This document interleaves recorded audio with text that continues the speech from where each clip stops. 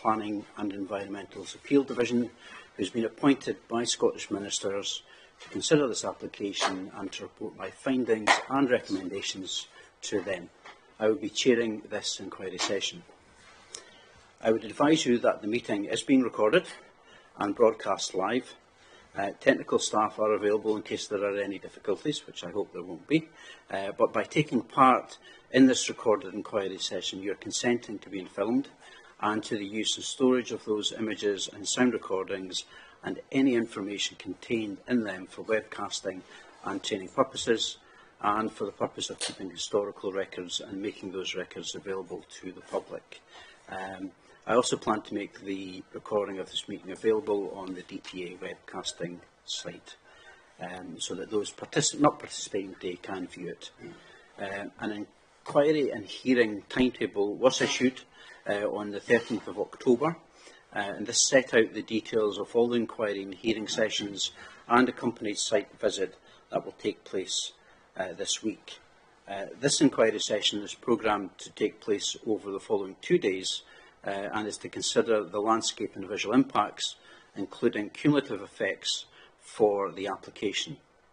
However, we've had offline correspondence with regards to the timing, and parties have advised me that it's likely that the landscape and visual impact assessment will be finished by lunchtime tomorrow, rather than take all of tomorrow. If that is the case, then parties have indicated that they are willing to commence with the legislation and policy hearing on Wednesday afternoon rather than Thursday morning, and also to move on to the conditions hearing if time permits on Wednesday afternoon. If time doesn't permit, then the conditions hearing will commence Thursday morning. That being said, for the site visit, which was scheduled for Friday morning, if that all goes according to being completed by Wednesday, then it would be the intention to bring the site visit forward to the Thursday morning. If the conditions hearing runs over onto Thursday morning, then we will look at Thursday afternoon. Parties have indicated to me that they are agreeable for the accompanied site visit to take place at those times and are flexible to accommodate that. So, as previously agreed, the scope of this session does not include oral evidence on wildland or aviation lighting, although there may be some reference to viewpoints in the wildland area. The main purpose of the inquiry session is to make sure I understand the positions of all parties on the landscape and visual impacts.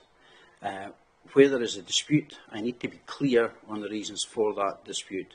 This will allow me to clearly set out these matters in my report to Ministers. Could I ask the participants at this stage in each of the team to introduce themselves and their witness, starting with the applicant? Thanks, sir. Good morning. I'm Marcus Trinick, King's Counsel, instructed by Lizzie Tainch of Wright Johnson Mackenzie, who sits to my right. To her right is Kelly Winness, the project manager. To his right is Pip de Klerk from Wright Johnson Mackenzie. And sitting in the witness stand is James Welch, my witness for this session. Thank you. Thank you. Counsel.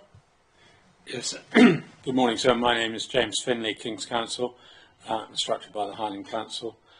To my left sits Andrew Daly, who's our witness for the inquiry session, and to his left sits Roddy Dull, who's be giving evidence or assisting in their hearing and hearings, both hearing sessions.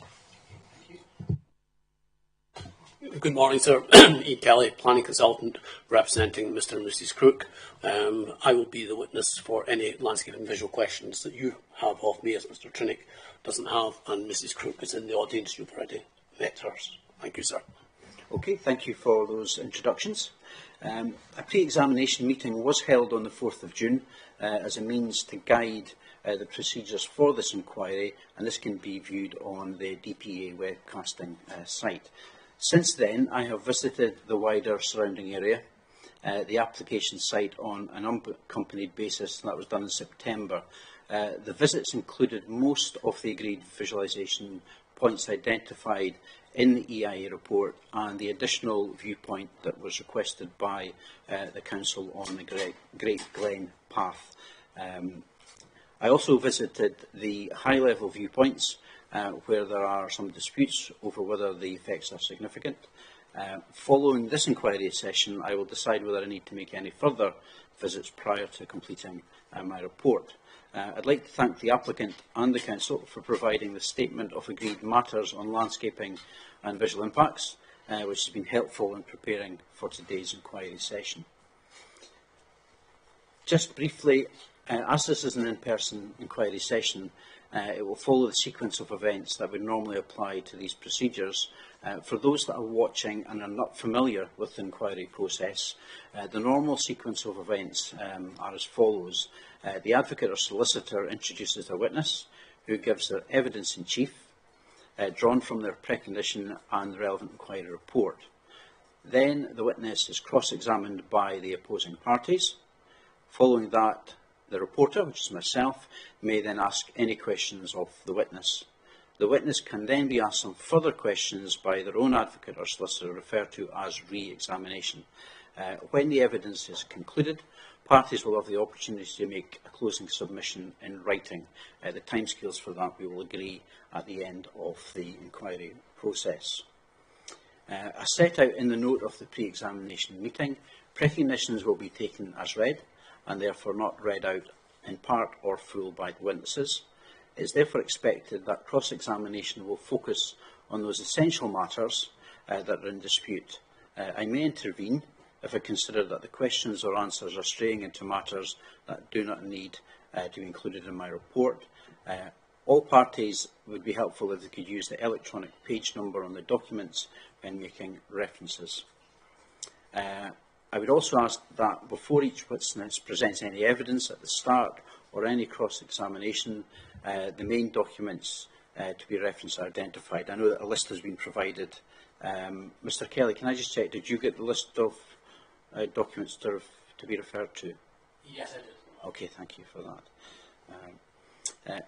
In addition to the evidence considered through the inquiry and hearing sessions, my report and recommendations to ministers will also consider a range of other matters raised in the consultation responses and written representations submitted to the Energy Consents Unit and to the Council. In addition, some matters have also been subject to further written process. The details of these can be viewed on the DPA website. I would like to remind everyone of the importance of being courteous with each other throughout the proceedings. While you may at times disagree on the substance of what is being said, please remember to be polite and respect the parties' rights to have enough time to understand any questions or to explain their positions. Just in terms of housekeeping, apart from today, well, it'll really be tomorrow, we will start at 9:30 a.m. and we intend to run through to 4:30 p.m. However, if, as I said previously, we can get everything finished, then we may press on slightly longer to see if we can get that done. 1 hour will be taken for lunch, and comfort breaks may be taken as and when required. I intend to break for lunch around 1 p.m. if that's suitable to parties. If you don't need a full hour for lunch and you want to take 45 minutes, just please indicate that to me if you want to get going again sooner this afternoon. Witness preconditions, inquiry reports and other core documents have been made available to all parties participating in each session. Can I thank the applicant for taking the task on helping to prepare the list of documents, and I just want to check that everybody's got the up-to-date list. Yes, nods round, that's fine. The applicant has provided a laptop at the back of the room that provides public access to all documents, which are located on the table at the back. If any assistance is required, I'm sure the applicant will be able to assist anybody that requires to use that. The use of microphones is important, as the recording of both sound and video switches to the person speaking.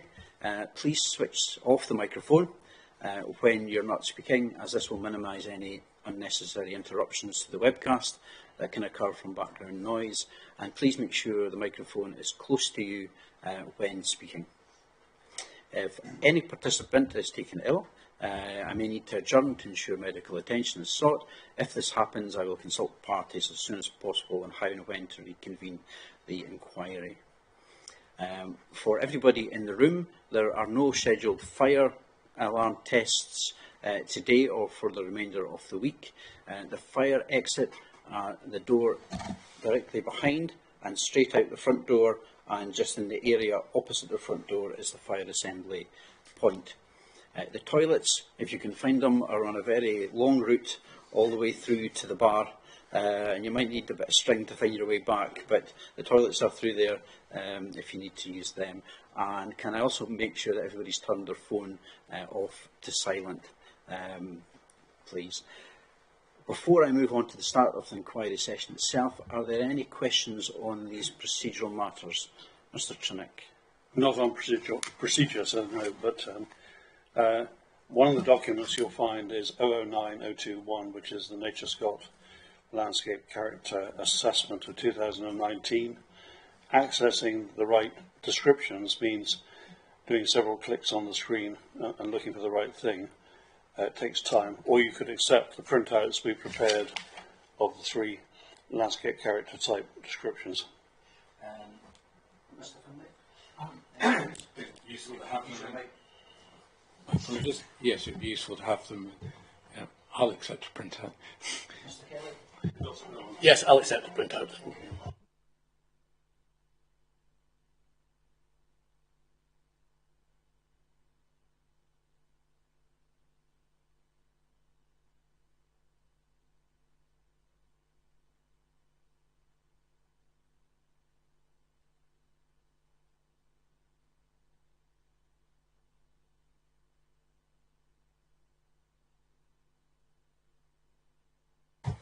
My apologies, I don't have a microphone on, so I'll say that again. I'm not expecting anything out of the ordinary during the inquiry and hearing sessions, but are there any other preliminary matters that anyone wishes to raise? I'm not seeing any nods of heads. On that basis, I shall now begin the landscape and visual inquiry session. I expect the evidence in chief to be in the following order: Mr. Trinick leading Mr. Welsh, and then Mr. Finlay with Mr. Daly, and then finally Mr. Kelly at the end. We've already spoken to Mr. Kelly, and he has indicated that he's resting on his precognition, but we'd be happy to answer any questions and may ask some questions of witnesses. Can I confirm that that running order is acceptable? Yes. Yes. On that basis, we can now move on to hearing the evidence. Mr. Trinick, would you like to start? Thank you, sir. Yes, I call Mr. Welsh, who's ready with his documents. Good. Taking your recognition as read, I do have some supplementary points, 4 or 5 in total, which should take us about half an hour, I think. Would you take up, please, Mr. Daly's recognition at paragraph 310, and also have to hand document 009.009, which is the Nature Scott advice on assessing cumulative effects.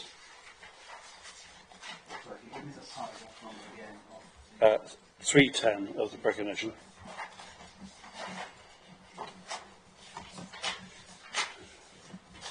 And for those who are in 009, it's page 3 of 17. Now, Mr. Welsh, Mr. Daly says in 310 it's difficult to reconcile how a non-significant solus visual effect can result in a significant cumulative effect.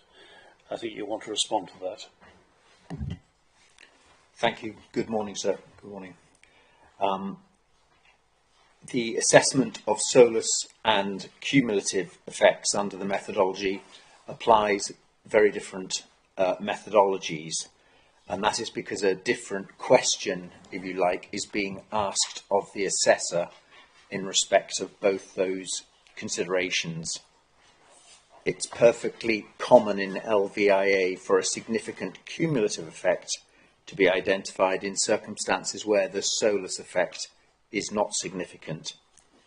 And to give you an example of that, it can arise where a proposed development infills a gap between two operational wind farms, yet is at a distance at which the proposed development in itself is not significant.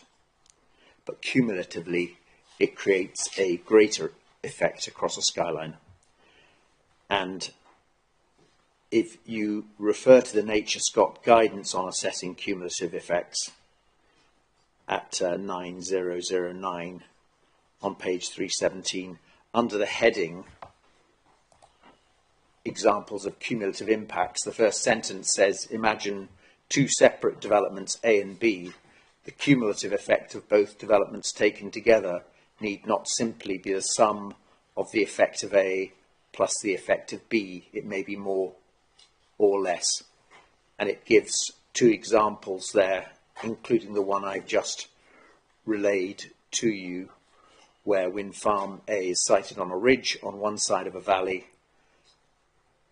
and another wind farm is introduced on the other side of the valley, Windfarm B. The effect of having two wind farms sited on either side of the valley may be to make the observer feel surrounded by development. The combined effect of both may be much greater than the sum of the two individual impacts. So that the different factors are being considered when assessing solus and cumulative impacts. Thank you. Second point takes us to... Can I just get the paragraph number you were referring to, Mr. Daly's recognition? 310. It hasn't a number of bullet points, hasn't it? Yes, it's the second bullet point. Second bullet point, correct. As well as if you take up Mr. Daly's inquiry report, paragraph 36, which is on electronic page, I think, 11, internal page 8.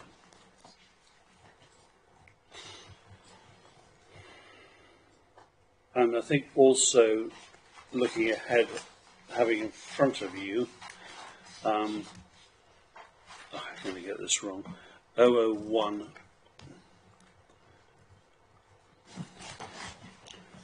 It's the 001128 series, the Nature Scott visualization. So,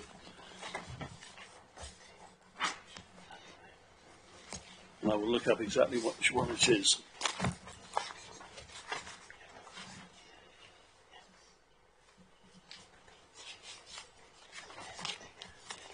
It'll be 001144, viewpoint 17, and within that, figure 638A to D. If I give you the other references you'll need for this question, you don't need to get out these documents yet, but it's 009005, which is Nature Scott's document citing and designing wind farms, August 2017, version 3A. And finally, 011008, which is the Highland Council's onshore wind supplementary guidance.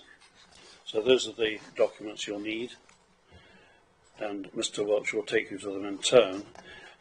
In paragraph 3.6 of the inquiry report,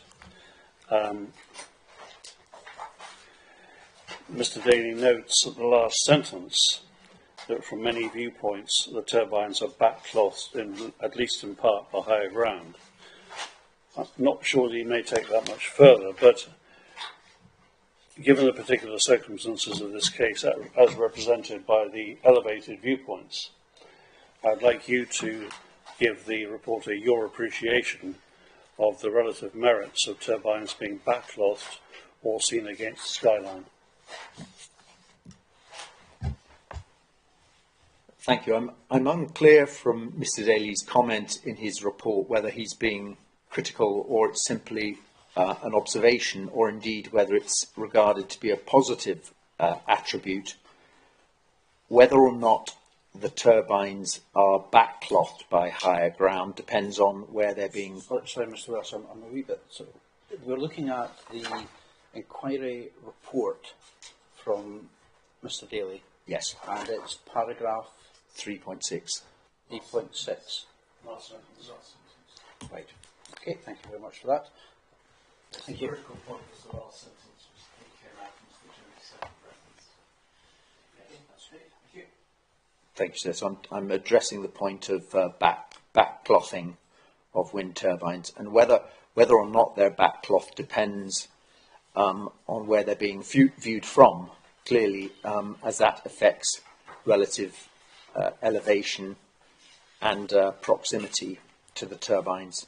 So the example I would like to go to is the Neil Favoni viewpoint, which is 1.144.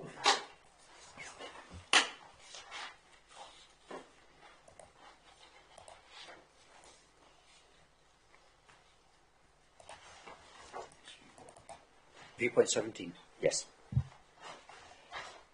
And looking at the cumulative wire lines, starting with figure 6.38b, I'm just going to pan around the viewpoint and consider whether wind farms are backclothed or not. From this viewpoint, we can see that the operational Dunmer glass is partially backclothed and partially on the skyline. Coming around to the south, Corrigarth 1 is backclothed, Corrigarth 2 is partially backclothed. Strawnleg in this frame is backclothed, and so too is Culachy as we head round into the next frame, into 6.38c. Clearly the proposed development is backclothed, and if we keep coming round across the Great Glen, we can see Millennium is, from this location, is partially backclothed and partially on the skyline. Bunloin is backclothed, and going to the next frame, Tom Kraske, Blairy and Blairy Extension are backclothed. And I would say that the proposed development is consistent with that pattern of backclothing as seen from this location.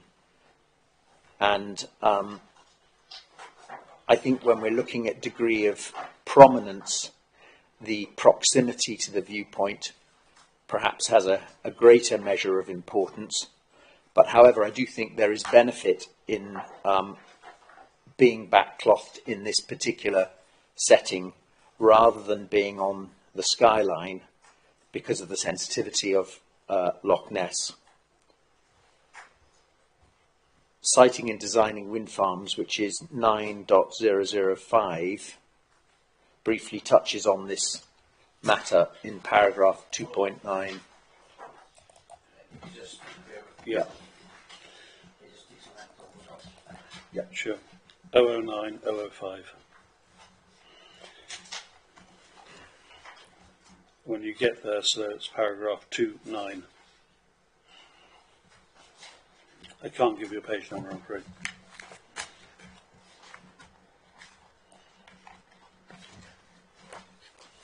Digital 7 of 50. Thank you.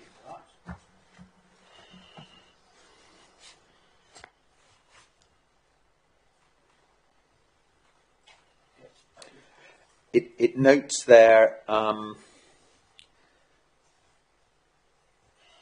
in the fifth bullet point, the use of coloured turbines such as greens, browns or ochres in an attempt to disguise wind turbines against a landscape backcloth is usually unsuccessful, although variation from the standard light grey colour using a darker grey may be successful when the wind farm is backclothed from important viewpoints or receptors. And this is a point I've raised in my inquiry report at paragraph 514. I don't think we need to go there, but I've made the point that the applicant is willing to engage with THC to explore the potential for painting the turbines, in this case, a slightly darker grey to assist their mitigation as suggested by this guidance. And I would also note that the principle of that is also supported in the Council's own onshore wind energy supplementary guidance at paragraph 414. Let's go before references. 011008, electronic page 19, paragraph 414. I don't think you need to read it out, it's there. 414. Yeah.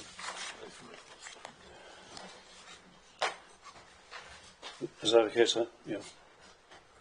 Third point takes us to paragraphs 316 and 317 of Mr. Daly's recognition, internal page 10, so electronic page, I think, 12.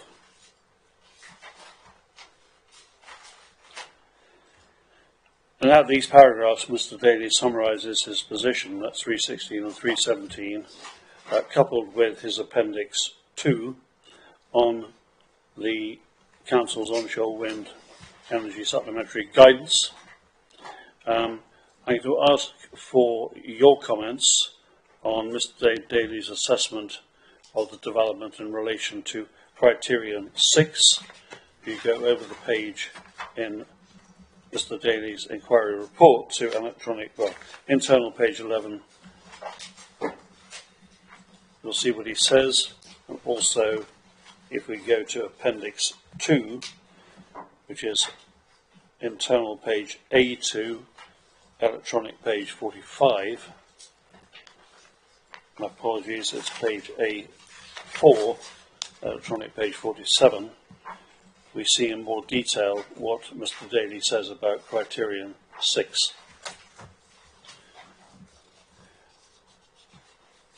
Now, taking as read, because we've got the paragraphs in front of us, what Mr. Daly says in paragraph 317 of his inquiry report, what's your answer to that? I think it would be useful to open the Council's onshore wind energy supplementary guidance, which is 11.008, and before looking at criterion 6, which I'd like to respond to, if you go, sir, to just to set a bit of context, go to digital page 40 of 76. Can you give an internal page number as well? It's a map. It's a map on 38, page 38. Sorry, could you give me the reference again? It was 011.008. Okay, thank you.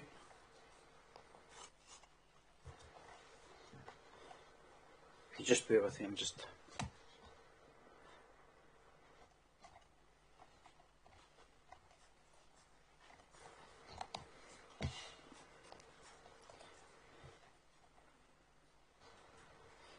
Apologies, my search isn't finding it, but I found it manually, so...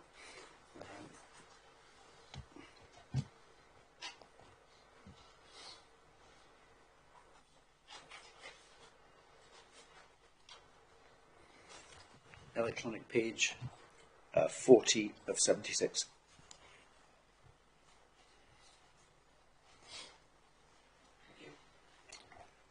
And that page, sir, shows the Loch Ness study area broken down into landscape units, and on the right hand side of the figure, LN6 is identified as the largest of the units considered in the guidance. If you scroll on a page from there, Stop there, Mr. Bush. Just get there. Culachy is wholly within LN6. yes, it is. It's right at the southern end of it. And again, just to set the context, what the guidance does is it identifies key views on the next page, and those key views apply across the whole of the Loch Ness study area. And as you scroll down on page 42, we can see the Great Glen is noted from Meal Favoni as a key view. Scrolling down to page 44, the guidance also identifies key routes in the Loch Ness area that are particularly sensitive and require to be taken account of. If you then scroll, Sorry to stop you there. And one of those key routes is the A87, is that correct? that is correct. If you scroll to page 52, digital page 52, we've got the guidance there for area LN6, which Sure, you're right. I think it's was internal page 52. You sure? Oh. Yeah, 52, Oh, LN6. carry on.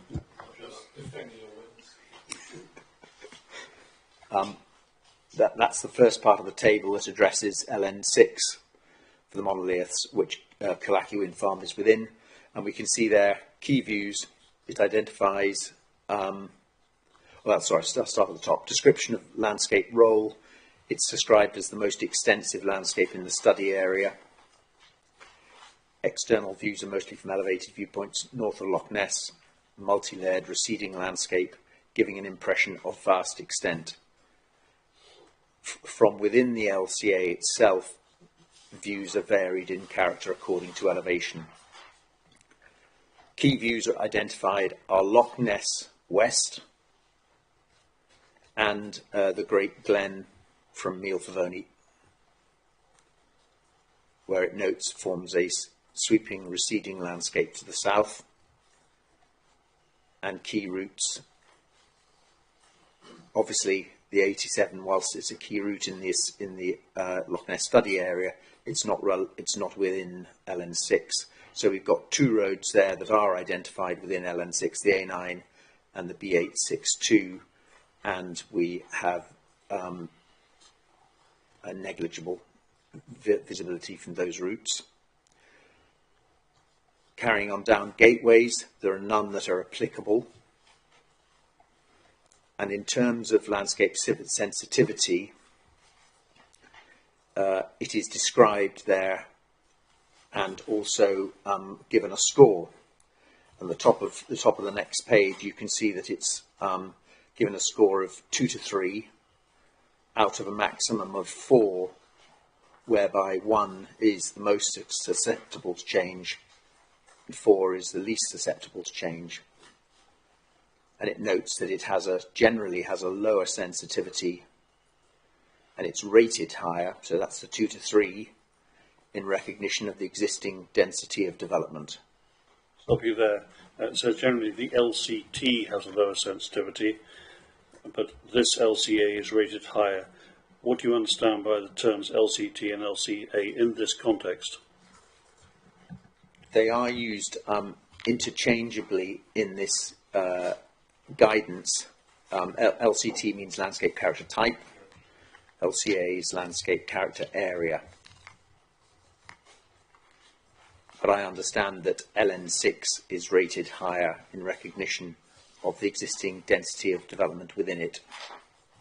I want to move on to the heading Current Wind Energy Development, where it says development consists broadly of, and then there are 4 bullet points. Yes. And you want to address Culachy in relation to those 4 bullet points, is that right? Yes. Carry on. The first bullet point says that the current wind energy development consists of large wind farms set 2.5 to 3 kilometres back from the rolling uplands boundary with farmed straths, LCAs. Culachy is appreciably further from that boundary than that existing pattern. Generally, second bullet point, generally the layout of wind farms is deeper in the axis perpendicular to the Great Glen than parallel. That too applies to the Culachy wind farm. Wind farms tend to be contained within shallow bowls in the landscape, which are visible from within the LCA, but not in more distant views. I would say that Culachy substantially accords with that pattern. Clearly, we know that it is visible from some more distant views, albeit I regard those to be fairly limited in number. And finally, it says earlier developments appear at a regular spacing of 7 to 10 kilometres edge to edge.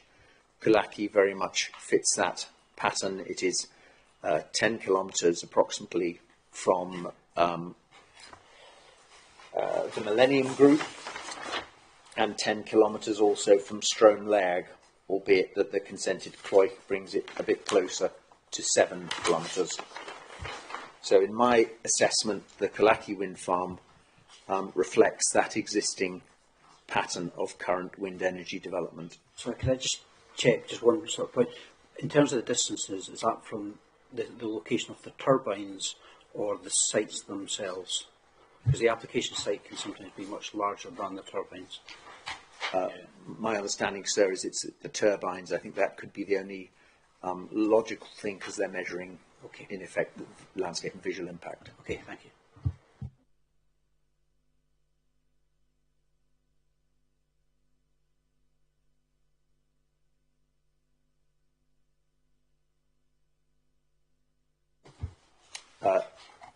The final box that the guidance addresses is the potential for wind energy development, and it says that there's no scope for small or medium turbines, but there is, second bullet point in that box, limited scope for additional large turbines within the existing pattern, and I've addressed the pattern above. It then says, gives some further 6 points of guidance. It should not breach the skyline when viewed from the north side of Loch Ness. Culachy respects that. Be set back from key routes. I would say Culachy adheres to that. Preserves mitigation established by current schemes. That mitigation is essentially locating schemes in bowls, which Culachy certainly reflects. Maintains the landscape setting of each scheme, generally established by the 7 to 10 kilometres separation. It reflects that, and therefore avoids coalescence, the fifth bullet point. And I would say that finally it respects the spacing and scale of the existing development pattern, noting that it is taller than a number of the operational wind farms in the area, but consistent, broadly consistent with those that have been consented recently. Thank you. There's one more point I want you to deal with in this context before moving on to another point, is to go to 001, 003. These are the EIAR figures for Chapter 6. And within that number, to go to figure 613.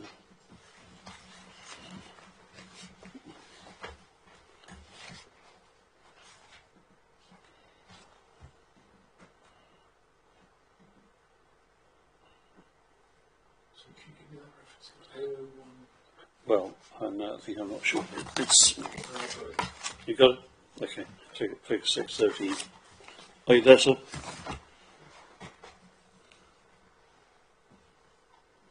Right. The reason for going here is I want you to explain, Mr. Welch, what this horizontal angle blade tip ZTV tells the person looking at it. So over to you. Thank you. Just bear with me one moment. I'm afraid I moved on to...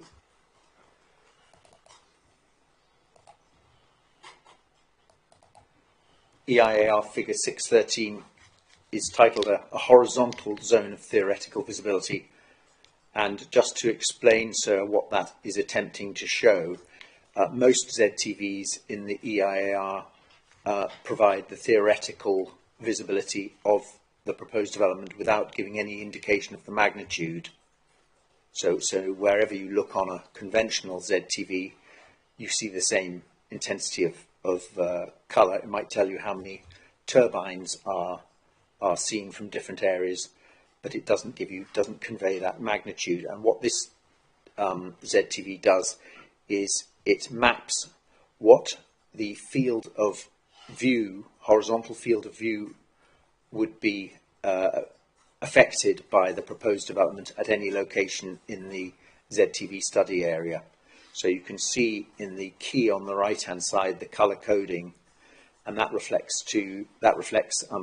angles of degree. So we can see, for example, at viewpoint 8 on the plan, we're sitting in the 5 to 10 degree horizontal field of view. So it starts to give some measure of magnitude by telling you how much of the 360 degree panorama or view may theoretically be affected by the proposed development. It still doesn't take account of any screening, but it's quite a useful tool. We have one more question in relation to the supplementary guidance. We're in Loch Ness area 6, LN6. How many LN areas are there? There are 20 areas in the Loch Ness study area. Big one, there are 20. And how does LN6 rate in terms of sensitivity to large-scale wind farms in comparison with the other LNs?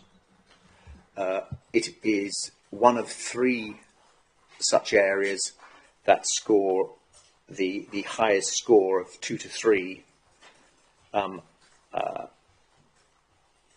therefore is one of the most, at least sensitive areas within the Loch Ness study area.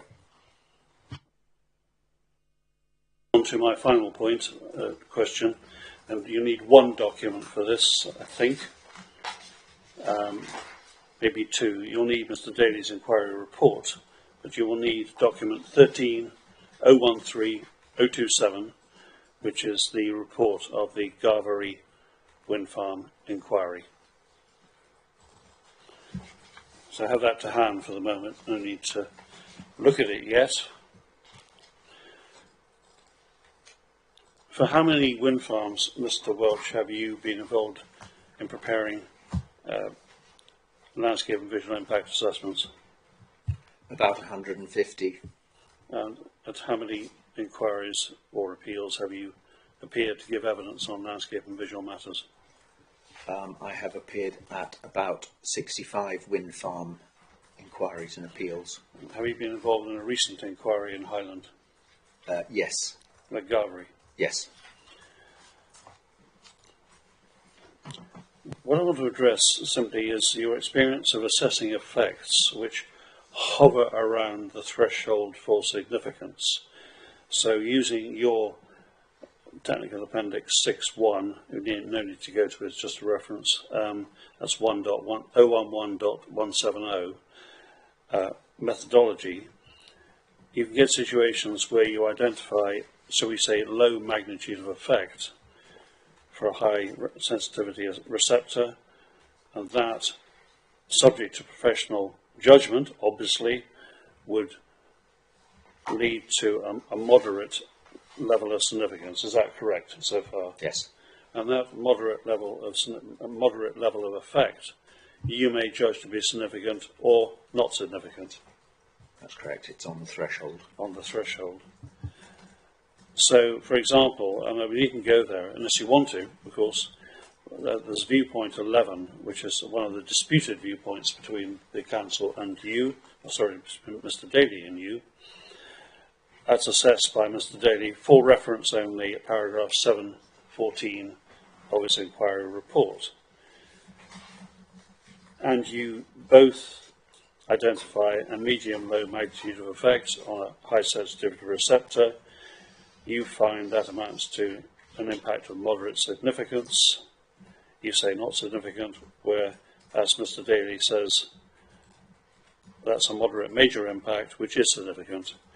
What do you have to say about the relative judgments that you and Mr. Daly reach at this threshold of significance? It is probably the most challenging aspect of landscape visual assessment, undertaking assessments around the threshold, and it may be useful to consider how the reporter at the recent Garvery inquiry found my assessment at a threshold effect related to the well-known Struy viewpoint on the Struy Road. And by way of context or comparison, Just stop you there. The poor report is thinking, where is that? That's near Bonar Bridge, is that correct? it is Thank you. south of Bonar Bridge. Garvery has 25 turbines at 180. And in the LVIA for that development, we found the visual effect at the Struy viewpoint, which is a waymarked viewpoint, to be high sensitivity, medium-low magnitude, which we considered led to a moderate and not significant effect. So very much the same as for our assessments at viewpoints 11 and 13 at Culachy, noting that Burak we identified to have a slightly lower sensitivity. The reporter at Garvery found our assessment to be accurate and gave some good reasons why, some of which I think are pertinent to those viewpoints at Culachy. And that's identified in the Culachy report at paragraphs 105 to 107. Culachy report or the Garvery? I beg your pardon, the Garvery report. Thank you.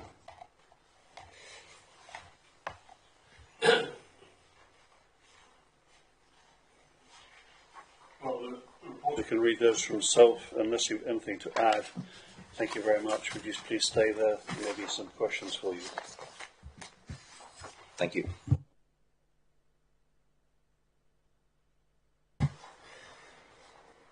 Mr. Findlay, if you would like to. Thank you, sir. Good morning, Mr. Welsh. Before I start on where I intended to start in cross-examination, can I just come back to your comments on LN6? And it's just to set the context. And I think if we go to LN6, so we go to the Highland guidance, which is CD, and so I hope you don't mind if I dispense with the zeros, 11.8, at electronic page 40, which is the map that Mr. Trinick took you to, or the plan.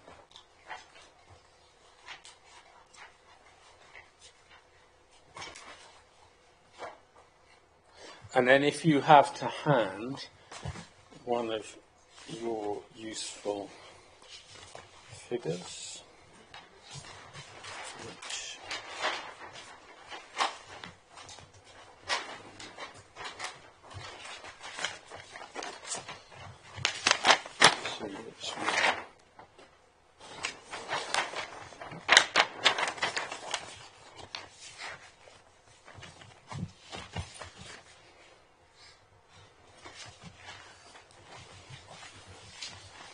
the one I did.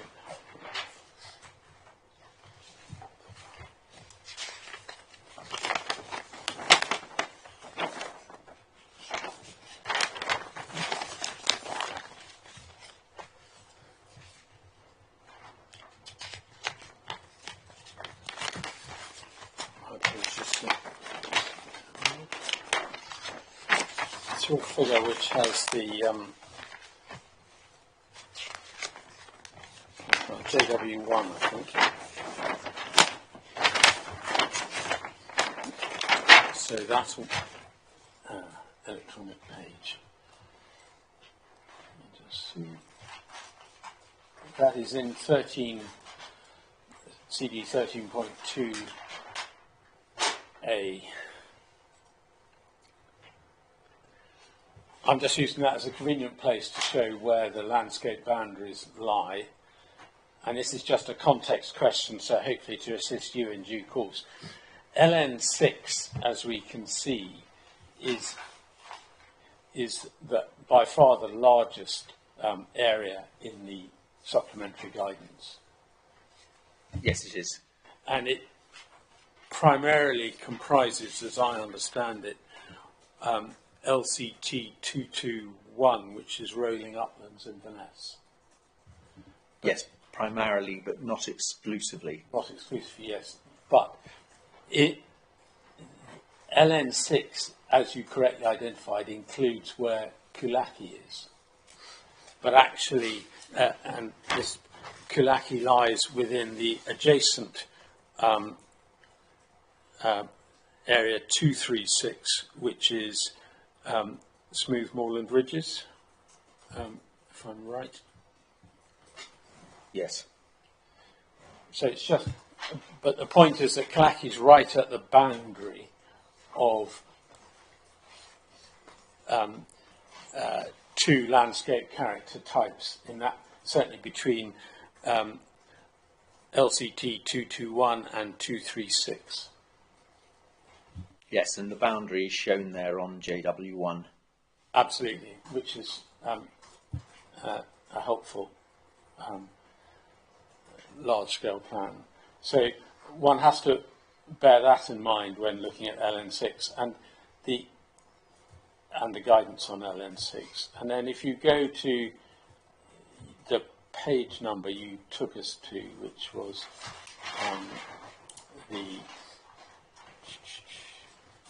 so I think we're looking for electronic page 53.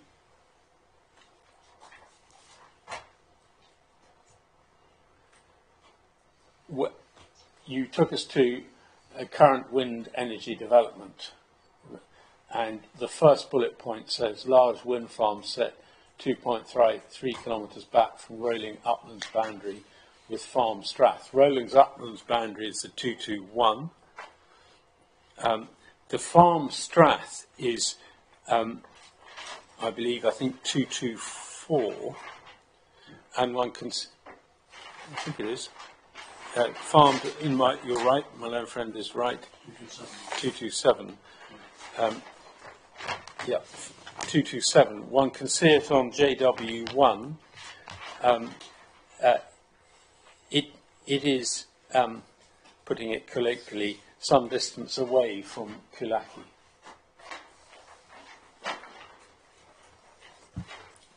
Yes, that was the point I was making. We don't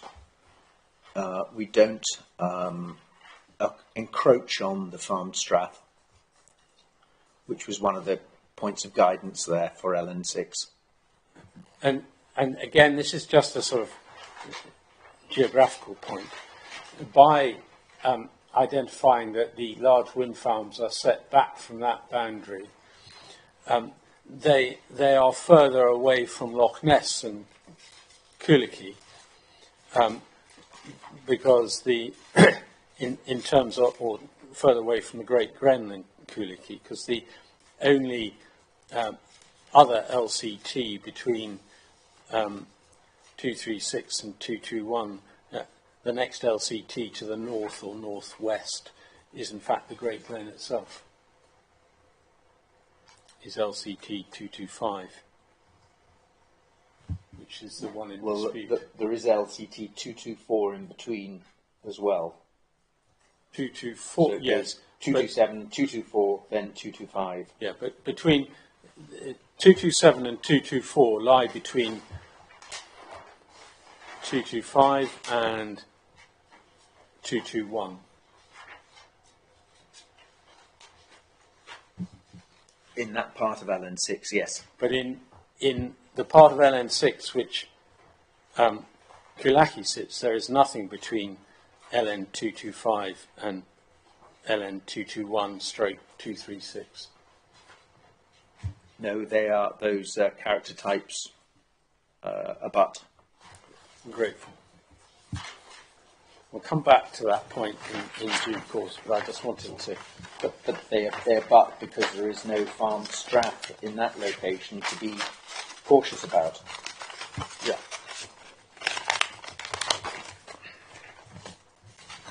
Can we go? Just leaving that somewhat technical cross-examination to one side for the moment. If we take up your report generally at the moment, sometimes you talk about SLR and sometimes you talk about yourself. But the original EIAR, as I understand it, was carried out under your direction, as you tell us at 1.10. But were you involved in visiting the viewpoints at that stage? Yes, I was. So you visited all the viewpoints then? Yes, I visited all the viewpoints in, we started advising on this site in 2021. Right, so under your direction could mean a number of things, but in this case it was you were personally involved from the outset. I was personally involved in advising the applicant on the capacity and potential for wind energy development on this site from 2021.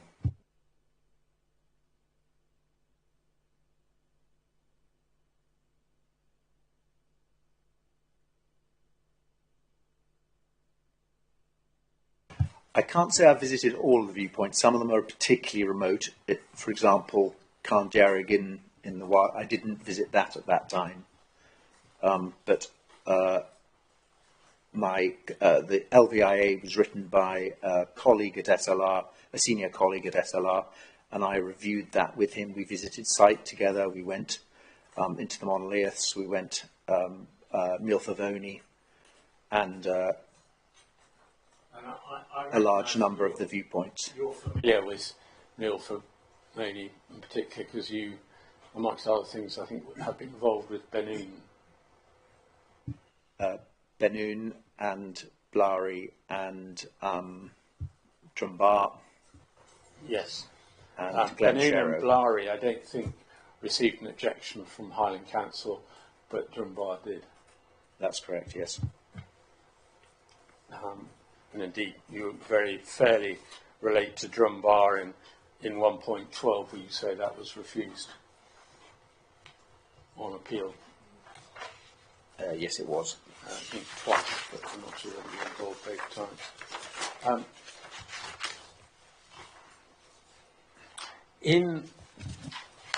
You've just reiterated your expertise with in examination in chief and in terms of your involvement in the number of wind farms you've been involved with, and the number of inquiries you've appeared at, including, as I've noted, you say that you've been involved with some which were refused. At 1.11, and this might be considered hopefully my only cheap shot of the morning, you say that you're satisfied that the project as now proposed can be supported from a landscape and visual perspective. That is, you would have given that equivalent evidence in all your previous inquiries, the ones that were accepted and the ones that were rejected. Yes, that's fair. I've put it there because, as I've noted in Appendix or Annex 1 to my report, there are projects that I have declined to support. So in this case, having reviewed it and been involved in the design of it, I was happy to support it.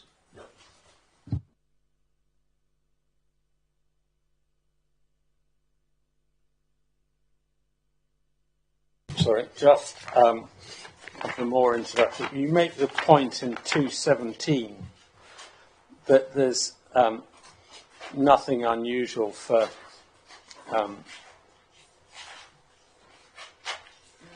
to have significant and adverse landscape and visual effects with wind farms.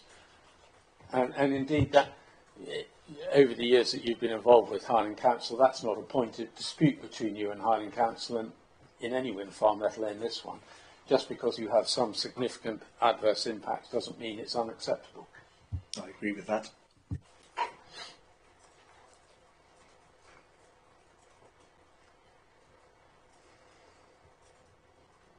Grateful.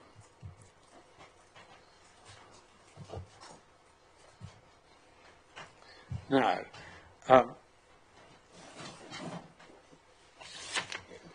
want to look at design, which you touch on in a number of paragraphs in your inquiry report.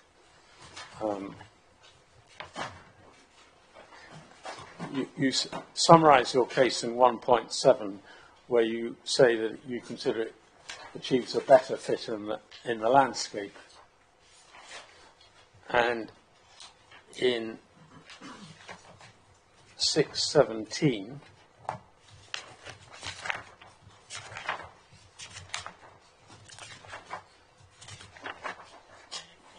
you talk about the reduction in numbers and sighting and careful sighting and design evaluation.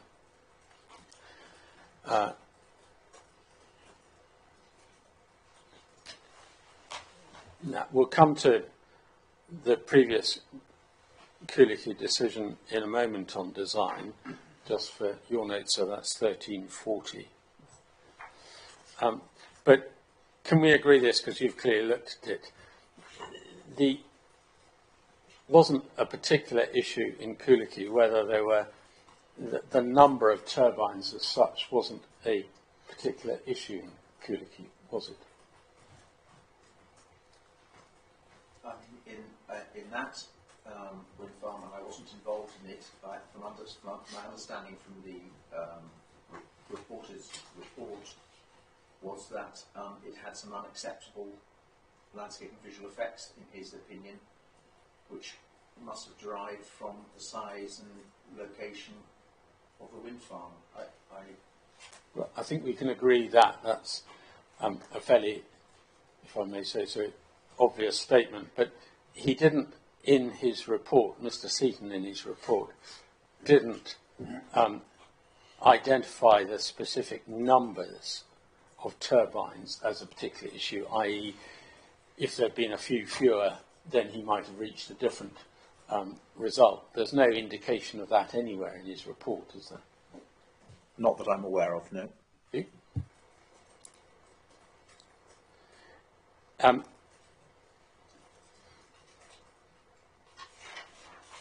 The most significant change since the first Culachy application is the 50-metre increase in height, is it not, of the proposed turbines? I would say the most significant change is the reduction in number of turbines and the increase in height. Those are the two principal changes to the parameters of the development, but the reduction in number, I think, is material. Well, I won't suggest to you it isn't material, but I will suggest to you again that the most significant change is the increase in height. In the context of the reasons for refusal, as articulated by the reporter in his report, in that context, the most significant change, I'll put to you again, is the 50-metre increase in height. It is not a significant change in terms of leading to geographically additional impacts. The ZTVs for the two developments are near as can be established identical, so very slight differences. So it's not significant from that point of view. In terms of a dimensional difference, I accept that it's significantly taller turbines, but I would say there is also notably fewer of them. Well, okay, we can agree to disagree with that, and I'll come back to the ZTV point you make in a moment. But we can agree this, that increasing the height of the turbines wouldn't be a positive response to the previous reporter's criticisms, would it? It didn't seek to be a positive response to the reporter's criticisms. It reflects where the change in energy development over the timescale, I would say. They are self-evidently taller, but I think the fact there are fewer of them makes for a better appearing wind farm. I've got your point on that, we'll come on to that, but just certainly in terms of actual visual and indeed landscape impact, I think we can agree that the increase in height does not address the criticisms of the previous reporter. Whether it's necessary to do so is another matter, but they don't address that.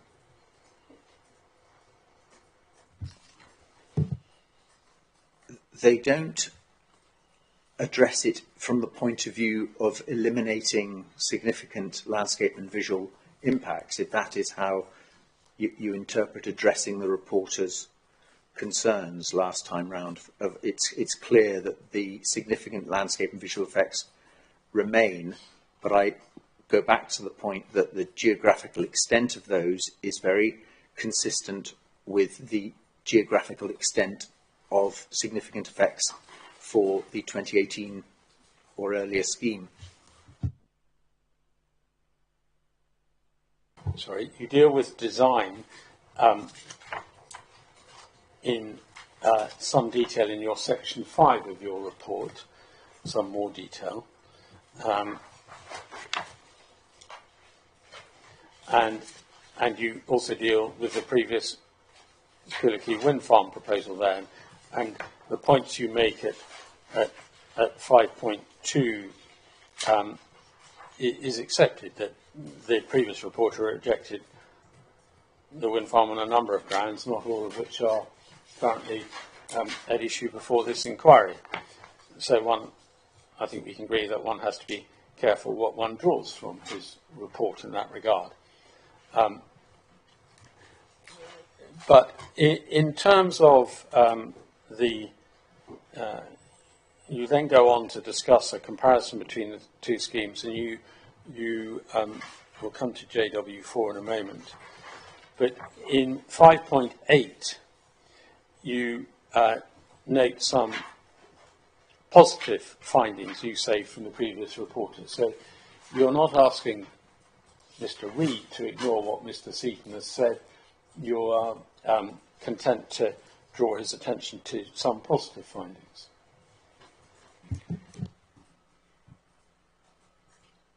Yes, I'm happy to identify where the reporter found some positive considerations in relation to this site for a wind farm development.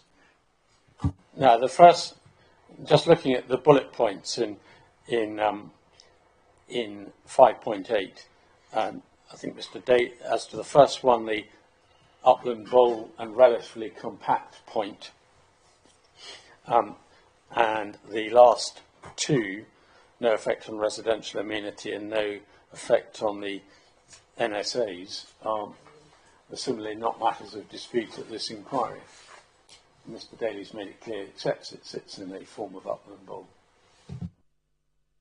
Yes. If we go to the second bullet point, we will need to look at 1340 for this. We need to go to paragraph 12, and I'll give you the electronic page number in a moment. So we're looking at electronic page 3 of 31. I have that.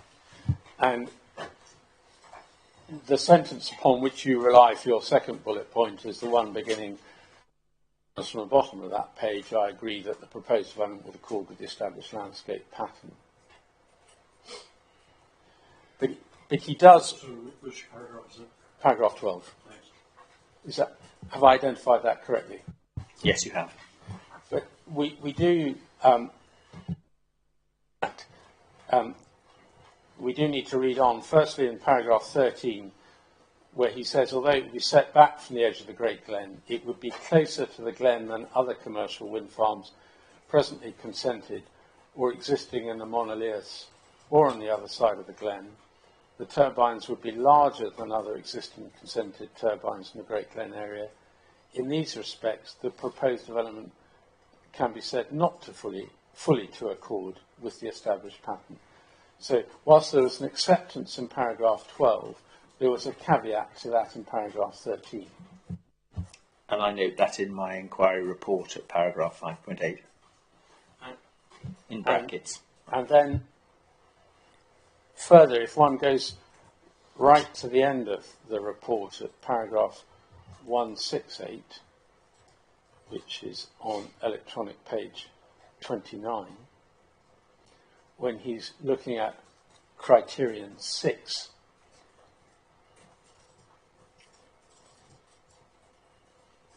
he reiterates that he finds that it doesn't fully accord with the existing pattern, and he goes on in the third line, "I do not consider it would contribute positively to it in respect to the relationship with the landscape. I acknowledge the proposed development is largely consistent with the description of current wind energy development given the sensitivity appraisal for LCA 6.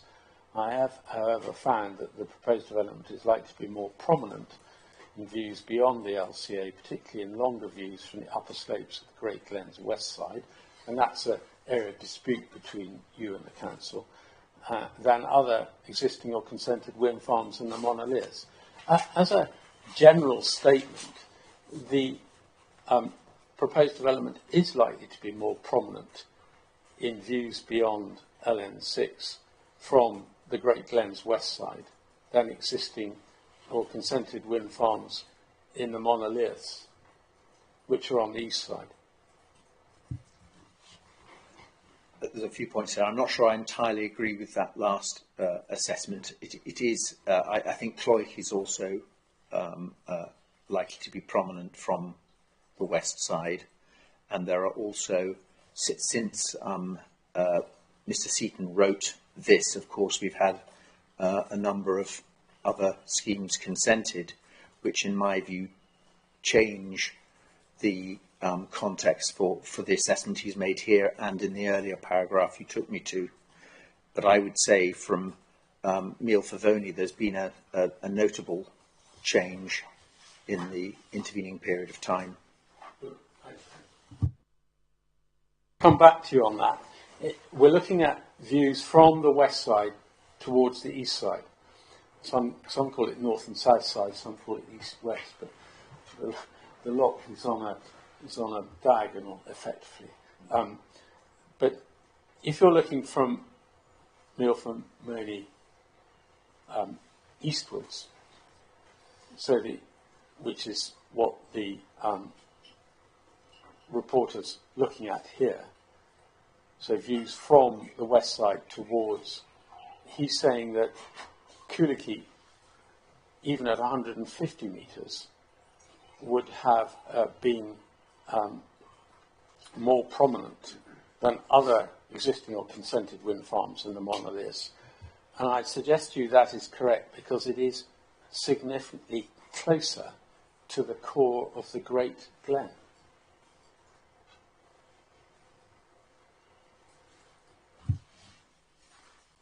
I stand by my comment that there has been other change since then, including the consenting of Culachy at closer proximity to Windfarm, the consenting of Blary, and unless you treat a view as something blinkered and narrow, you can't fail to notice those developments now. So the context in which he made that assessment has, in my view, changed materially. Can you remind me where Culachy is? It sits around the Australian wind farm, so the southern edge of it. That's what I thought. Is more prominent than Stronleg because it sits up on the edge of that bowl. But we can look at the relationship with Stronleg and from very. Have you got a plan just so that we can actually make reference to where these other locations are? That would just assist me. I think I've got one here at figure 6.20, cumulative Windfarm location. Does that include all the relevant? If I may, sir, I would suggest you're better looking at the cumulative layout on JW1. JW1, okay, thank you. Sorry. It's because it's more up to... Okay, thank you. Just so that I'm clear where the actual locations are. Thank you.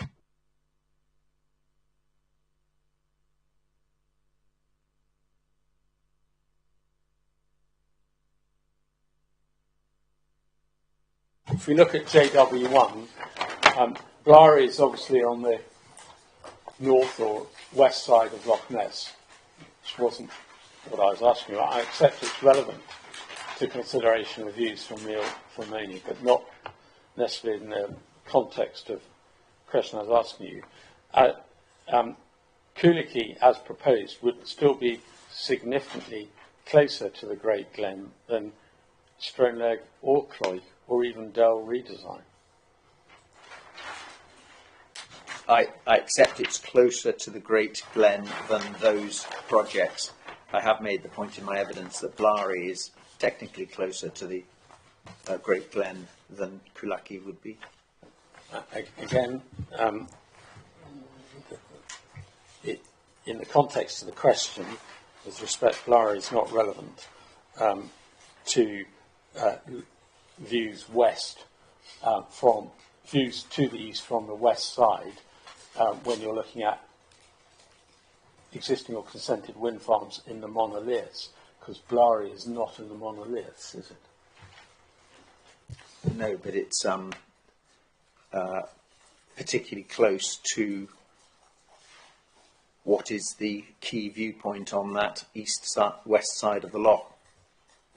As I said to you, Mr. Welsh, I'm not disputing its relevance to views from, for instance, Neil Fermani, but in the context of this, it's not an existing or consented wind farms in the monoliths, is it? No, I mean it's not in the monoliths, and you look east from there, and you see Strawnleg, Cloy, and to the south you'd see Culachy. Sorry, and just before we leave this section of the reporter's report, he gives a view in 1.69 about breaching the skyline in terms of LCA 6, and he makes a comment on that. Just draw that to the reporter's attention and ask you whether you agree or disagree with that, his interpretation. I'm not 100% sure if LCA 6 is the same as LN 6. I think it is, because we're talking, this is a section of where he's looking at the supplementary guidance. One can see that at paragraph 155 on electronic page 27. He then works his way through it, and he then gets to the criterion, and he's looking at criterion for landscape character areas, and I think LCA 6 there is equivalent to LN 6. Okay, well, if that being the case, he's interpreted it. I mean, LN 6 says. So which paragraph? 169. Sorry, 169 on electronic page 29.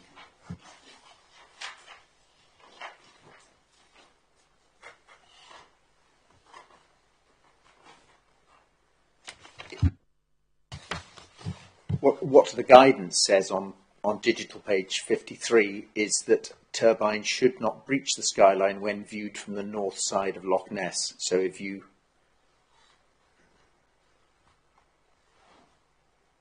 I'm unclear whether that means from the A82 or Milfavoni, but I would have thought Milfavoni is the most logical point. So I take it from that you disagree with them. We can cover that in submissions. I needn't push that point further. Sticking with the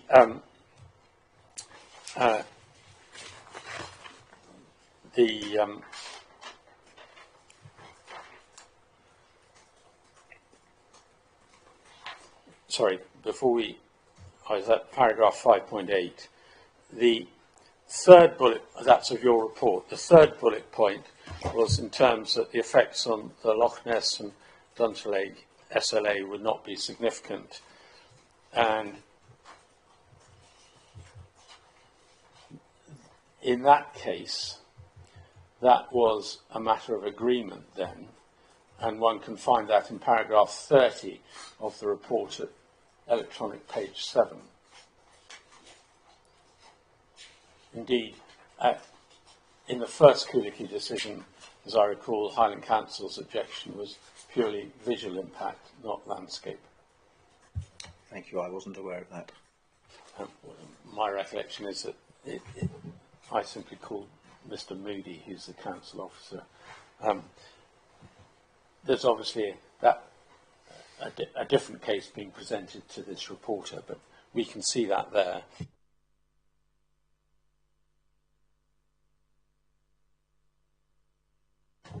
Yes, the fourth bullet point, I have to confess I didn't understand the point you were making there in 5.8. You refer to the strategic capacity assessment within the supplementary guidance.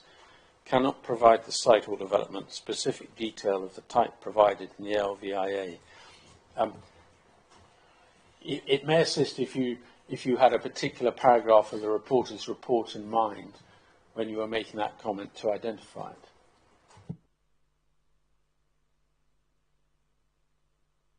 I don't have that information in front of me. I can search for it, but that would be helpful in due course in case I need to make submissions on it, and I'm quite happy for you to give that after your evidence is over. But perhaps you could just seek to summarise the point you were seeking to make there. The point I'm seeking to make there is that no matter what is said in the Council's supplementary guidance, it is a strategic document and it cannot replace the level of detail that one would expect in a landscape and visual impact assessment. In that case, there's no disagreement between us that it is strategic guidance, relevant but not determinative. Yes.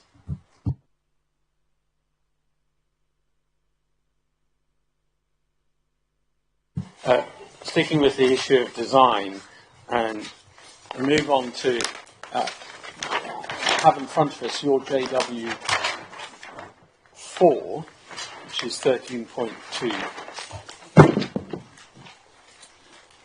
which gives your comparison of the layouts.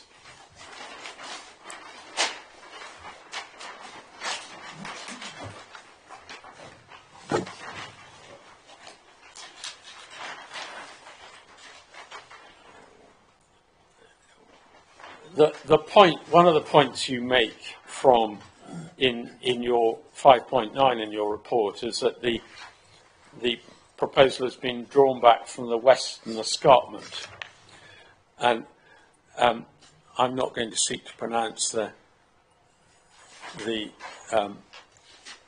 names of the two hills there because I will get them completely make a haulix of it. But one can see that there, just below viewpoint 21, there is a blue dot indicating the previous scheme, and somewhat a few metres or so to the right of that is a red dot indicating a turbine in the current proposed scheme. Have I understood that correctly? Yes, that's right. Below the first blue dot, there is a, between that and the figure 37, so viewpoint 21 and the figure 37 on the underlying grid references, there's a blue dot standing by itself with no red dot next to it, and then below that, just above the figure 37, there's a blue dot and a red dot almost on the same location. Yes. And it's that line that I understand you to refer to by being drawn back. Is that correct? It is the line. It is the hills that the hills to the northwest, Culachy and Biodiversity, are the former ridge line, and it is being pulled back from that ridge line by some 200 to 300 metres. Well, and that came from the design exercise that was in looking at visibility from the Fort Augustus area. Well, just what I want to explore very briefly is that the southernmost wind turbine hasn't been pulled back from Culachy in any material respect. No, because it was seemed to be less of a critical change than the other one. And the northernmost turbine, as we've identified, has been pulled back, but they rest at the same at the same contour level. They're both between two contours. Yes, broadly the same contour level, but further back, which has assisted the perspective from the Fort Augustus area. But what we have to remember is that the new proposed red dot is 50 metres higher. Yes, that's correct. So in terms of visibility from the Fort Augustus area, are you able to tell the inquiry which would be more visible? I understand that we chose a number of viewpoints in the Fort Augustus area that are represented in the LVIA, and they show a number of blade tips ranging from 2 to 4 blade tips being seen from the Fort Augustus area. And I recall Culachy 1 having 1 or 2 blade tips visible from the car park area. So there's in fact been an increase with the proposed scheme of blade tips visible from Fort Augustus. Of a very marginal extent. So there's no actual improvement, there's a minor marginal, it's minor or marginal as your case, worse than the previous scheme, given the combination of the slightly different locations but the significant increase in height. Culachy 2 was designed in the round from a number of locations, of which Fort Augustus was one, and we were content that the visibility of blade tips was of such a minor extent as it was not consequential, and I accept that it shows slightly more visibility than Culachy 1. Grateful. And I mean, just to make it clear that visibility from Fort Augustus itself is not an issue that, particular issue that the Council is raising at this inquiry. I'm just testing the way you put it.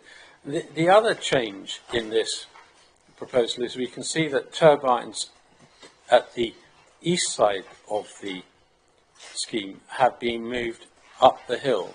I think those are turbines 7 and 8. And the one particularly to the west, I think, is 8, is it not?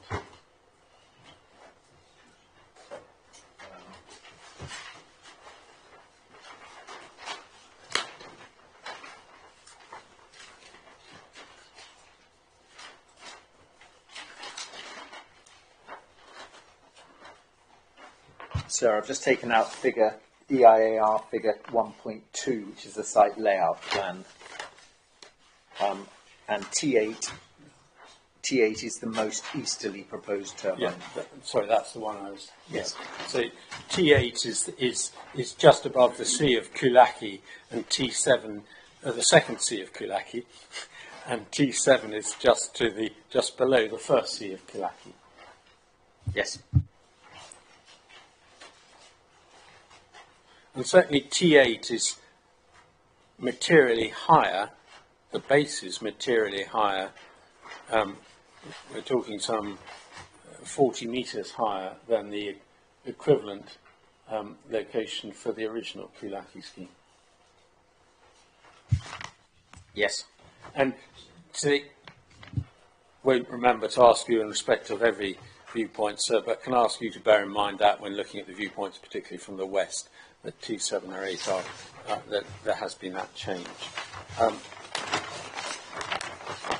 I think if we put that away, but if we look at your 5.12 and the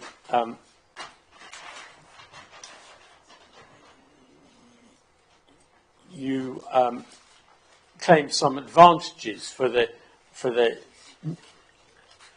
Culachy 2, if I can call it that, over Culachy 1, in terms of design. And you talk about a less cluttered layout, less overlapping, less stacking, less clustering. Clutter, overlapping, stacking, clustering did not form any part of Mr. Seaton's criticisms of the scheme, did it? I'm not sure. But you can do a word search of his report if you like. There is one comment about cluttering, which comes in terms of combination with the Bewley-Denny overhead line at para 70 of his decision. But apart from that, it formed no part of the issues before the previous inquiry that the scheme needed to be improved in terms of its, sort of, if you like, internal orientation. I'm happy to accept that, but I would say that when faced with designing a new wind farm on the site, those are considerations that I regard to be important ones when designing a wind farm. And I've given evidence at numerous inquiries where those words come up as criticisms of a proposed development. So I wouldn't want to have taken on the design of Culachy 2 without addressing that concern. Absolutely. Mr. Walsh and Mr. Trinick and I were involved in a wind farm in quite different circumstances where stacking, overlapping and clustering may have been issues between the parties, but it wasn't an issue at Culachy 1 and we can agree it's not an issue at Culachy 2. The design of itself is not considered to be objectionable. And I don't think it was suggested otherwise in the officer's report, certainly not suggested otherwise in Mr. Daly's report. I'm happy to accept that. Thank you.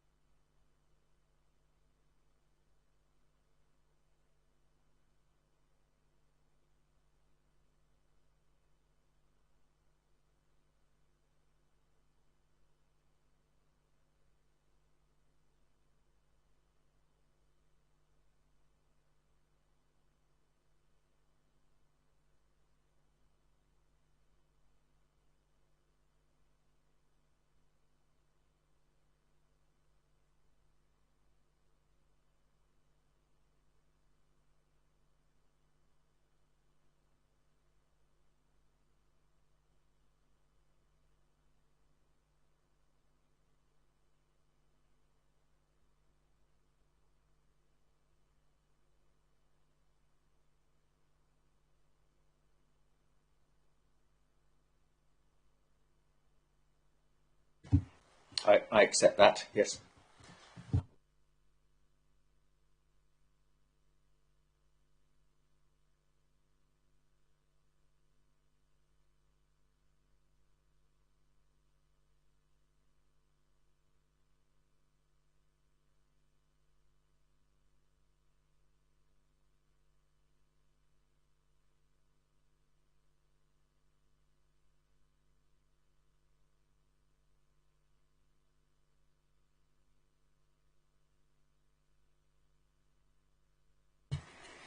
Yes, we need to go to viewpoint 9 to see just what that yellow shading means on this figure, for example.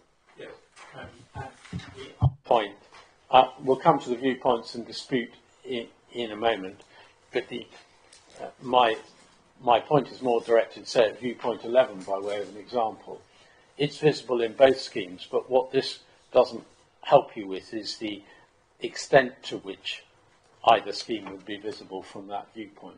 I accept that, and that's why we did produce some comparative wirelines just to And help us. the other point in your favour, just to make it so I'm not accused of ignoring it, is this is a bare earth ZTV, I think, and that you have also produced screened ZTV to assist the reporter. Yes. Thank you.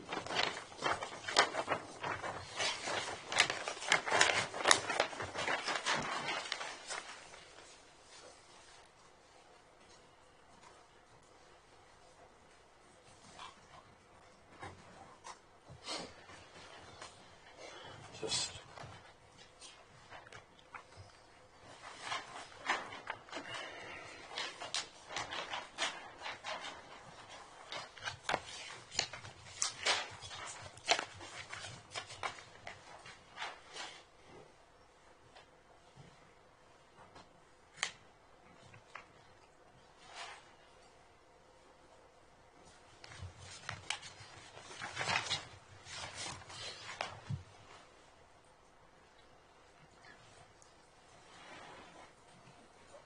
grateful. Right, we can put those figures away, and I'm still moving on to some design-related issues, but I was going to suggest, sir, that not that I'm seeking a break, but if anyone was seeking a break, this might be a useful time to have one.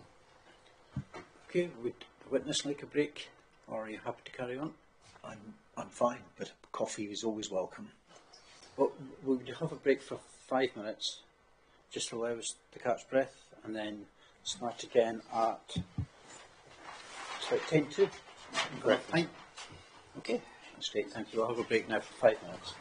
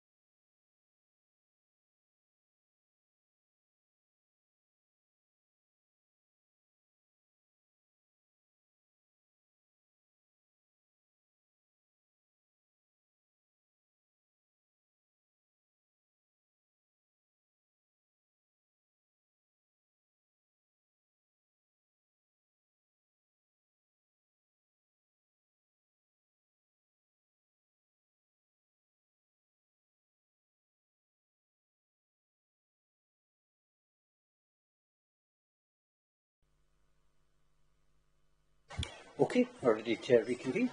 Thanks very much. I think you touched on the subject of backclothing in evidence in chief. It was your additional question 2. And you deal with backclothing at 513 of your report.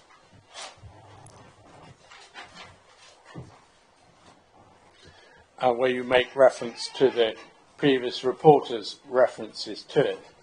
And so just for your, and it may be worth going there briefly, Mr. Welsh, it's CD 1340, paragraphs 15 to 16, which is electronic page 4. Sorry, could you give me that again? It's 1340.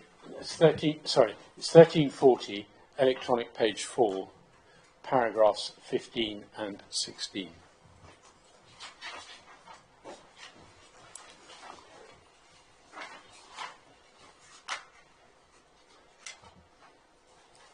And I'm taking on board, Mr. Welsh, not only what you said in your 513 and 514, but also what you said this morning.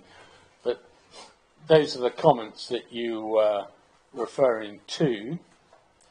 And paragraph 15 is looking at, is noting the relatively low position when looking from the west side of the loch towards the east side.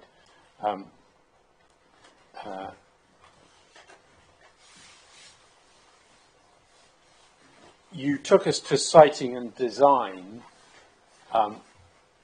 in your additional question 2, that's CD 9.5.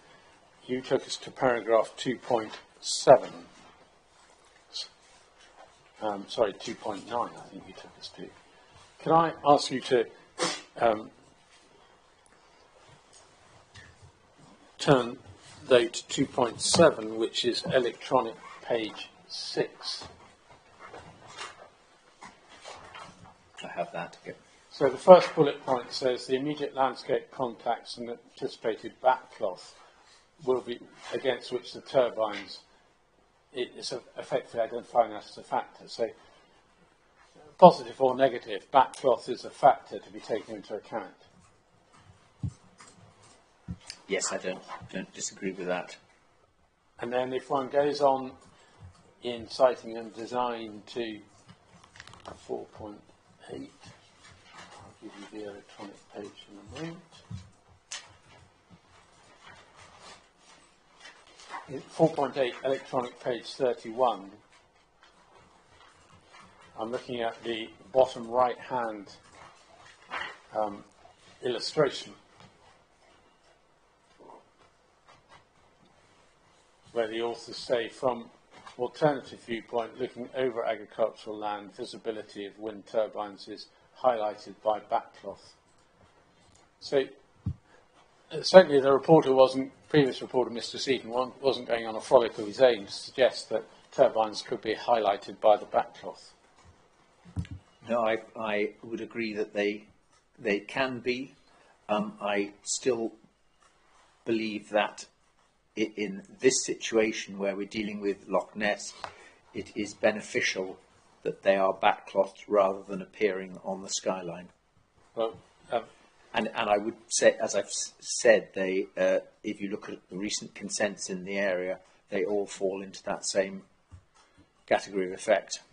Well, that is a matter I'm going to suggest we can agree to disagree and leave to the reporter as far as it's relevant. But in terms of backclothing and the implications to this site, can I take you to the Nature Scott response, which is CD 416,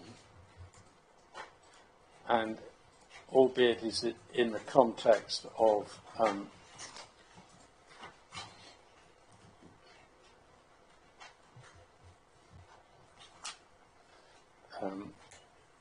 wild land. If you go to electronic page 8 of 9, they touch on, I just noticed, they touched on the issue of backclothing. They make, so starting with the second line on page, internal page 8,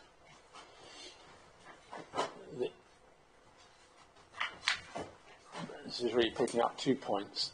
The Bewley-Denny overhead line does not appear as a prominent feature where it is backcloth.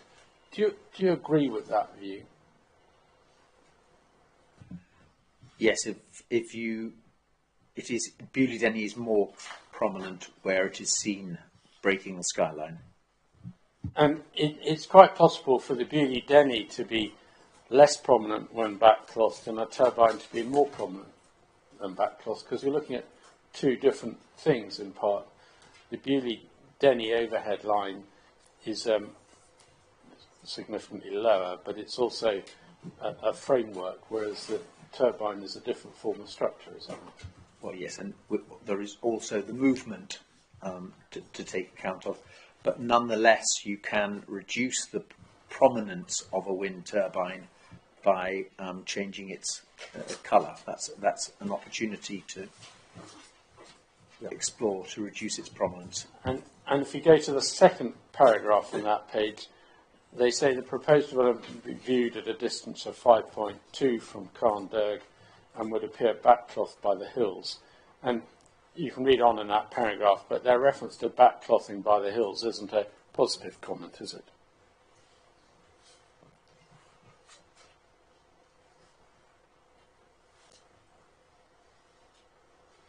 I mean, at distance is obviously a key factor as well. At 5 kilometres or 4 or 5 kilometres, the Bewley-Denny line, I would say, would also appear prominent backcloth by hills. It's as you go further away, it's where that benefit arises in terms of the grid. Well, yeah, not quite the question I was asking you, but I think I think from your answer you agree it's not a compliment. Reading what Naturescot have said here is they consider that the backclothing, I would say, makes it more prominent. Thank you. If we put that one away, we won't be coming back to that document. If we, in terms of impact, scale indicators can be a relevant factor to take into account. And just to make that good, if we can go back to siting and design, which is CD 9.5, and go to just a couple of references to give you, because I don't think this will be contentious. 217, which is on electronic page 10.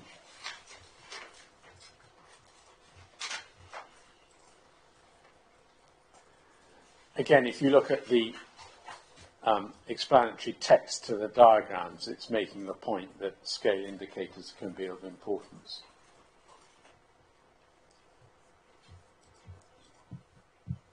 They are a facet of landscape and visual impact assessment. Yes, you consider how as a consideration under magnitude of change, the degree to whether scale comparators arise. And that is reiterated in at electronic page 21 at paragraph 330, and then on the following page in terms of perspective at paragraph 333.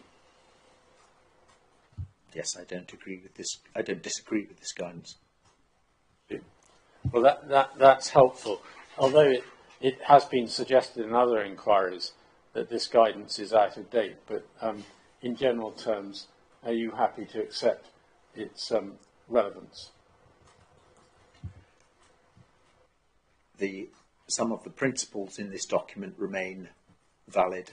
Where it is out of date is in terms of recognising the shift towards larger turbines. Yeah. Because of its date. Yes. Grateful. That's very helpful indeed. Thank you.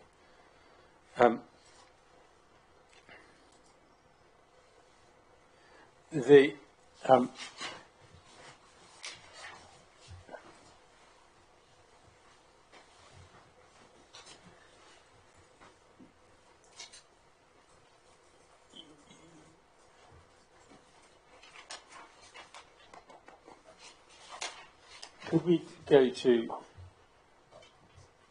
it's just the CD 11.12,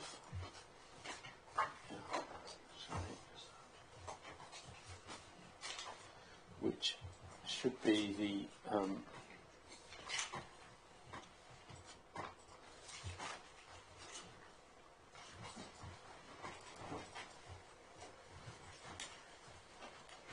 it's looking at the special landscape areas, and we want to go for the relevant landscape area. It's electronic page 127 of 178.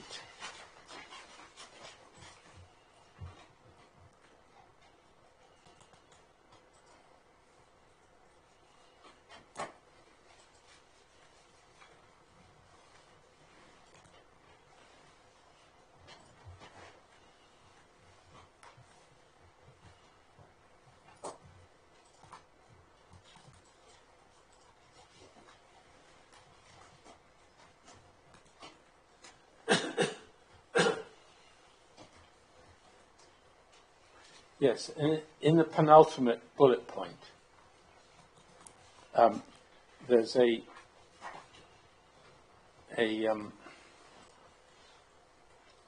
sentence beginning 5 lines down towards the end of the line, saying from elevated locations along the glen. Do you have that? You directed me to page 127. That takes me to the previous SLA. Perhaps we could use... It's electronic page 127. Should be special qualities for the dramatic Great Glen. No, 127 takes me to the previous SLA, the suitors and chromity. All right. Well, it's internal page 119. For some reason our documents may be electronic pagination may be different. Not quite sure why. I have one. I have that. Thank you. Yeah. And if you go to the penultimate bullet point, yes, 5th line, end of line, from elevated locations along the glen. Do you have that sentence? Yes. It is easy to appreciate the simple line, large scale and great expanse of the loch, although even from these places it is typically difficult to see all of the loch in one view due to its great length. It is also difficult to perceive the scale of the landscape due to a lack of size indicators.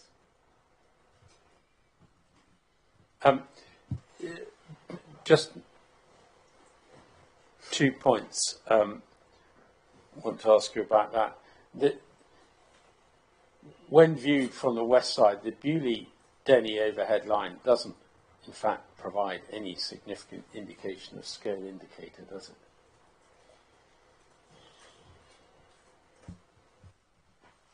I would say that where I've noticed it most is from low level in the SLA, so along the road corridor. You tend to notice it along the mast projecting above Fort Augustus. From elevated locations, it is certainly less prominent because of this backclothing point at that range. And where you see the mast, and difficult to compare the impact of the overhead line because it's a long continuous line and one doesn't know which particular part you're contemplating, and the proposal itself. But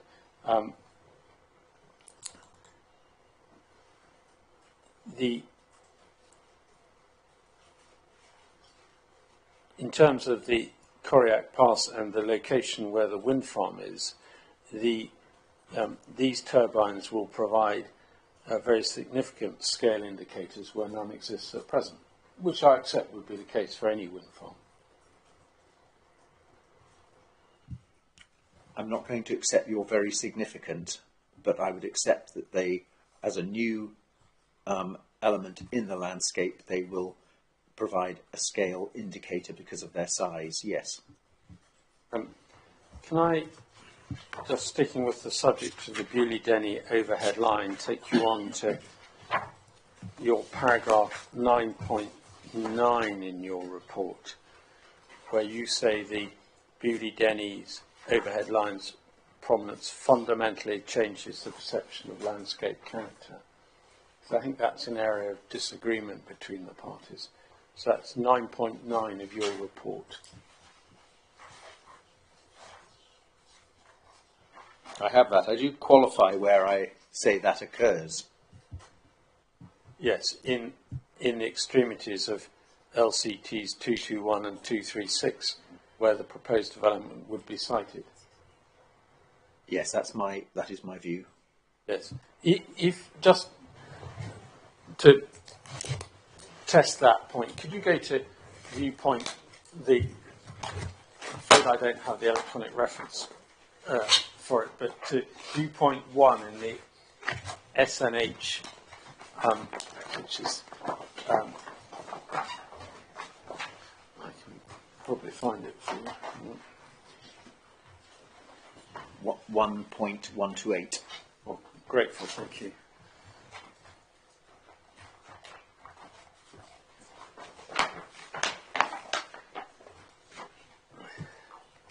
If the Bewley-Denny overhead line fundamentally changes the perception of the landscape there,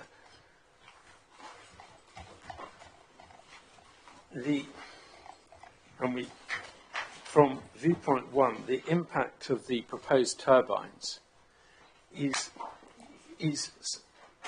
several scales of magnitude greater, is it not? Yes, and it would have a major effect from there, as would be the case from that proximity to any of the recently consented wind farms of that same size. Yes, but it will effectively dwarf the Bewley-Denny overhead line if you are, as you were referring to in the extremities of LCTs 221 and 236, where the proposed development would be sited. The Bewley-Denny overhead line would pale into insignificance in that location where this wind farm is proposed. I don't believe that the Bewley-Denny line would pale into insignificance even if the wind farm was constructed, because it is a substantial linear development through that area which materially alters the baseline landscape character and wildness. Can I take you back to Judge? I'm grateful for that. Then if we move on in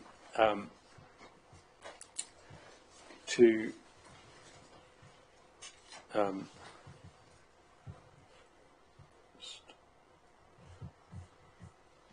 paragraph 64 in this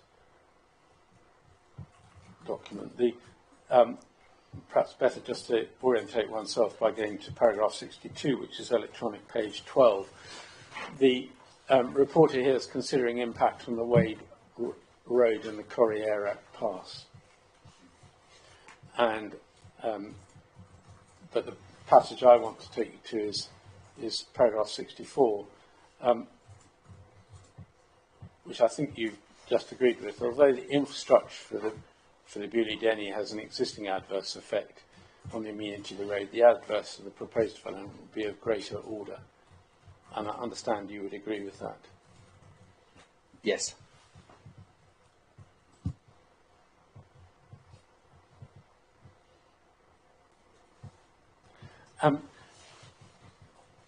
If you go on to paragraph 69, he goes so far as to say it would be a dominant element. Do you agree with that? I think it would be a dominant element from the closest stretches of the path, where it in effect walks along, where it would take walkers alongside the turbines. But I don't accept that it would be dominant for the full extent of the ZTV that the path passes through. He refers to it being dominant between Leith Door and the pass. Do you accept that?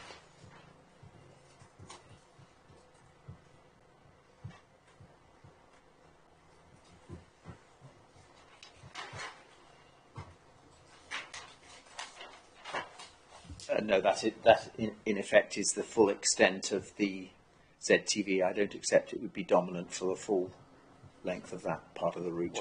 we can make your disagreement and leave that to this reporter to judge. If we go on to paragraph 70, he talks about cumulative effect in two respects. The first is perceived proximity to energy infrastructure, and second, introducing a cluttered impression, which is I think the only reference to clutter that I alluded to earlier. Do you accept the second of those 2 points, that the view from the road of the infrastructure together with the turbines would likely to give a cluttered impression? I would accept that there are locations where you are close to both the grid infrastructure and the turbines, and there is the potential for a cluttered impression to arrive. I've addressed this in my inquiry report from the perspective that there would be an increased impact because of that, but that needs to be considered in the context that the Biodiversity line already has a deleterious effect on the landscape, and in my opinion it's better to consolidate those types of developments than to spread their effects across a greater area.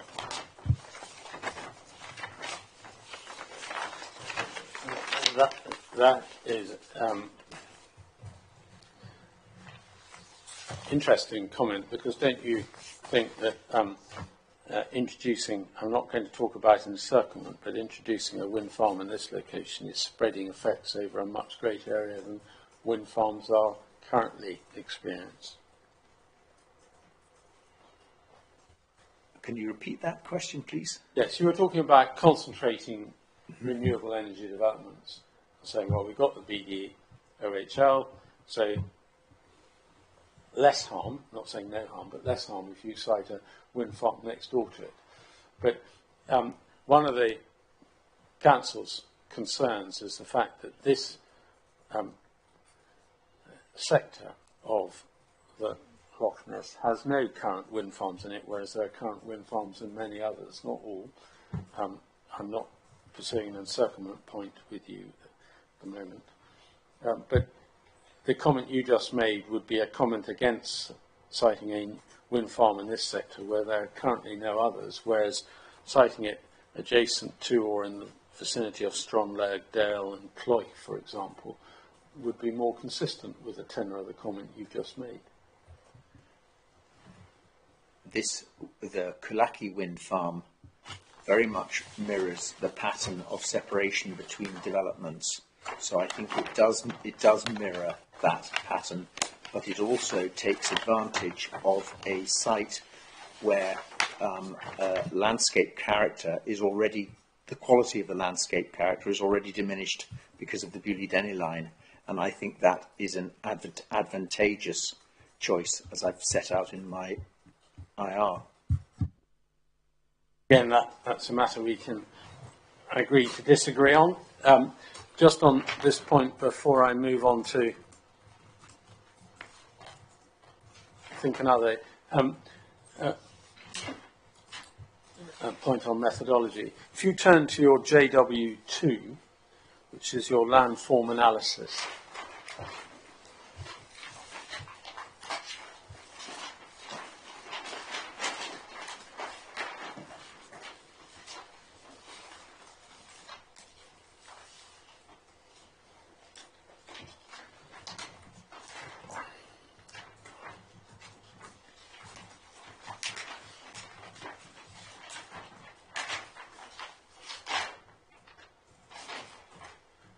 and concentrate on the colouring, underlying landscape colouring, so the lighter blue being lower and the darker brown, indeed white, being highest. And apart from perhaps showing where we are now as being underwater, giving the impression of, what that does show is that Culachy, just concentrating on the wind farms and the monoliths, Culachy is both lower and closer to the Great Glen than the other wind farms in the monoliths, and significantly so, is it not? If you divorce it from the Great Glen as a whole and just deal with the monoliths, then I accept it is lower than the other wind farms in the monoliths, and I accept it is closer to the Great Glen And then if we than, look, than the monolith wind farms. But I don't see landscape in a 50% way. no, don't worry, I'm going to come to the other side of the Great Glen now. In terms of the other side of the Great Glen, it is significantly lower, notwithstanding where turbines 7 and 8 are, because I think looking at this, all the other turbines are on yellow highlighted land. Turbine 7, possibly 2, but 8 is the only one that strays into brown. Compared to Blary Extension, Lochlearth, or indeed many of the Millennium Benoon groups, they may be a similar, broadly equivalent distance from the side of the Great Glen, but they are significantly higher. The lowest Millennium turbines are at the same level as the Culachy scheme. Bunloin has turbines which are equivalent to Culachy. Tom Kraske is appreciably lower. So the emerging pattern in terms of elevation places the development somewhere in the middle. I think Bunloin and Kraske don't appear on this plan. Do you have another plan which would show their location? Oh, they are. My apologies. Tom Kraske, yes, is significantly, and Bunloin are the other side of the Millennium Group and don't relate to Loch Ness at all, do they, the Great Glen? They're not going to impact on the Great Glen. It depends where you view it from. They would certainly be seen in, they are seen in the views from viewpoint 14, Ben T. Well, they would be, but you'd be looking away from the Great Glen. I mean, that makes my point well. You'd be looking away from the Great Glen if you're looking at them from Ben T, rather than the impact. Ben T provides a viewpoint where you can look up the Great Glen, pretty well straight up the Great Glen, and of the wind turbines that you will see, I'm not just talking about the lowest in the group, but because if you're going to compare lowest and lowest, I would still suggest Culachy is lower. But if you look up the Great Glen, you will, and we'll come to Ben T in a moment, but Culachy, probably this afternoon, Culachy is significantly lower than the majority of the turbines on the east side of the Glen, is it not? East or west? Sorry, west side of the Glen, I'm grateful to my friend. It is at a comparable elevation of the lower turbines in the Millennium Group. So it would appear to start at a, Culachy would sit at the level at which Millennium starts at. But I'd suggest to you that's not the impression that's given, but we can leave that to the reporter to judge. Could we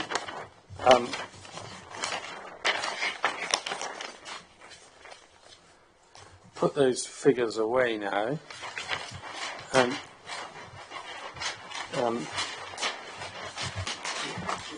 you may well need your coffee for this part of the cross-examination, but I'm going to ask you about methodology. And there are two methodological disputes between you and Mr. Daly, one I think more significant than the other. And this is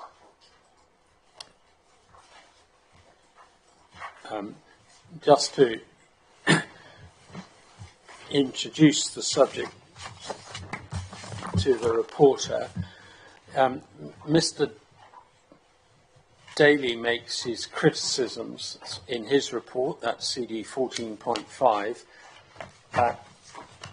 7.9 onwards. I'm not going to try and rehearse the dispute, but it's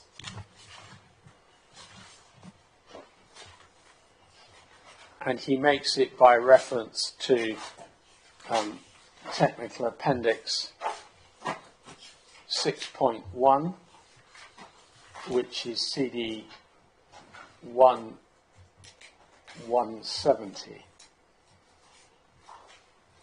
It may be worth just turning that up to identify the point. I've turned up CD 1.70. It's 170.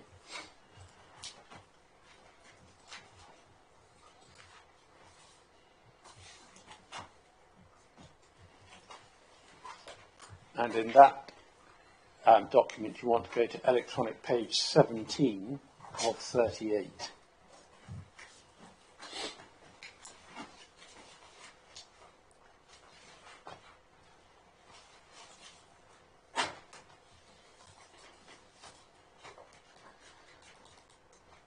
And if we look at susceptibility to change,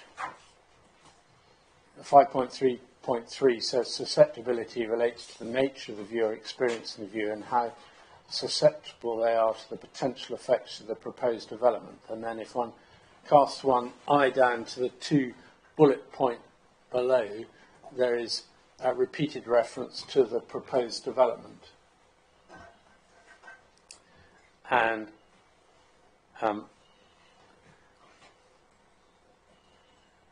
broadly, to summarise Mr. Daly's point, he suggests that whilst that may be relevant to susceptibility in landscape terms, it shouldn't be taken into account in visual impact terms.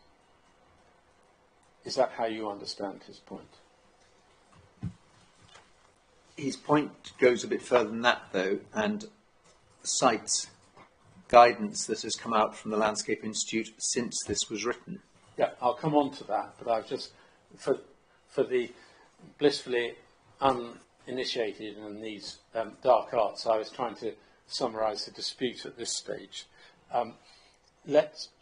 You respond to that criticism in, and again, this is just to orientate the reporter in your precognition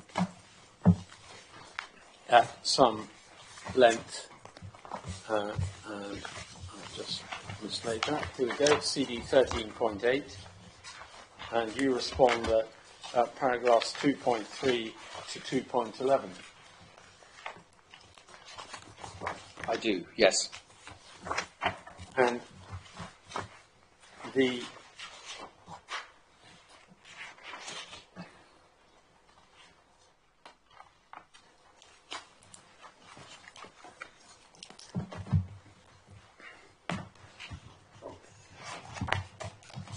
again, just to orientate the reporter, the debate is about the guidance, and it is only guidance, in GLVIA, which is CD 9.1. And I think it's worth turning up CD 9.1. And we want, first of all, to go to figure, I think, 3.5, which is on internal page 39. My apologies, sir, I don't have the electronic page number because I'm working off a hard copy. But it's likely to be slightly over 39 because there's some Roman numeral pages before them.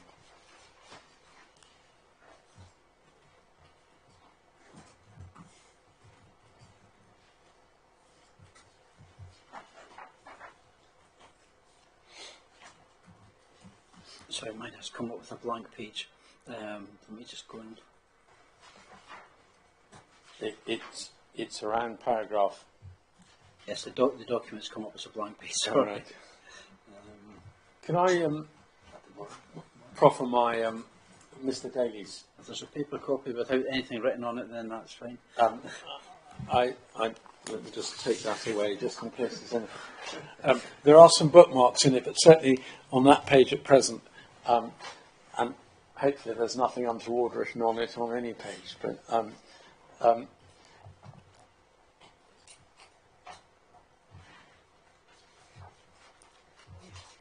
before we embark on this, you may want to have two other documents open, which are CD 9.2, which is a statement of clarification, which I can't remember whether I need to come to or not for the current, and CD 9.23, which is notes and clarifications on GLVIA.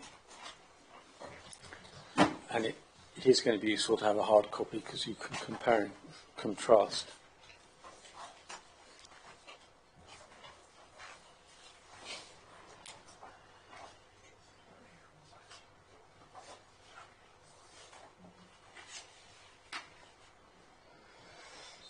So,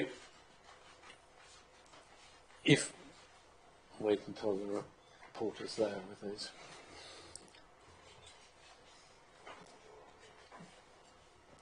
My apologies, it's just come up with download network issue, but I think it's trying to open. I think we're there now. Grateful. Yeah, thank you. So, taking you to the hard copy on page 39, figure 3.5, this has to be read in the context of paragraphs 326 and 327.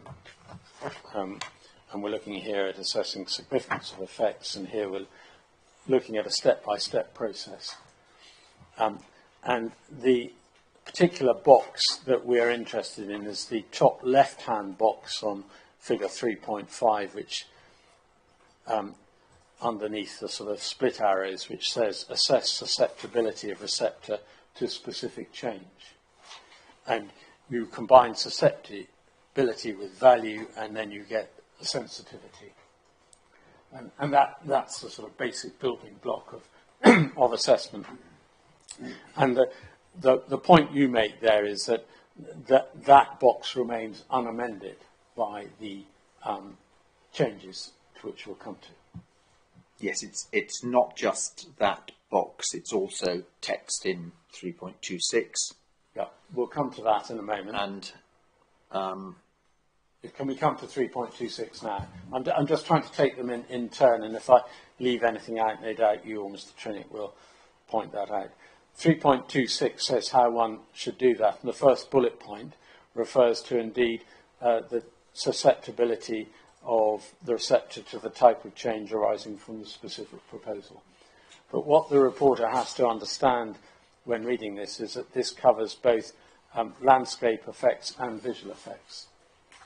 And as I alluded to in my earlier summary of Mr. Daly's position, is he accepts that the specific proposal is relevant to landscape but not visual. I see you nodding, grateful.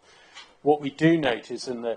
I sort of beg your pardon, I'm nodding simply to say I understand that to be his position. Yes, I'm not suggesting you agree with it, but you understand that to be his position.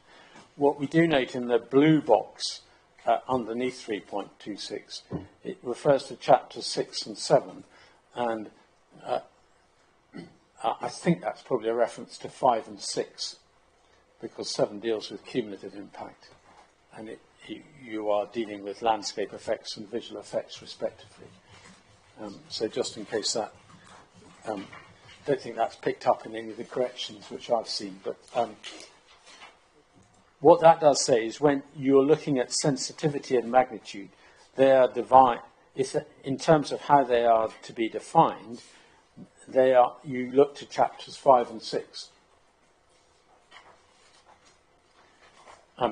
Can we go to chapter 5, first of all, which deals with landscape? And can I take you to figure 5.1 on page 71?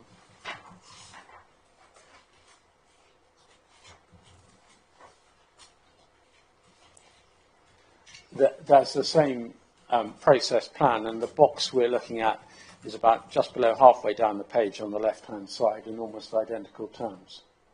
Yes. And then, if the reporter wants to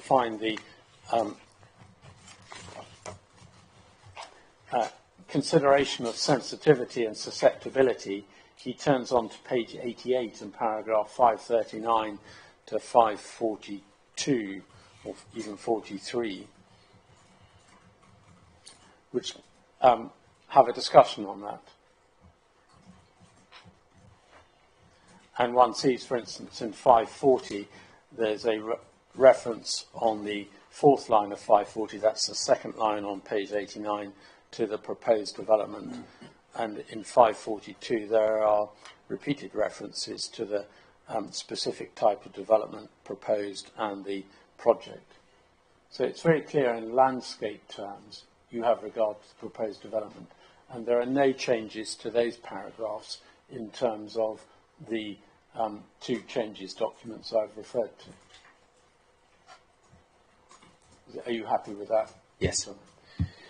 By contrast, if we turn on to visual impact, which is in chapter 6, we go to figure 6.1, which is on page 99.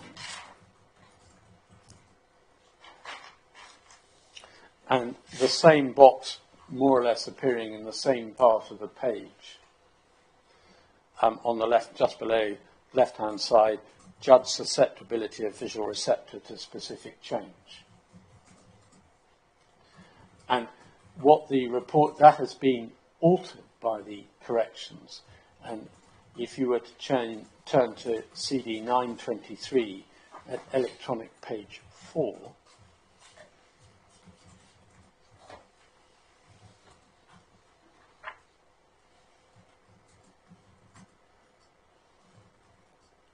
it says this. I'll wait to it's alongside reference E3, so that's error 3.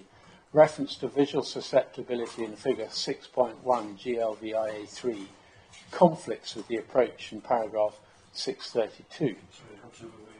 So I'm in CD 923 at electronic page 4.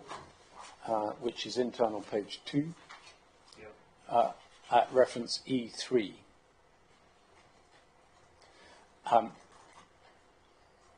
Paragraph 632 is correct, and figure 6.1 should be amended to read judge susceptibility of receptor. And then this sentence, susceptibility of visual receptors is not dependent on the specific change being proposed. Now, that last sentence could not be clearer, could it?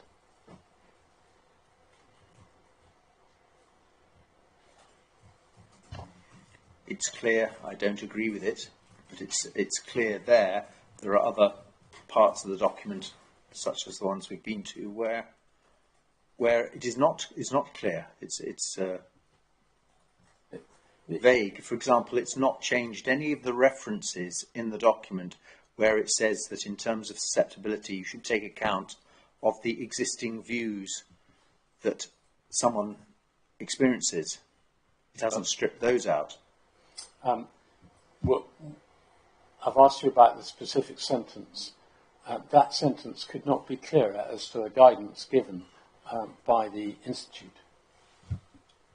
I agree that is clear, given in 2024.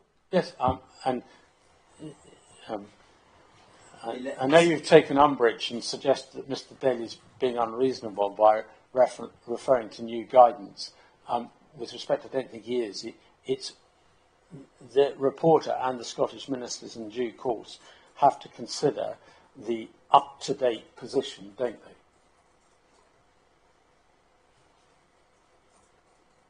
When they're making their judgment.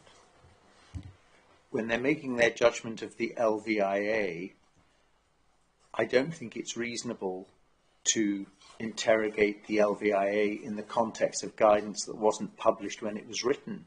Well, with respect, Mr. Wells, A, I disagree with you, and B, that's not what's being done. What Mr. Daly is trying to do is to try and illustrate to the reporter why a different view may have been taken of sensitivity and or susceptibility to that which you've taken, which is one of the issues where you differ by a notch or two in respect of the viewpoints in dispute to the west of, amongst other viewpoints, the viewpoints to the west of the Great Glen. Now, it's important, will be important to Scottish ministers and, well, the reporter and Scottish ministers to know, to understand the nature of the dispute as to methodology and what the Landscape Institute say about its current views as to how that methodology should be applied. I think that is that's reasonable that they have regard to it, but also to understand that for the last 11 or 12 years, almost every wind farm that's been consented in Scotland has been produced under a different methodology then. And there is a body of landscape architects who don't agree with this change. Well, so you say, but that change is also referred to at electronic page 10 of the document.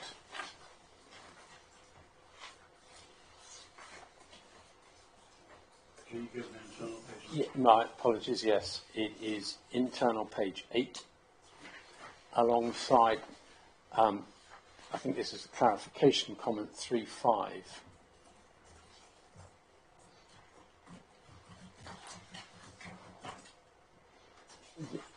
It reads, GVLIA3 provides guidance on assessing significance, in particular paragraphs 319 to 336. Panel highlights the following key points. Make sure the methodology clearly states the basis on which effects are judged as significant, and check that judgments are consistent. My apologies, I've taken to the wrong reference. It's later on in the document, it's 6. Internal page 15. Internal page 15, my apologies, I want to come back to that reference in a moment. Internal page 15, I'm grateful to my left friend, alongside 6.2. The comment is, assessing susceptibility visual, is susceptibility influenced by occupation of activity of the receptor, development type, or both? And the answer is CGLVIA3, paragraph 6.32. Visual susceptibility is not influenced by the development type, which would be assessed as part of magnitude of effect. And that is consistent with the previous comment, consistent with Mr. Daly's approach. Is that not correct? It is certainly consistent with part of Mr. Daly's approach, insofar as susceptibility, his view that susceptibility should not take account of the development type.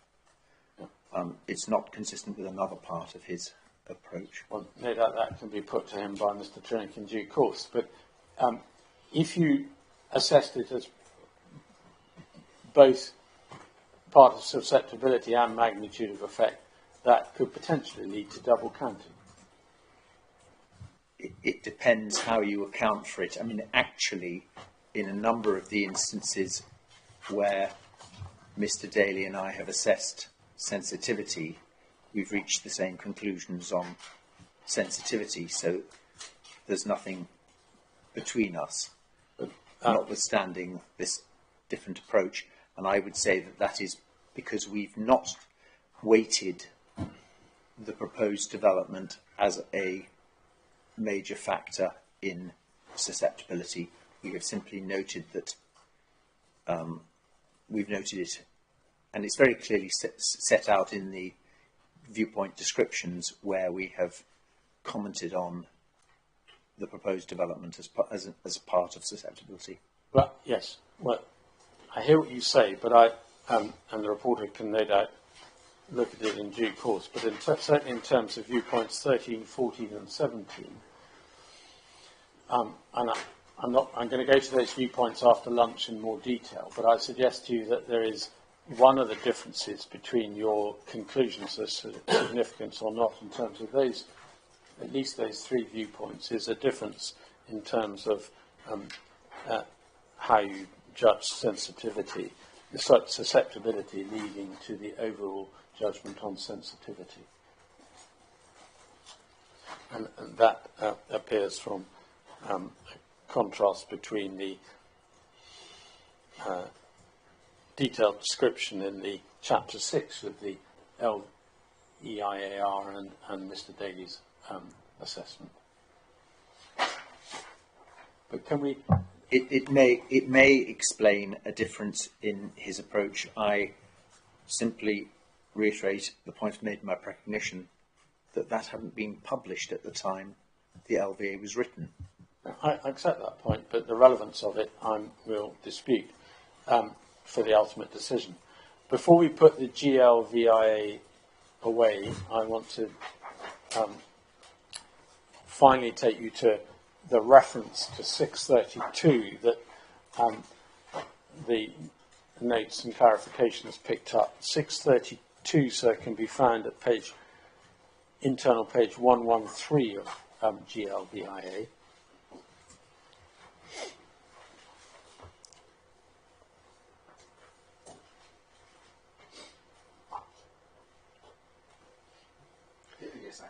Yeah, and we can see what it says there, and that is consistent with the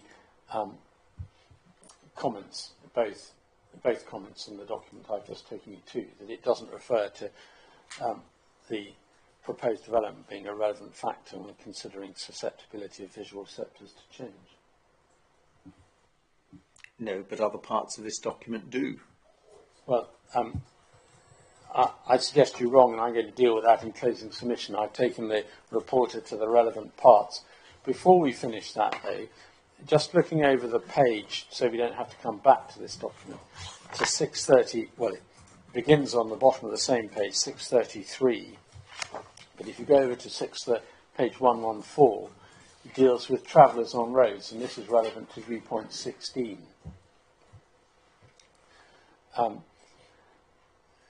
Travellers on roads, rail and other transport tend to fall into an intermediate category of moderate susceptibility to change.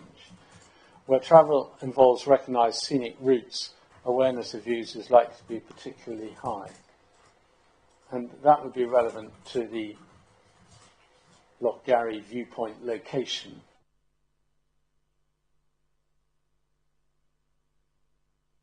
At that point.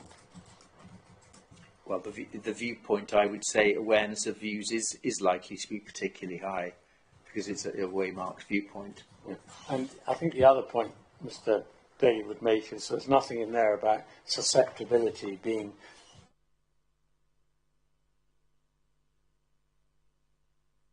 the time.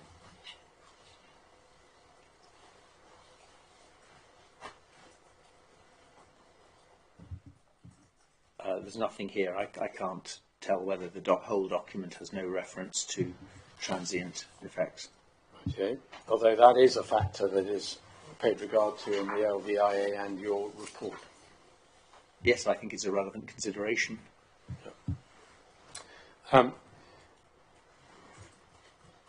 That's all I want to deal with about susceptibility. The other point that I want to pick up on methodology is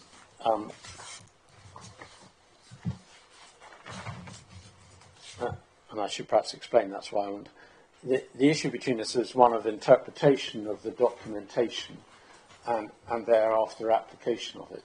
Interpretation is a matter I can make submission on. I agree we differ. You set out your position in your precognition, which is why I drew attention to it.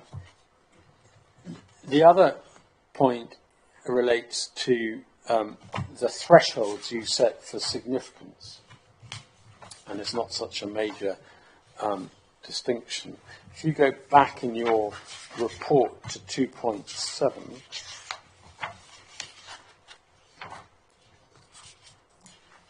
no, it's not 2.7. Yes, it might be 2.7 if I was looking at the right report. It's 2.7.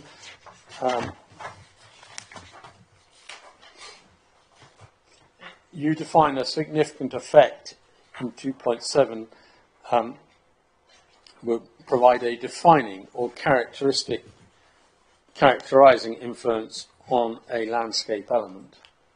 And you will say it may be one of a number of defining features. And in 2.9, we refer to cumulative impact and using the same defining term or terminology of definition.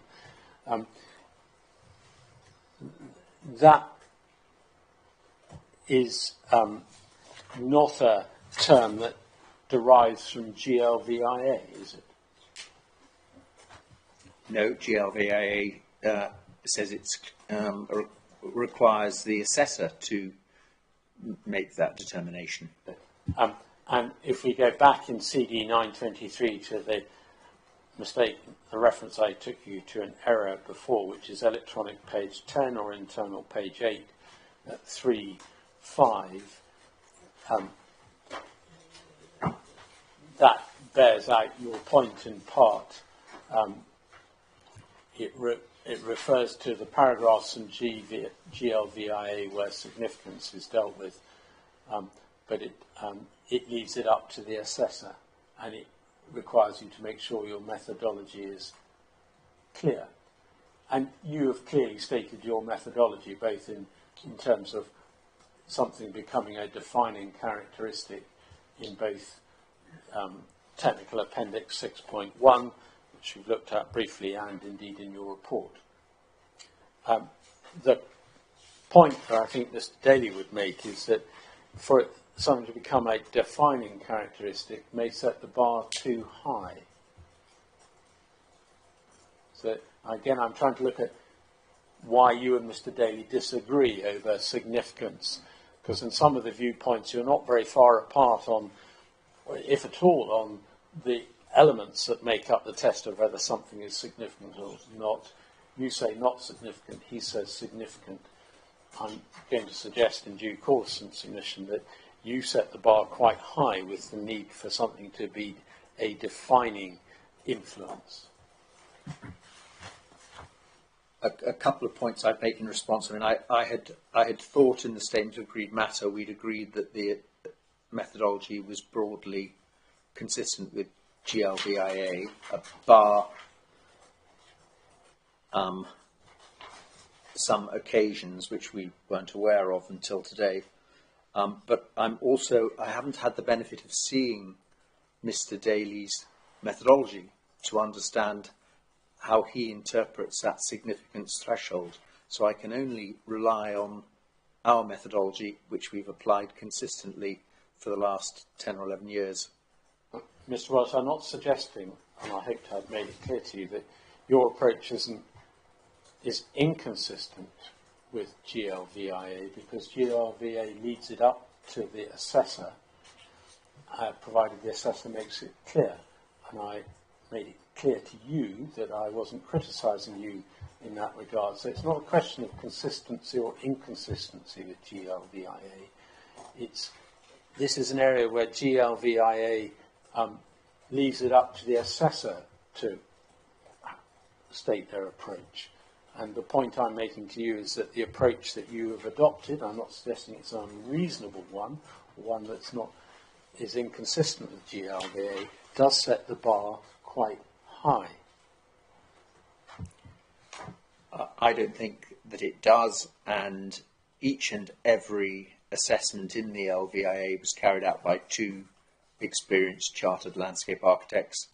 So that is where their reasoning led them to set the threshold for each and every effect assessed. I'm content with those findings, and I don't seek to change them in my evidence. Well, I'm not suggesting you would do, and I think probably both Mr. Trinick and I are sufficiently long in the tooth to accept that neither you or Mr. Daly are likely to resolve from the particular judgments you've made. We're just trying to, the purpose of this element of cross-examination is not to get you to do so, but to try and identify to the reporter and ultimately Scottish ministers what the differences, where the differences between you lie, and perhaps a suggestion as to why there are differences. So, can we move on to one more subject before we finish at 1 o'clock, and hopefully we can take it quickly. You've correctly identified in your report 4 I think, call them matters of disagreement between you and Highland Council and indeed Mr. Daly. They are in the approach to LCT 225 or 255, I can't remember what. 225. The differences to the special landscape area, differences as to visual impact, and then difference as to the application of the supplementary guidance. I'm only going to concentrate on the first three of those because the conclusions you form on the supplementary guidance are to a larger extent consequent upon the conclusions you form on each of those three issues. And just so that everyone knows, then I'm going to ask you some questions about the thorny topic of local impacts, and that will be the end of the cross-examination. So I'm hoping to deal with matter one before we break for lunch. You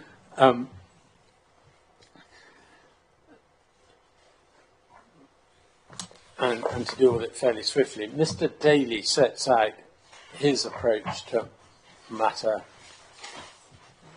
one at 520, so that's CD 14.5 at paragraph 521 onwards. He looks at LCT 225.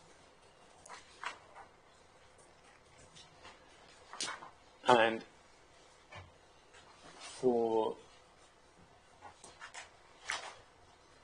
just for your note, the particular characteristics of LCT 225 have been provided in hard copy this morning, but they are also to be found in the Chapter 6 of the EIA, which is CD 118, at paragraph 6.10.52, which is electronic page 53.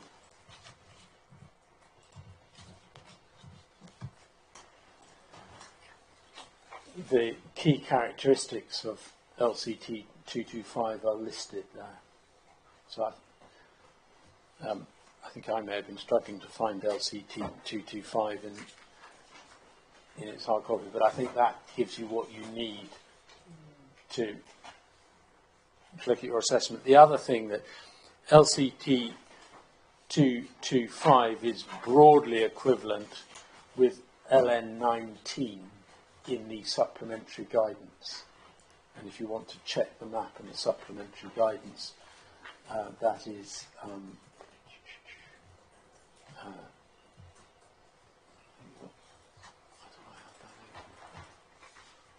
it's about page 40 on the supplementary guidance.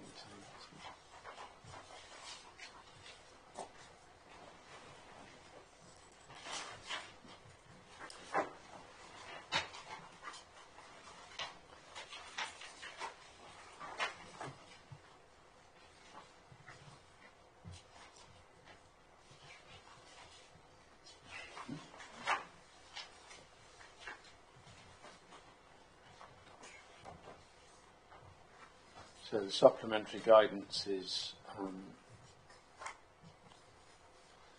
CD 11.8.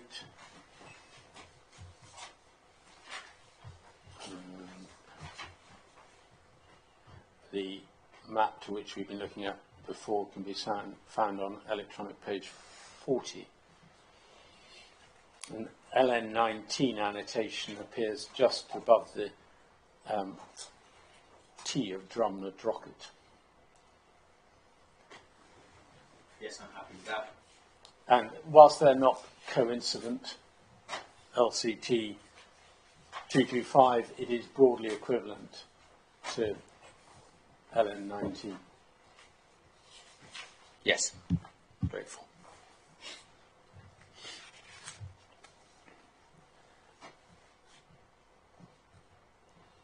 Now, in terms of landscape sensitivity, the difference between you and Mr. Daly can be found at 5.25 of his report, where he gets a high sensitivity, whereas you and the Chapter 6 get to a medium-high sensitivity. Yes. And he's given his reasons for that. And then in terms of assessment of primary effects, he set out his views at 5.28, and he summarises the differences between you as to magnitude of change. You have a low medium magnitude of change with a moderate and non-significant effect. He considers it to be moderate and a significant adverse effect within the distance that he's looking at. So I'm just doing that to try and identify the, if you like, the battleground between you. He's identified it correctly, where the differences between you lie. If you go back to his 5.28 first bullet point,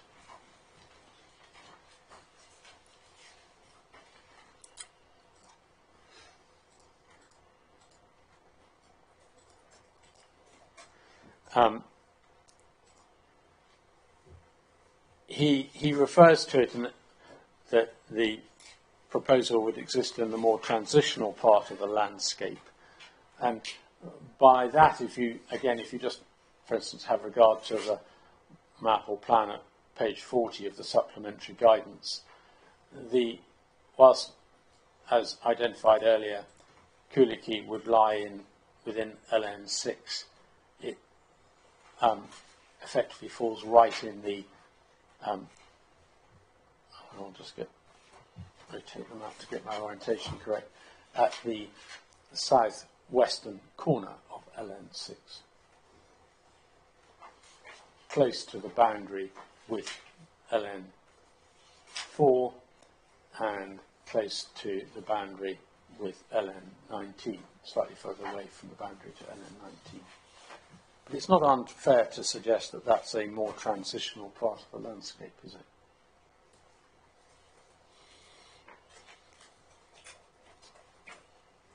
I think that LCT 236 is the start of a more transitional landscape. So I would say that the development is sitting at or on the transition between 221 and 236.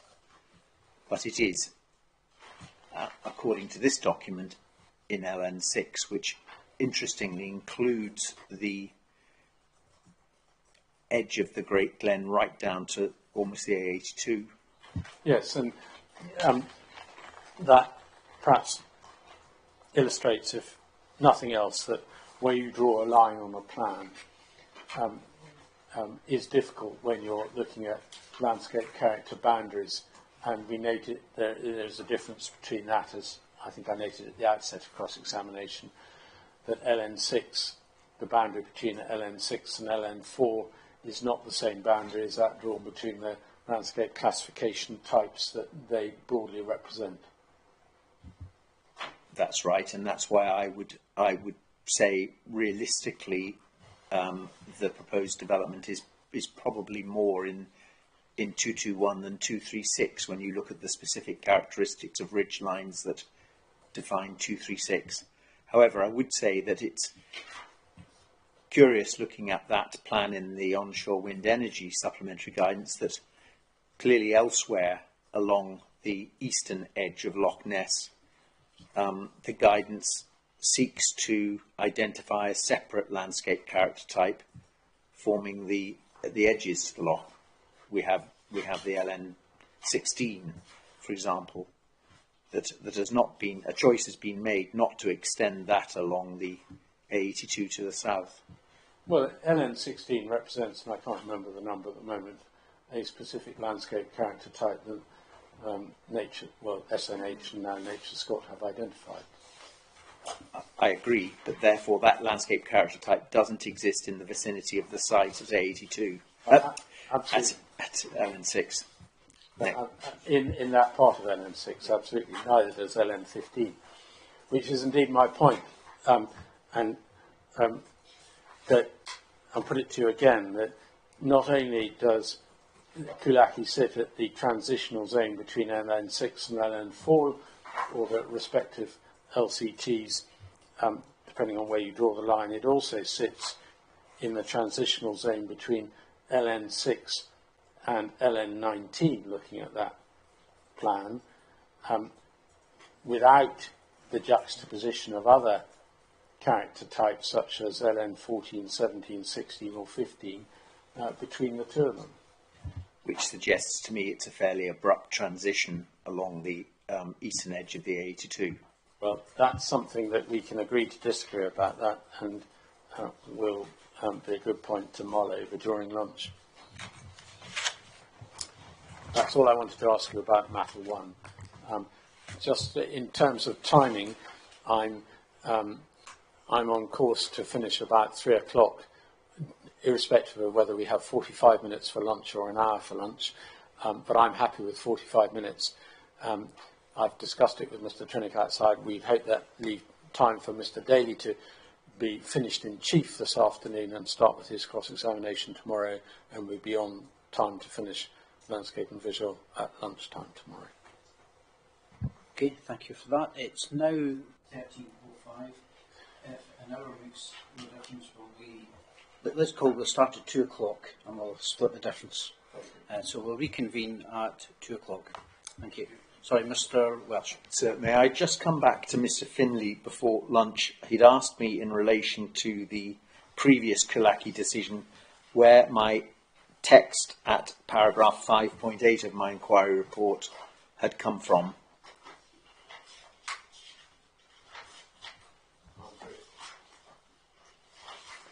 And it's, I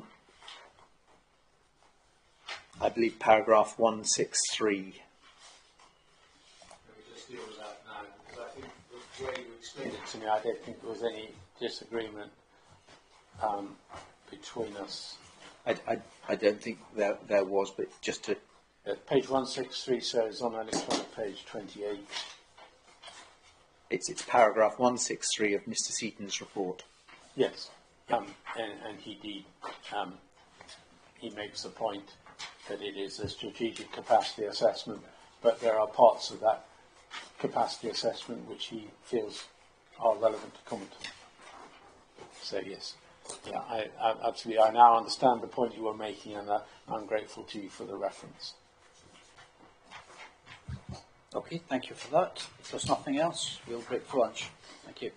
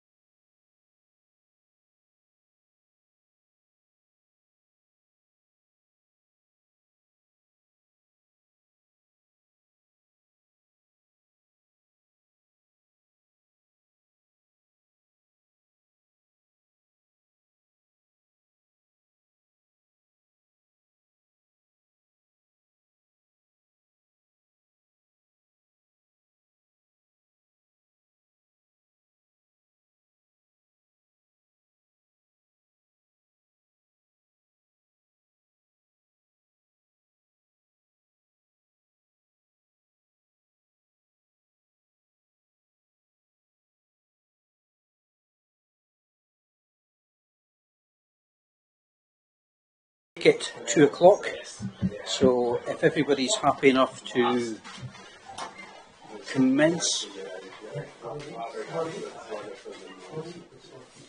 if everybody's ready to commence, we will pick up where we left off. Mr. Findlay, would you like to continue with your cross-examination?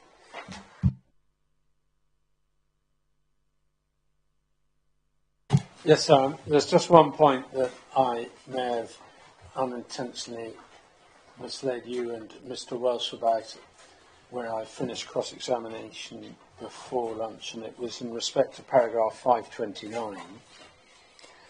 And I'm grateful for Mr. Trinick drawing it to my attention.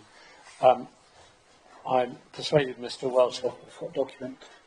We're in Mr. Daly's 14.5, his report at 14.5. Paragraph 529, I think I persuaded Mr. Welsh to accept that Mr. Daly's analysis was correct, but I've been pointed out to me that it's not. That in 529, Mr. Daly suggests that the applicant's assessment for magnitude of change was low-medium, whereas in fact it's medium-low. And so his and Mr. Welsh and Mr. Daly's assessment is the same for magnitude of change. But the difference between them lies in their sensitivity. So I thought I'd point that out. I don't think I need to ask any further questions about that. We've identified the areas in dispute already and sensitivity. Could have been an interesting philosophical discussion as the difference between low, medium and medium-low, but luckily we don't have to get into that. I'm grateful for that. So can I move on to matter 2, which is the SLA, and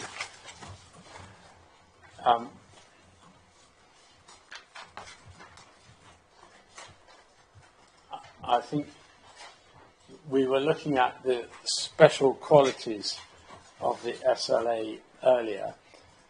They were on my electronic page 127, but you had a different electronic page, but it's internal page 119.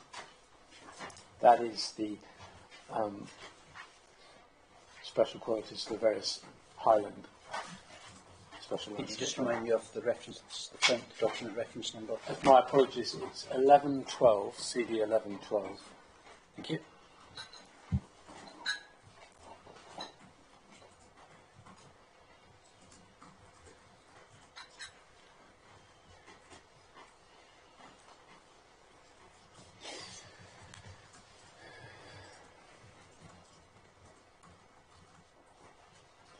And we looked at the special qualities already. That sensitivity to change is spelt out on the next page, which is internal page 120.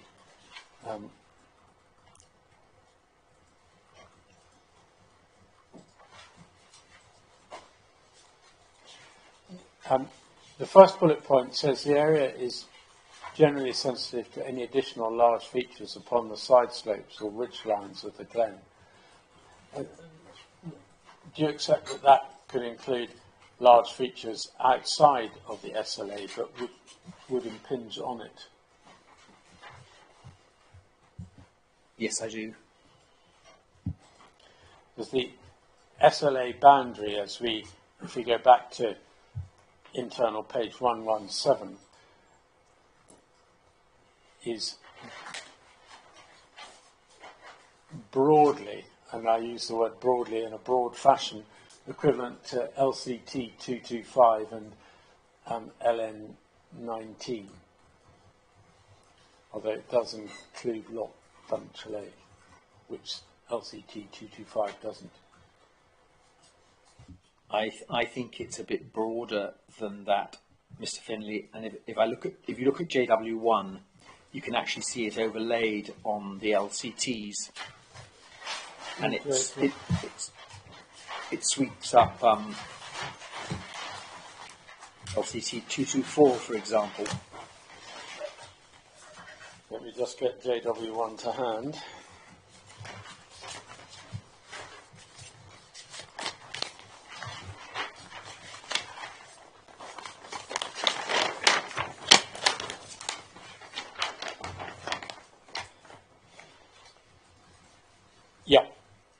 Yeah, I accept that.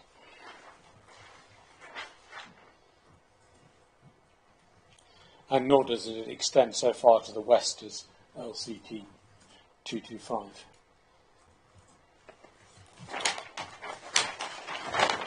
Yes, although yes, it extends further west to include, for example, Meal Favoni, which is outside 225. Yeah. But doesn't extend as far to the southwest as 225, i.e. it doesn't include Fort Augustus, for instance. Yes. Anyway, coming back to the sensitivities to change the agreement as to the first point, I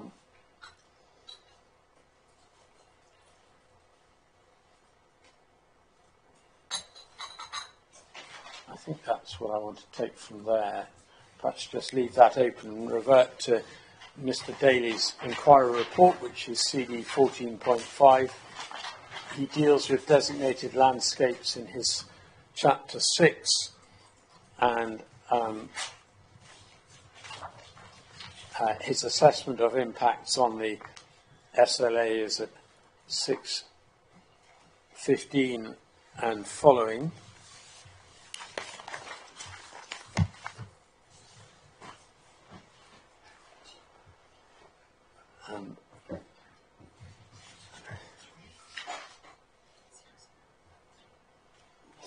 In 6:18, he makes the point that it's not only necessary to consider the changes to landscape character, the approach to the LVIA, but from where and by whom those changes may be experienced and how it may affect their perception of the landscape qualities.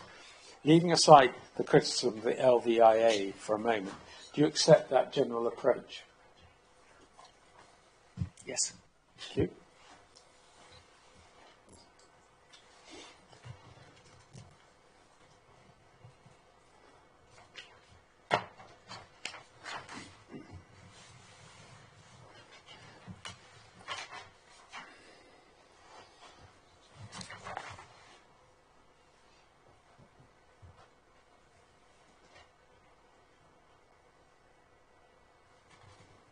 I think in terms of the differences between you, again, just to highlight those for the reporter's assistance, in terms of sensitivity, you both assess the sensitivity of the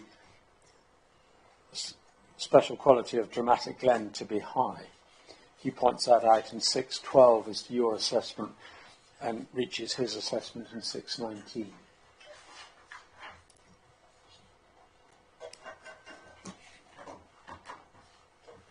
Is that correct? Yes.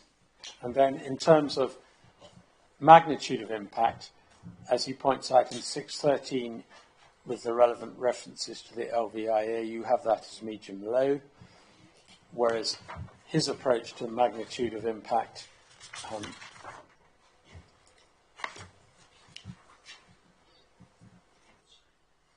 is also medium low. We see that in 6:22, but for the reasons he gives, he concludes that's a significant effect, whereas you conclude it's not significant.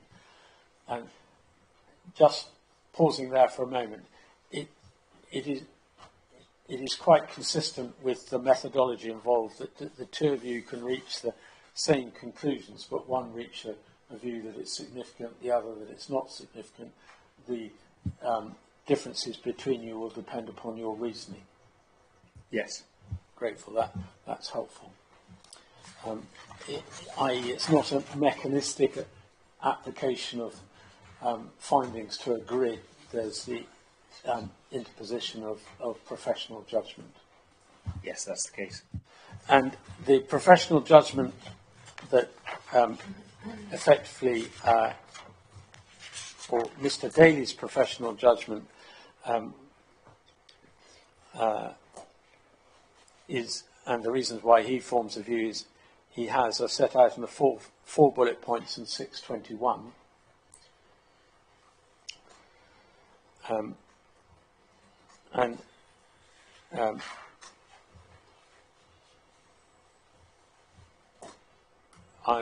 we'll cover some of these when we look at because some of them involve views from viewpoints which we're going on to discuss. I don't want to take that any further for the purposes of cross-examination at the moment, because your views, I think both of your views are tolerably clear, and I'm going to leave it to the reporter to judge. I do want to take you to your report at 1019, so that is 13.1 at 1019.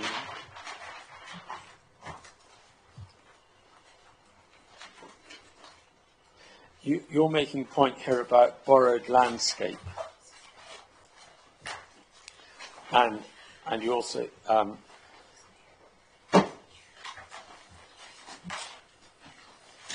and you make the point that there's no evidence in the citation of borrowed landscape. But I think you've just agreed with me that the approach Mr. Daly sets out in his 618 is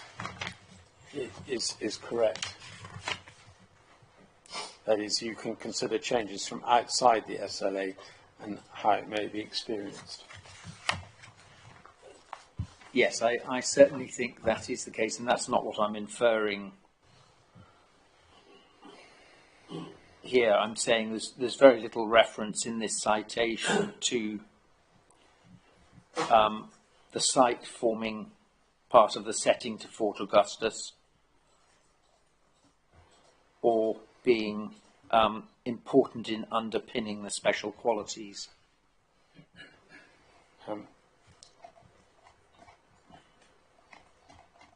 I understand the point you're making.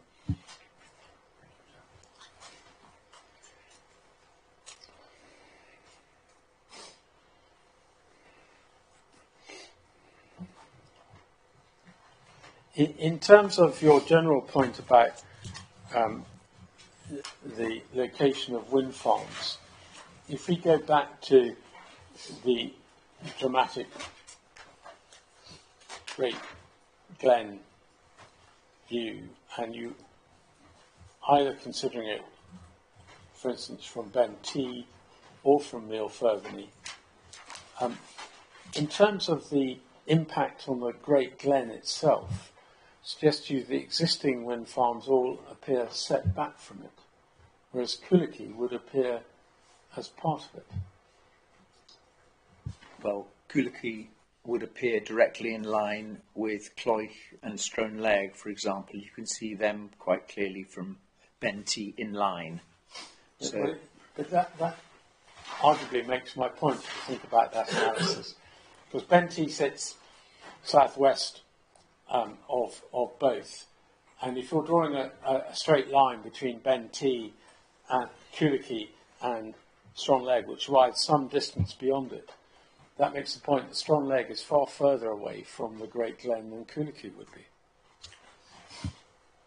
I accept that it is certainly further away than Culachy would be.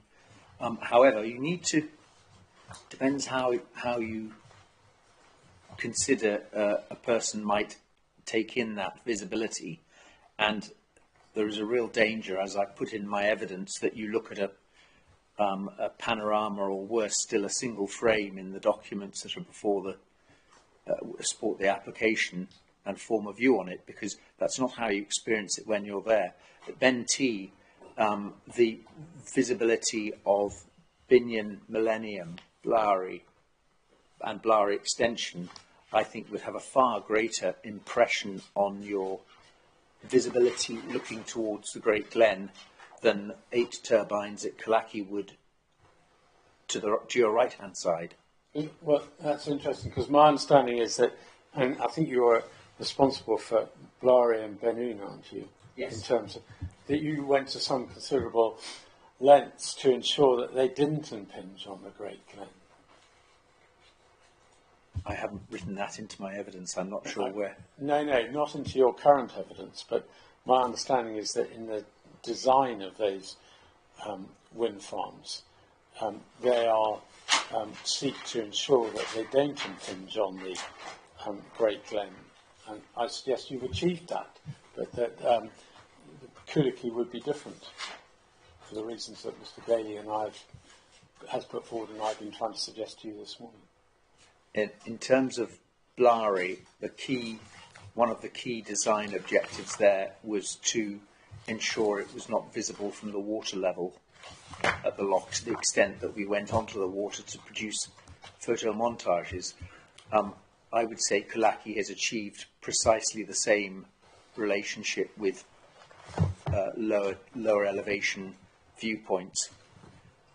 The matter of Ben T is that it is inescapable on Ben T that you can't blank off what is a 90-degree visibility of operational and consented wind farms filling the left-hand side of your view from an appreciation of the Great Glen. I accept that Culachy would very much appear on the opposite side of the Great Glen, but its turbines would appear no larger than those of Binion or Millennium because of perspective. But I don't accept that suddenly Culachy is tipping a balance in terms of introducing a new impact on your appreciation of the Great Glen from the south at Benty, nor from the north at Milfordoni. Well, I think we can. That's a distinction between you and Mr. Daly that we no doubt be explored by Mr. Trinick if he wishes to do so. That's all I wish to ask you about matter 2. Matter 3 relates to the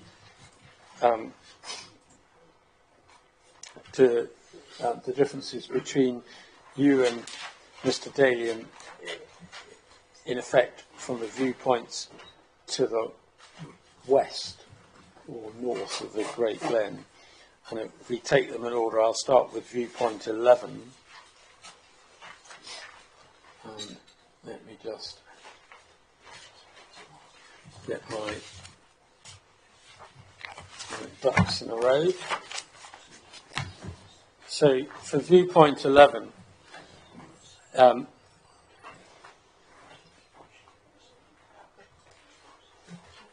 so for your note, Mr. Daly deals with that at from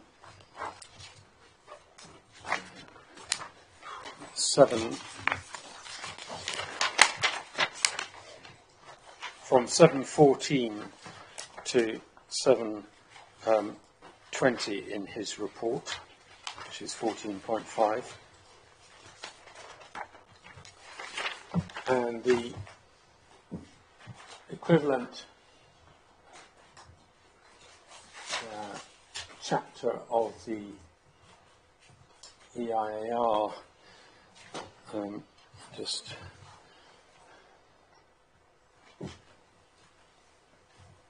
which is CD 1.18,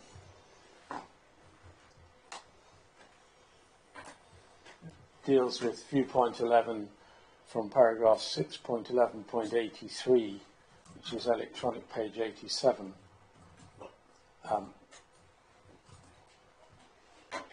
Onwards. Now, in terms of sensitivity, there's no disagreement. I think you both agree that receptors at that viewpoint will be high. 11. Yes, and that's one of the examples where I said before lunch that notwithstanding our difference in approach to susceptibility, we reach the same conclusion on sensitivity. In some cases you do, in some cases you don't. In terms of looking at the so the difference between you lies in terms of magnitude of change.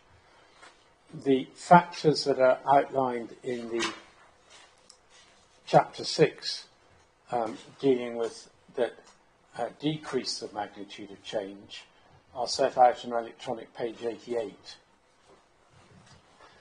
And we see in the first bullet point, the proposed development would appear in the distant view. Now, just to run that forward, if you like, keep a finger in that page, but turn on to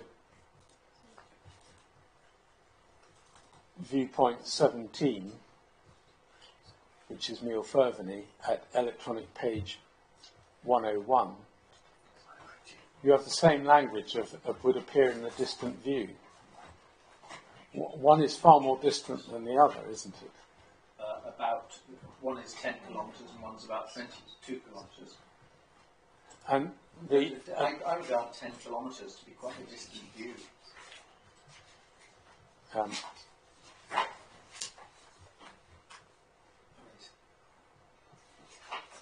let me just get back to viewpoint 11. Yeah. But there's also similar terminology as to them being set back in the upland that lies beyond the ridge and steep slopes of the Great Glen, and similar terminology about them that they would not be entirely uncharacteristic, which is the last bullet point in 6.11.85. An interesting double negative.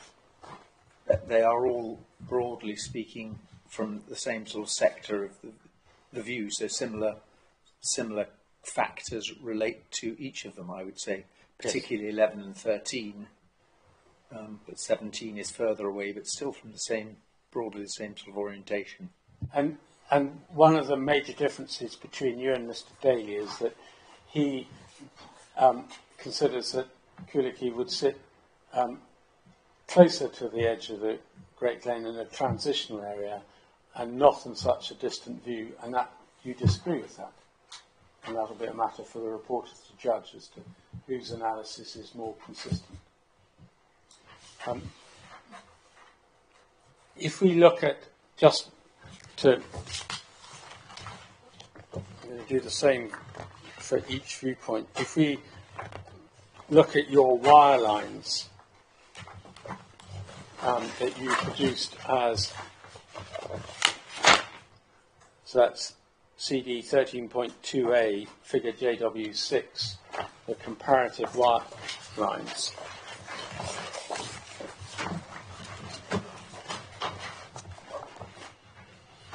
And go to viewpoint 11.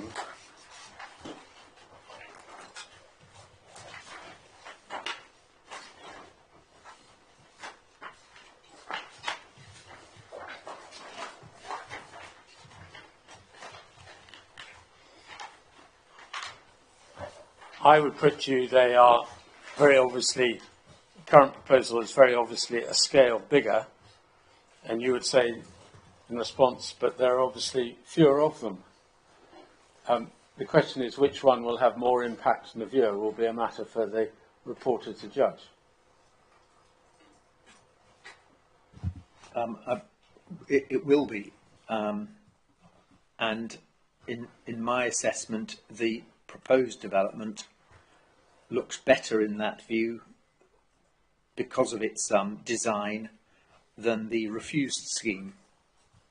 And we've been through that. I'm not going to carry on my cross-examination on that, but insofar as that was a relevant factor in the refusal, well, it wasn't a relevant factor in the refusal. That's your view, but thank you. If we see what the reporter did say about, previous reporter did say about viewpoint 11, we need to go to CD 13.40.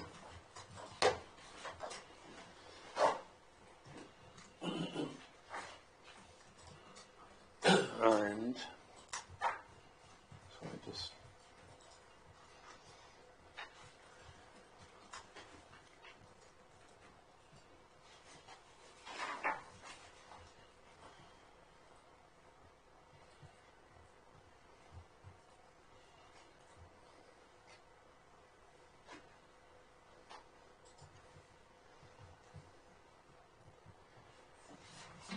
viewpoint 11 is is an illustrative viewpoint from the Great Glen Way, which he deals with at paragraph 71 to 76. So that's at electronic page 14, straying over to electronic page 15. And he then he deals with the extent of the Great Glen Way in different views. At paragraph 75, he's dealing with the, as I understand, the section of path with which Mr. Daly is most concerned. A section of roughly 4.5 kilometres long, and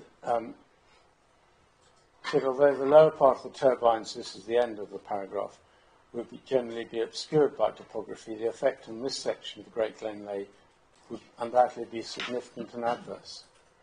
And I take it you disagree with that from, and likewise his conclusion in paragraph 76. You disagree with that? Yes, I do. And just say that we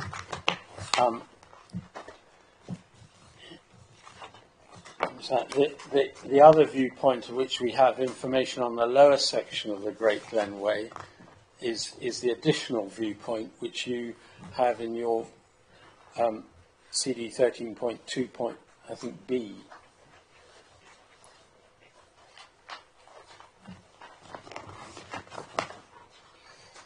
And firstly, a question of clarification. My understanding is that the first wireline drawing is of the current proposed development. The second wireline drawing is of the previous proposed development. No, I'm afraid they are both. Oh, no, my apologies. They're different planar projections. So that the first wireline is a 53.5 degree planar projection, which is the equivalent. The first one is 90, and the second one is 53.5. Yeah. Oh, I've got According to the Nature Scott standards. Yes, it's the second one. Which, well, I've got them in a different order.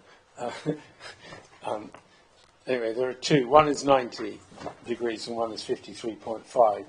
The 53.5 accords with Nature Scott standards, and that is But both do, to be correct. Yes, but depending on what you're trying to do. So if one looks at viewpoint 11 on the Great Glen and figure 6.32F, which is the appropriate visualization, and the wireline would be the same, you're looking at a planar projection of 53.5. I'm just identifying like with like. It's 53.5 is the field of view that Nature Scott requires us to produce a photomontage at. And it's the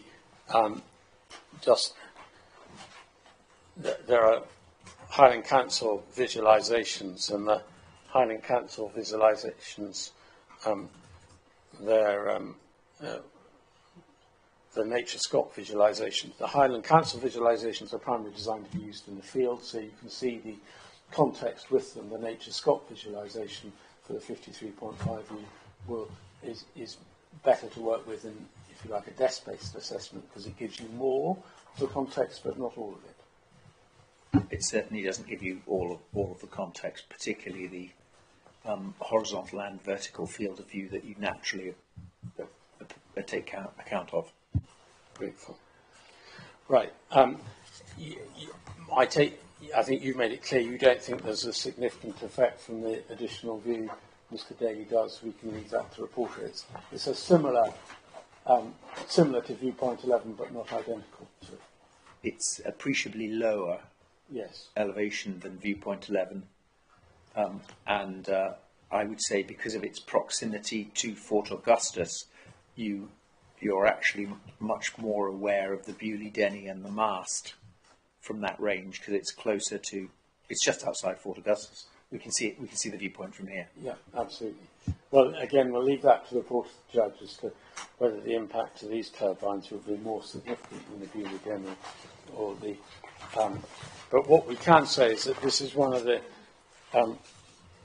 because of the lower elevation of the viewer, the turbines are skylined, insofar as you see them. Yes, they would be skylined and set back behind that enclosing edge. If you then go to viewpoint, my apologies, let me just pick up a reference.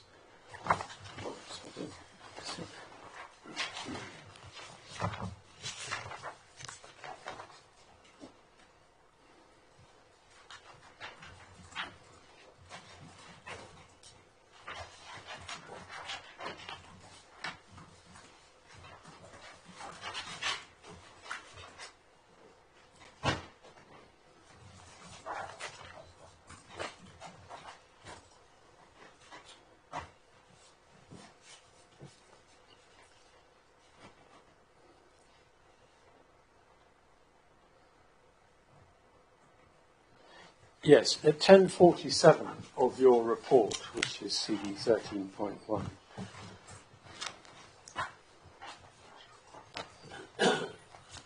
you discuss here the difference in the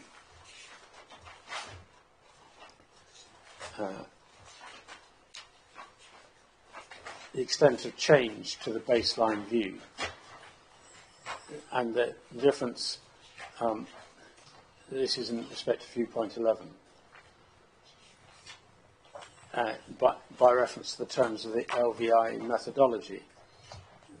The Highland Council's position, and indeed Mr. Daly's, is that the change to the baseline view would be readily apparent, as I understand it, whereas the LVIA, as you point out, assesses it as being a minor alteration to the baseline and providing a readily slightly apparent influence in the view. Have I summarised that correctly? You just missed that it was a moderate to minor alteration to the baseline rather than a minor. Right here. But if the reporter was to find that the turbines would be readily apparent from viewpoint 11, his conclusion should then accord with Highland Council and Mr. Daly's view, should it? Well, the Highland Council and Mr. Daly recorded different assessments for viewpoint 11. Highland Council found it would be major significant, whereas Mr. Daly found it would be moderate major. So there are three different views to reconcile there. Well, I'm just putting it in terms of readily apparent. If he found that it was readily apparent, he would be disagreeing with your view as expressed in the LVIA. Yes, because that term comes from one of the definitions of magnitude, and it's a notch up from where I'm saying it is. Yeah, absolutely. So again, I'm just trying to identify that I probably overloaded the question. Grateful. That's all on viewpoint 11. If we move on to viewpoint 13, which is Burach, I see you nodding at that. He has it as high and you have it as medium high. Yes. And there's also a difference in terms of magnitude of impact. No, I think we both have it as medium. It's the magnitude of change. We have reference to distant view, set back from the side of the Great Glen.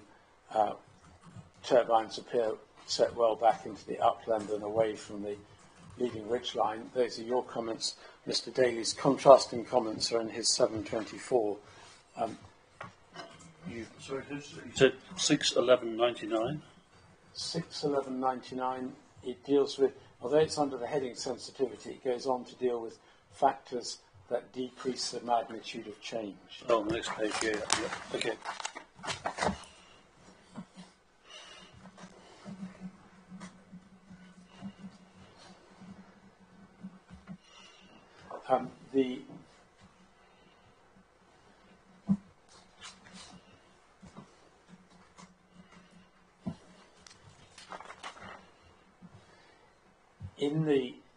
If we look at what the was recorded in the previous report on it. That's 30. You disagree with the reporter. You also disagree with the previous appellant's assessment in terms of visual impact. I do respect viewpoint 11. Thank you. I note again the difficult position the reporter is in because he gets three different assessments of that viewpoint alone. From STA.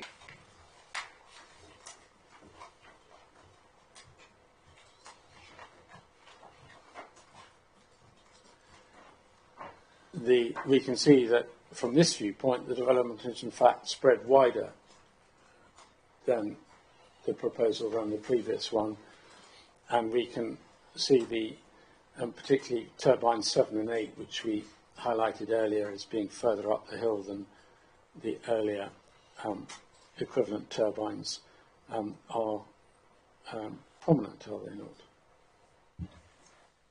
I would say it is a marginally wider field of view is affected.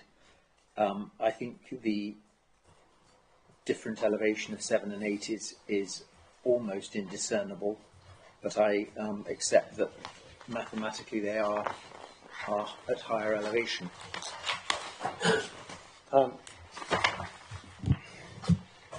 We then go on to Ben T, which we've discussed in part already.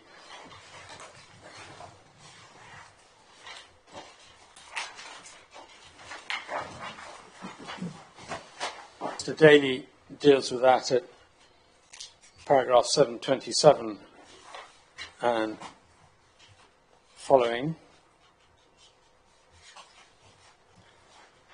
The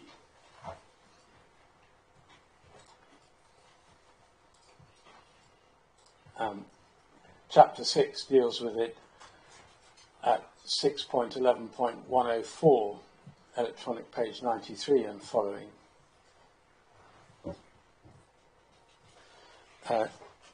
In terms of Ben T, this is one where there's a disagreement over sensitivity. You have a medium high, Mr. Daly has high. Yes. And in terms of magnitude of impact, you are agreed as to a medium-low magnitude of change. Yes. But there are differences in your views as to whether it's significant or not. And again, if we look at the previous reporters dealt with Ben T at paragraph 81 and 82 of his report, which is electronic page 15 over to 16. And that was again where the appellant acknowledged a significant visual effect on Ben T. It didn't acknowledge a significant cumulative effect. I'll just remind myself. But the reporter found a significant cumulative effect. And I think for Ben T, you find a not significant effect for both of those. Both individual and cumulative. I don't think I need to go to the respective comparative wire lines. Just see if I need to have a look at them.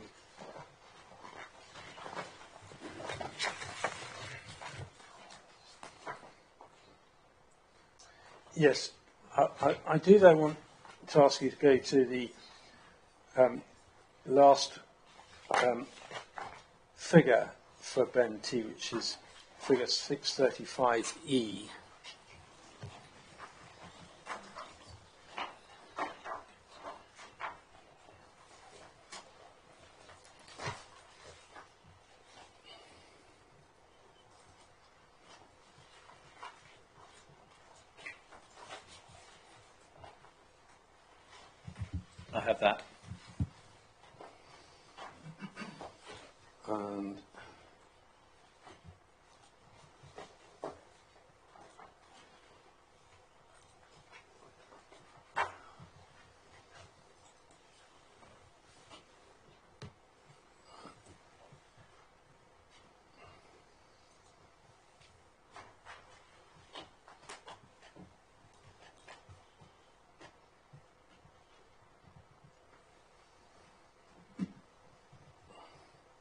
So apologies for your note, so that's CD 1.141.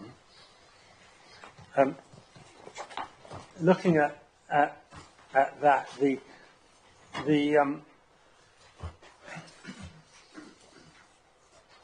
Culachy turbines, as you pointed out earlier, appear in front of and in line with the strong leg turbines. The strong leg turbines clearly are much more removed from the Great Glen than the Culachy turbines. They are far more distant. Likewise, the other turbines that one can see to the left of Strong Leg on the sky, on or just below the skyline.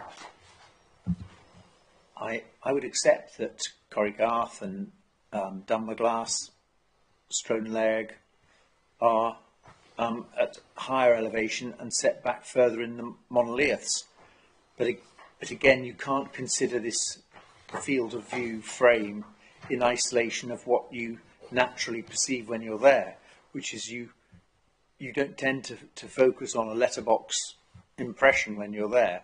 And there is a very significant array of wind farms just to the left of your view, which undoubtedly affects your perception of that panorama. Absolutely. I'm not suggesting that you do take a letterbox view. One can only use the visual materials that we have before us to do it. And the wire lines will show the report of where the other turbines are. But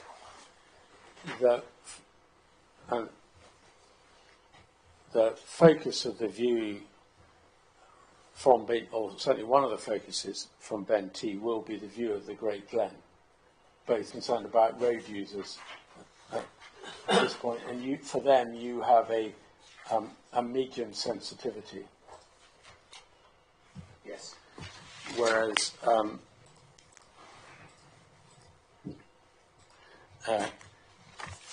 Mr. Daly has the sensitivity of road users as medium high for the reasons he gives, and we explored that in part by reference to GLVIA earlier, and that's at his 741.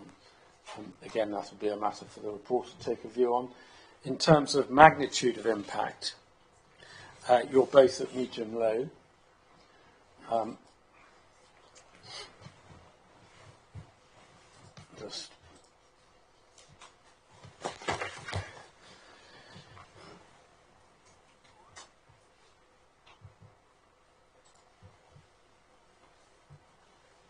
I think in terms of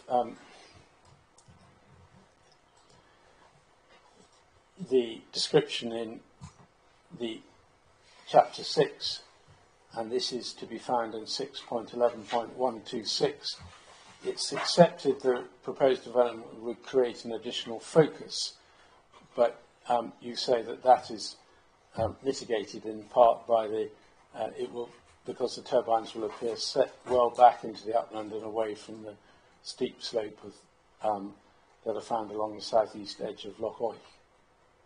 Yes. Mr. Daly's contrasting views can be found at his 742.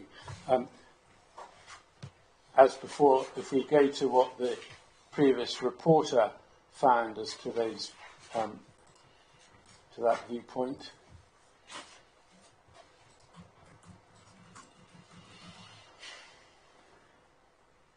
it's at paragraph 86 onwards, so that's electronic page 16 over to electronic page 17.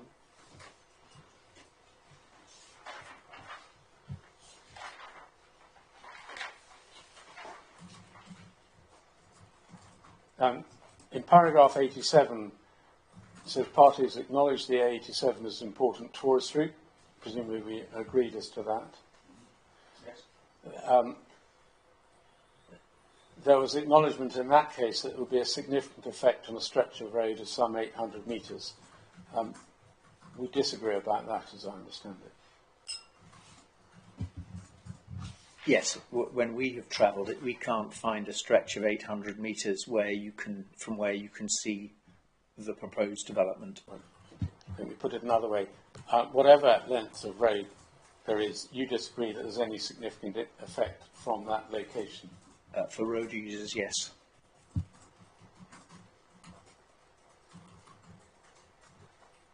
And we can see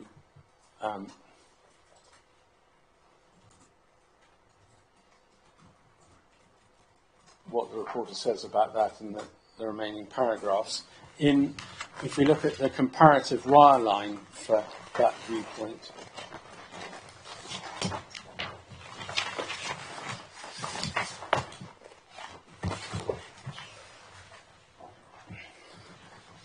and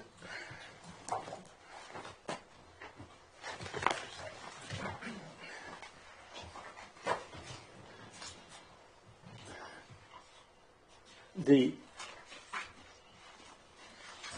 greater scale of the turbines, I'd suggest you will add to the extent of impact from this viewpoint, i.e. the additional 50 metres,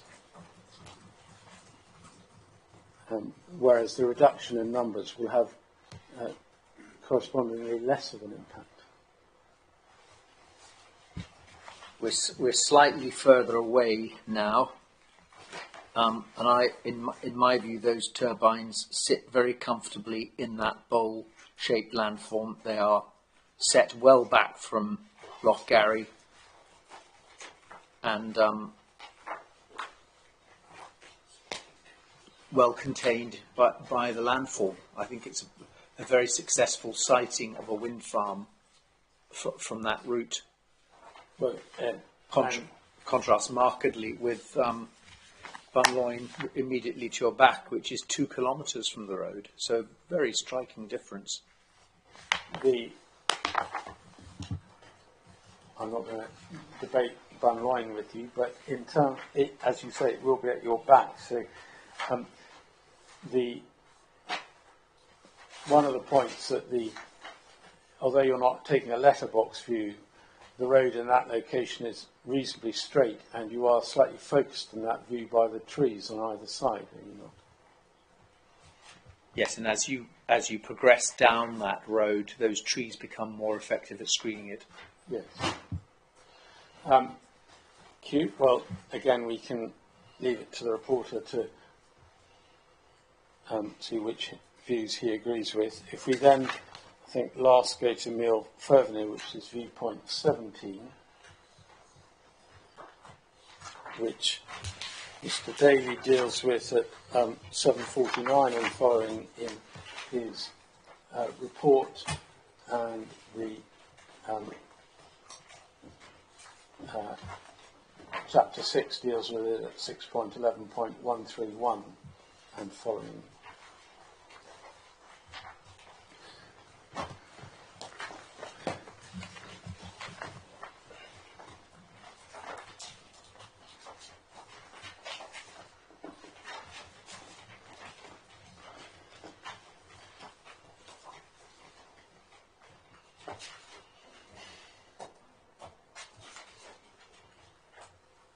I think you'll both agree that receptor sensitivity is high, although in reaching that view you disagree as to the susceptibility. Yours is a notch lower than Mr. Daly's. But we attribute the same sensitivity. Absolutely. And then in terms of magnitude of change, you both agree that it's low. Yes. But for the reasons he set out in his 7:51, by comparison with the reasons you set out, or the Chapter 6 sets out in the 611.134, you take a different view as to significance. Yes, that's right. If we go to the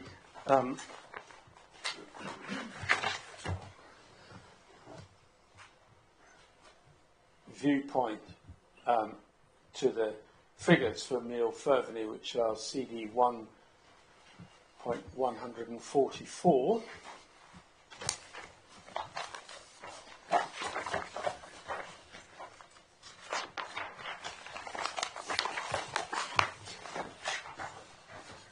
As we run through the cumulative wire lines, one can see the number of wind farms that are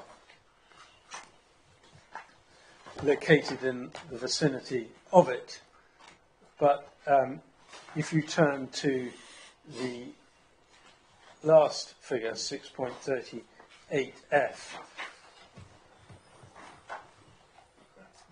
that is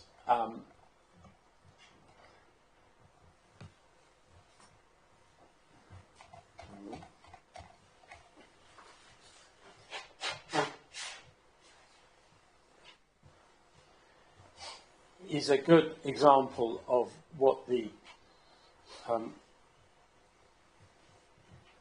supplementary guidance in its description of key views. So this is CD 11.8 at electronic page 42. Great Glen from Neil Ferveny, a unique perspective of the Great Glen. And indeed, that is what that view shows. You couldn't get your unique perspective of the Great Glen. That is not a letterbox view, but that is a unique perspective of the Great Glen, isn't it? Isn't that exactly what that is talking about? The unique perspective pans round through 180 degrees And or so, and we're looking there at one segment of it. well, the rolling uplands are highly visible from this location. They do not form part of the main direction of view. That would suggest that the unique perspective is looking up or down the Great Glen. So the rolling uplands are the monoliths, presumably, that was being referred to. I think the rolling uplands are the monoliths, but what you don't see in that view as well is the consented Culachy wind farm on the horizon. No. And you would see it. And by clipping the right hand side, by clipping Blary just out of the right hand side, you miss the influence that it has too. I've actually joined the 90-degree images together just to help get a better impression of what you actually might see, and I think it's quite a useful exercise because it is. I do think it's. That doesn't exist anywhere, saving you've done it on your screen. Save a hard copy. Well, I don't think it's before the inquiry, is it? That's not. No. But it's quite an easy thing to do with some scissors and sellotape.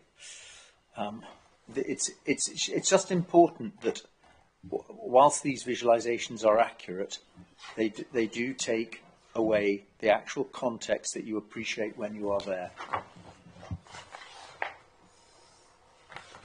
And in my view, the Blary wind farm to your right and the others on the rolling uplands to the left are elements which change your perception.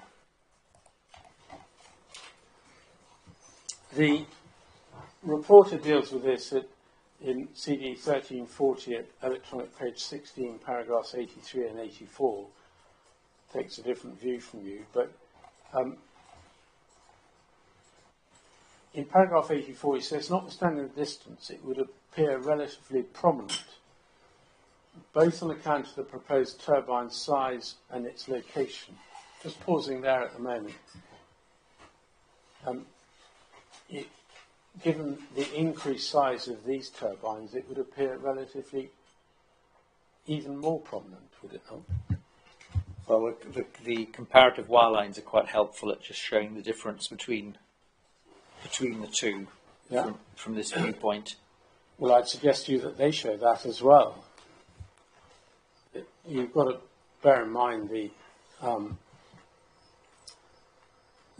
in both of them, and this is not a criticism of the wire lines, because of the steepness of the hills, the red turbines appear against very dark brown shading, indicating that the topography, and the wire lines have to be interpreted properly, which you as landscape architect can do. But I'd suggest to you that the reporter's reference to turbine size, that albeit they are a considerable distance away, the 50-metre increase will, not that anybody would be able to compare and contrast, would make them, would add to their prominence. It's a logical conclusion that larger turbines will be more visible, I would say. However, since the reporter undertook that assessment back in 2018, there have been other wind farms built and or operational and consented in the area, which have appreciably larger turbines because of their proximity to the viewpoint. And it would be seen within that context. These wouldn't single out as the largest turbines you could see in the view. I'm not suggesting they would do, and I'm not making a point about, because frankly, you would not be comparing and contrasting the size of these turbines with, I would suggest to you, any other wind farm, because they're quite a distance away from any other wind farm. What I'm looking at is the prominence of these particular turbines themselves.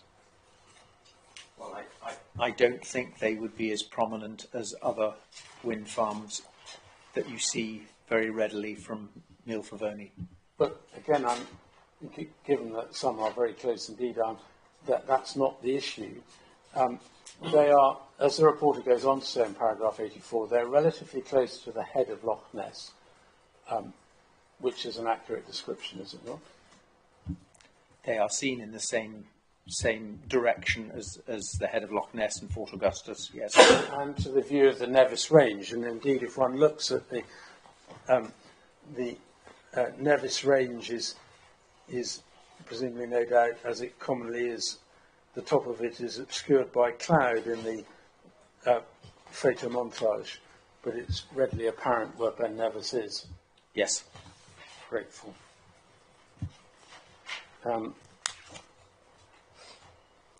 See, that's taken me slightly longer than anticipated, but that's all I wanted to ask you about issue 3. I just have localisation to deal with, which you can deal with, I think, reasonably swiftly. And then we're done. So my apologies for overrunning in part. So we can put the visualisations away and take up your report. And you deal with the subject of matters being localised in 2 places. Firstly, at 225,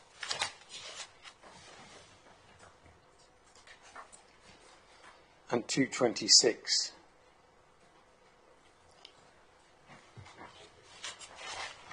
And you refer, in 226, you say in the author's assessment the word localised must refer to the geographical influence.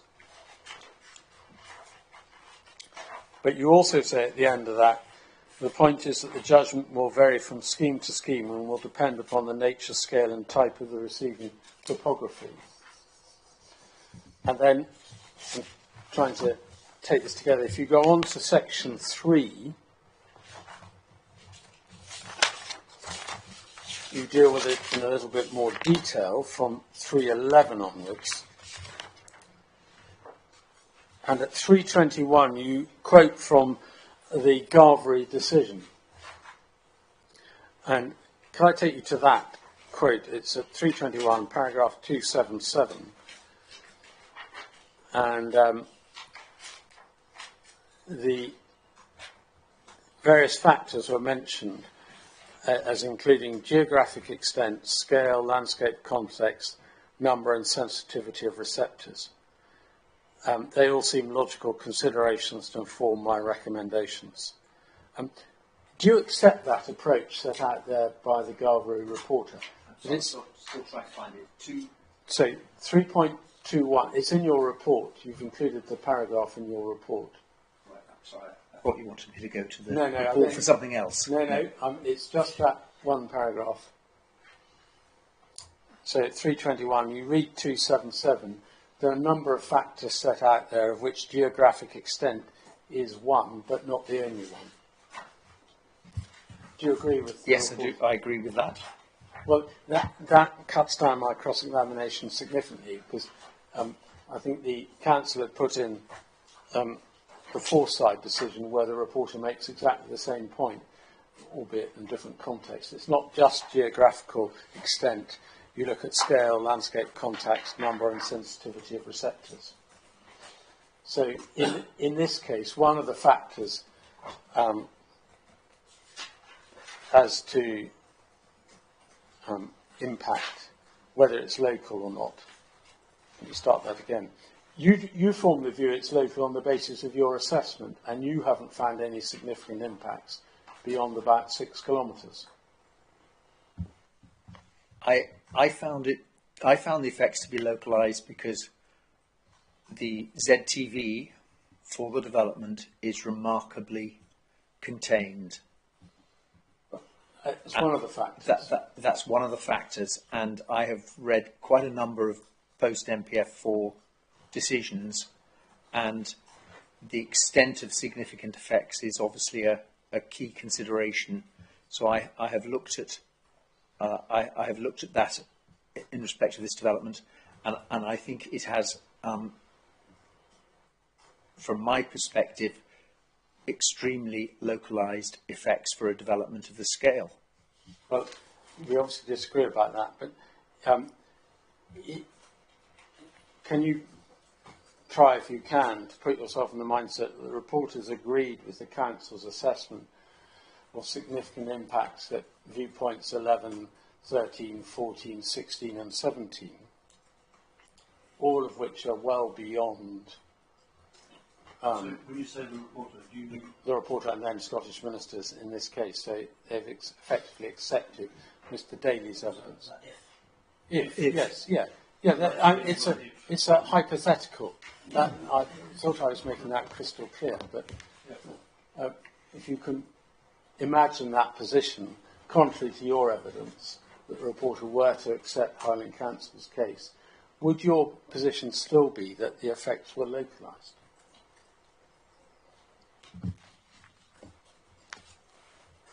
I think that having regard to something like Garvery, the reporter there found the landscape effects to be more extensive than either Mr. Daly or I have for Culachy. They went to 6 to 9 kilometres at Garvery, and then exceptionally to, I think it was 12 kilometres for a more distant viewpoint, and he reasoned in that case that passed the localised test in MPF4.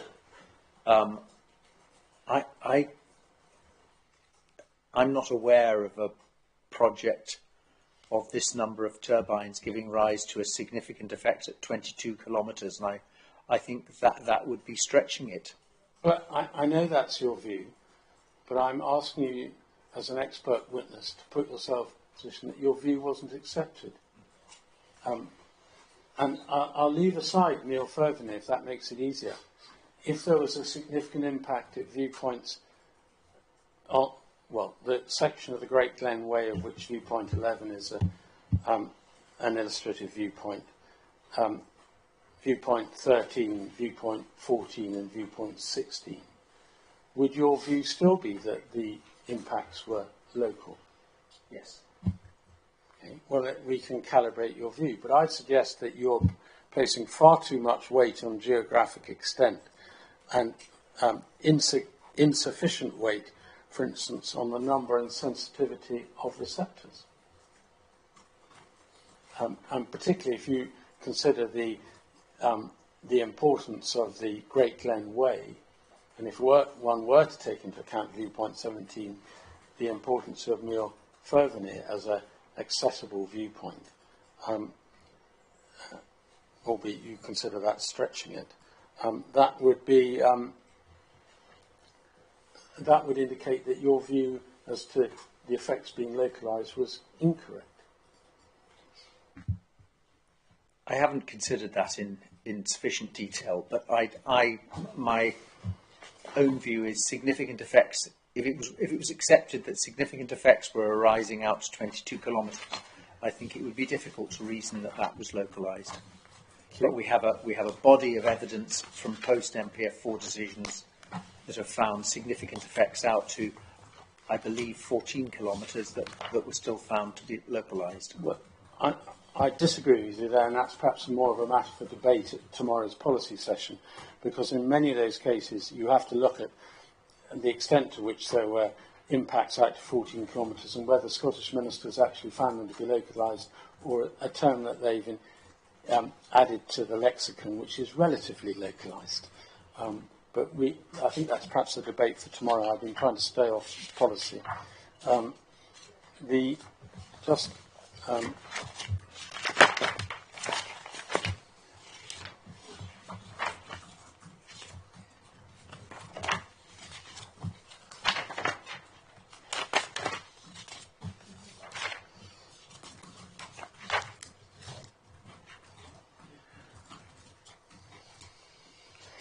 Yes, just in that regard, you say, as the last point, at 919 and 920 of your report, so that's 30.1,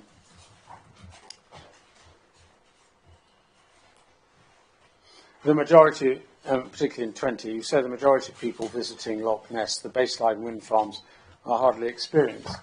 The majority of people in Loch Ness will be either on the road in around Drumnadrochit or in on the loch itself. I agree with you, the majority will be. But there will be a significant minority that are on the Great Glen Way, won't there? Yes, I've recognised in my report that it's well used. And in landscape and visual impact terms, it's not just weight of numbers that is important, relative weight of numbers. The Great Glen Way is well used, as indeed I would suggest is the Corriere Pass. I don't have any numbers to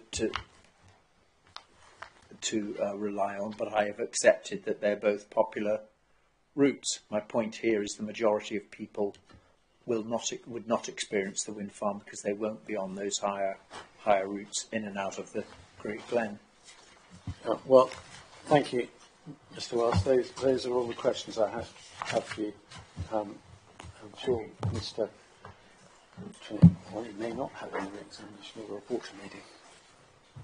Okay, thank you, Mr. Finlay. You've actually managed to pick up most of the questions that I had to one degree or another, so I'll just, if you could just bear with me while I just double check.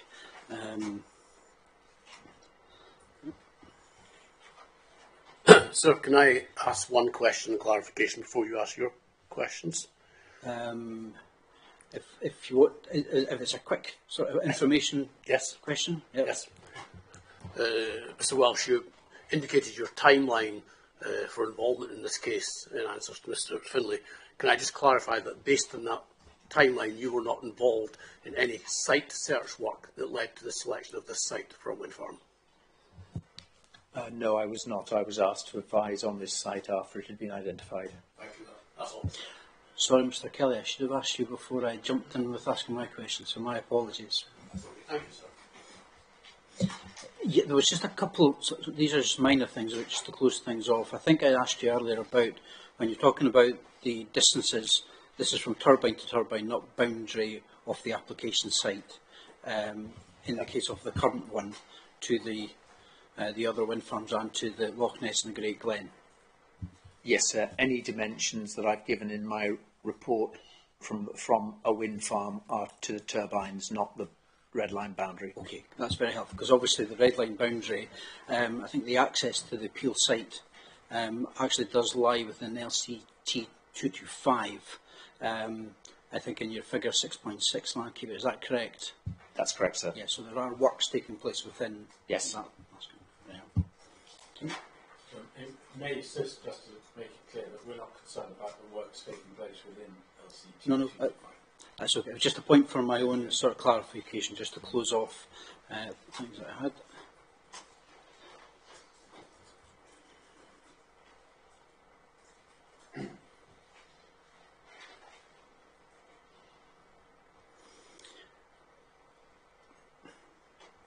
I've got some minor points, but I think you have probably covered them. Yeah.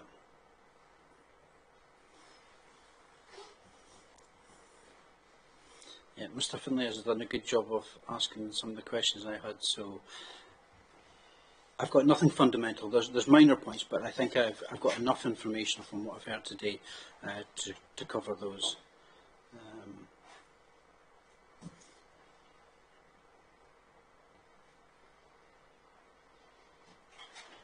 Yeah, there was just one. I think you've answered this, but just from one point of view, looking at viewpoint 17,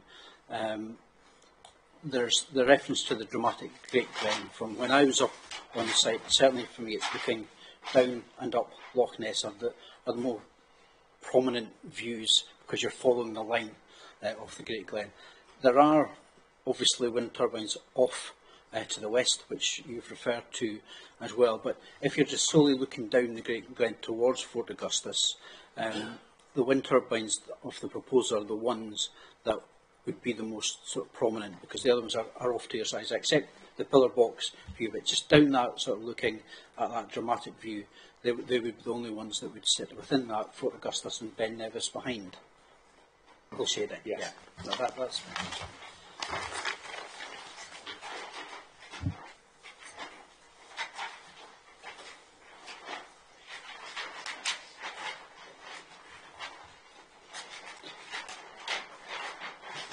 I think that's actually all I've got, because I think, as I say, Mr. Finley's actually picked up most, from what you've said, I can answer the questions that I've got before me. So I'm fine. Mr. Trinick, would you like to conduct the examination? Yes, thanks, sir. Got a number of points as quick as I can. Mr. Welch, at the very beginning of the cross-examination, you were taken by Mr. Finley to LN6. You discussed Rolling Uplands, LCT 221, you discussed LCT 236, and then there was the question of the buffer between 221 and 225 in the area north of Fort Augustus, the buffer of 224 and 227. Do you remember that discussion? Yes. And you said, yes, in our area, i.e. by Culachy, 221 and 236 go straight into 225. There's no intervening LCT.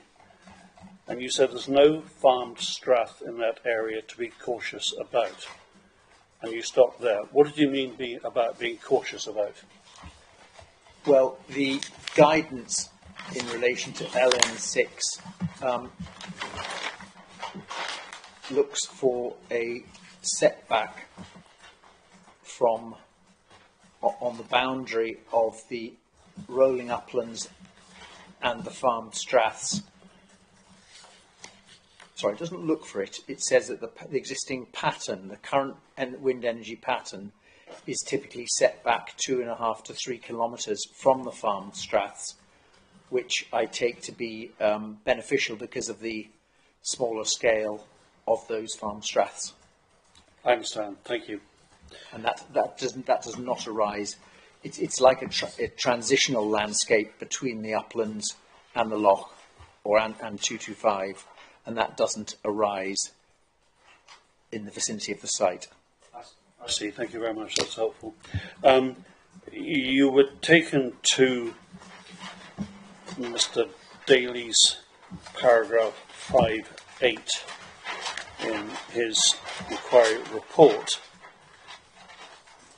into the second bullet point, which concerns the broad steep-sided Glen LCT, that is to say 225, and you were then taken to Mr. Seaton's decision, Culachy 1, that's 13040, paragraphs 12 and 13. The point being made that in Culachy 1, as I call it, was a departure from the proposed development can be said not fully to accord with the established pattern. That was Mr. Seaton's words. By reference to JW1, could you perhaps explain to the reporter how the pattern to which Mr. Seaton was referring may have changed since the 2018 appeal decision?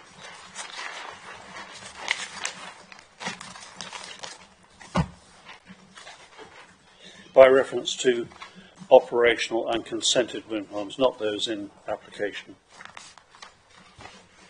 If we start at the top right-hand side, we've got the operational Dunmaglass and Corrigarth, and an extension to Corrigarth has been consented, Corrigarth 2. Yeah, just focus on post-2018. Yes, that's post-2018. Right. We then... So can I just clarify, it's the extension that's post-2018? Yes. Correct, that is correct. Yeah, only the extension. We then come further south to Strone Lairg, and the Cloich extension to it, shown there in a purple boundary, has been consented since 2018.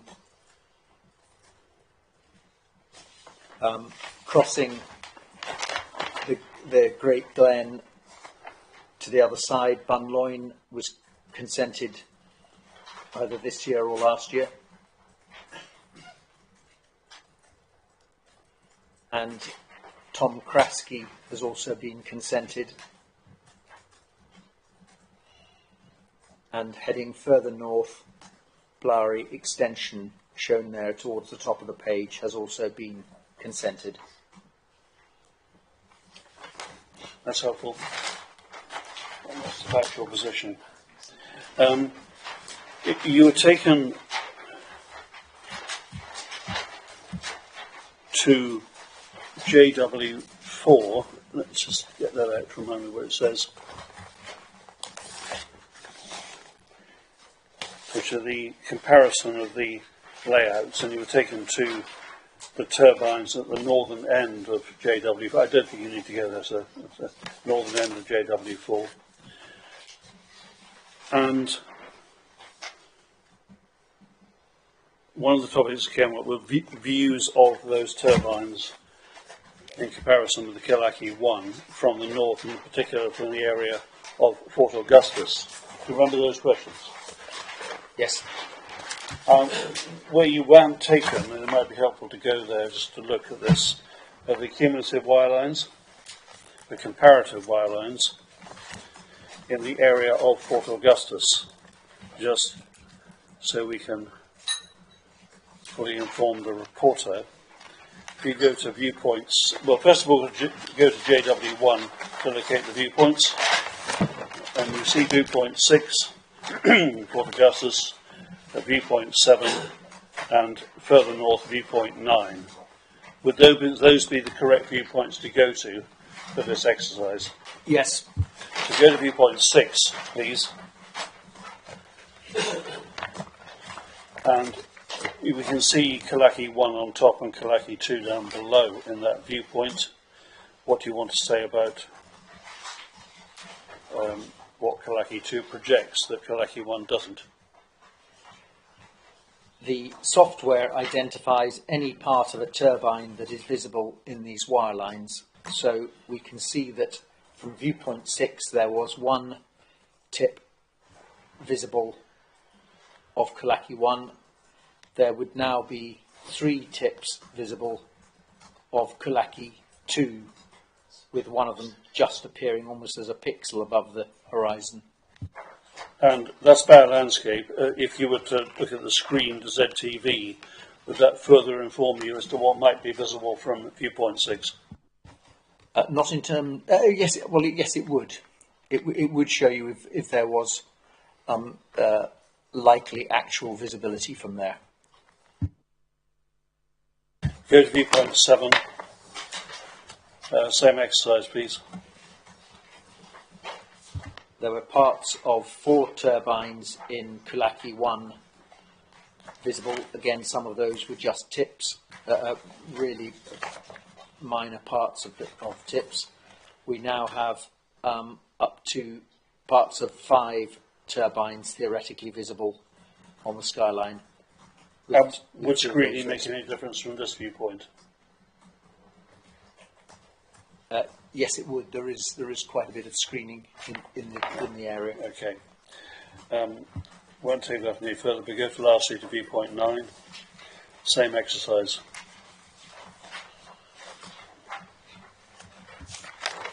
There was one blade tip visible of Culachy 1 and there would be parts of 4 visible now from this lay-by on the A82. Screening? It's a relatively open view Okay. from a short stretch of the road. Thank you. You had taken to paragraph 17 of the Culachy 1 decision, 13.40.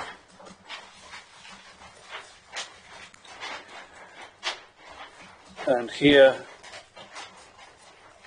yes, there's a question of perception of the effect of turbine development on, the effect of turbine development on your perception of landscape scale. That was the issue. Do you remember those?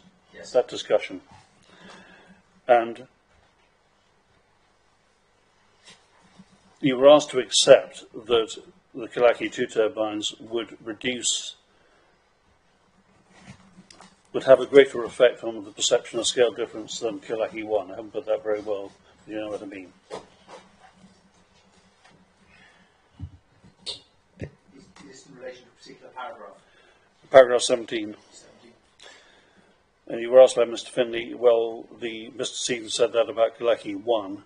Would you accept that the effect on perception of landscape scale will be different for Culachy 2?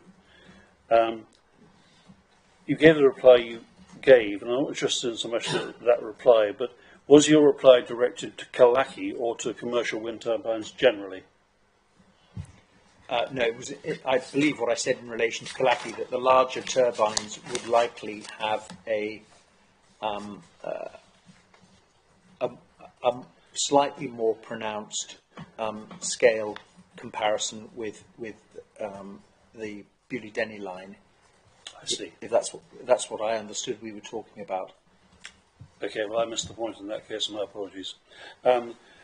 You discussed with Mr. Finlay this question of the Landscape Institute's clarification for its GLVIA, which is an intensely interesting subject. And you were taken to the GLVA and to the errata. Could you tell me, as a landscape professional, what status you accord the GLVIA when devising your own methodology of assessment? It is guidance. Yes, sure, but I belong to the Law Society, but I hesitate to disagree with the Law Society. Do you feel free to disagree with the Landscape Institute in coming to your own views on the appropriate methodology? Yes, from a professional stance, where we disagree with it, we will set out our differences in our own methodology, and there are such differences set out in Appendix 6.1.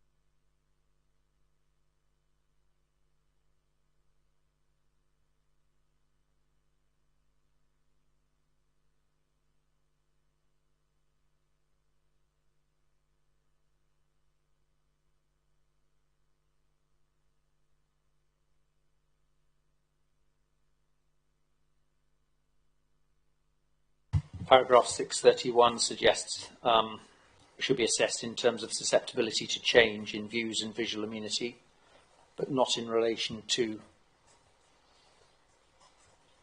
Does it guide you on whether, on the topical question?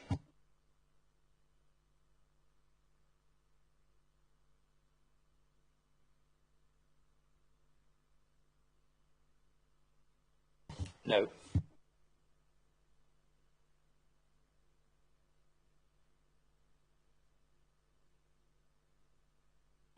Mr. Finlay discussed with you your phrase, a defining characteristic. And I recorded that he said for landscape and visual assessment. do you use the phrase defining characteristic for visual assessment as well as landscape assessment? Yes.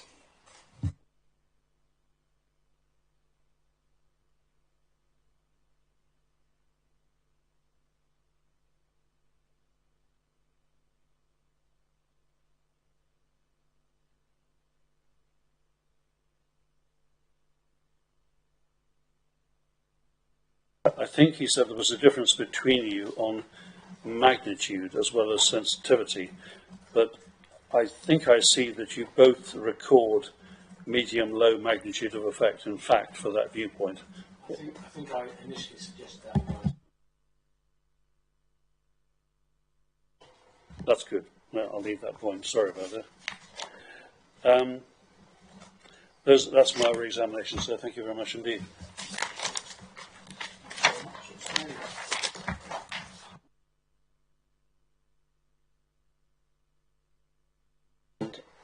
Are we happy to progress as agreed, or is there any thoughts or comments at this stage? Yeah, if I can say that having Mr. Daly's evidence in chief would be is sensible. I prefer not to go beyond that, so that we can still speak to each other about the case overnight. And my understanding from Mr. Trinick is we shouldn't have any difficulty about finishing by lunchtime tomorrow, particularly given the 9:30 start. I suspect my cross-examination will be approximately 2¼ hours or something like that. It'll be shorter because I can delete some stuff as a result of today. Okay, thank you. Well, let's have a 10-minute break just now to catch our breath, and then we'll start back at quarter to 4. Okay, thank you very much, Mr. Rush, for your evidence today. Thank you. Thanks, sir.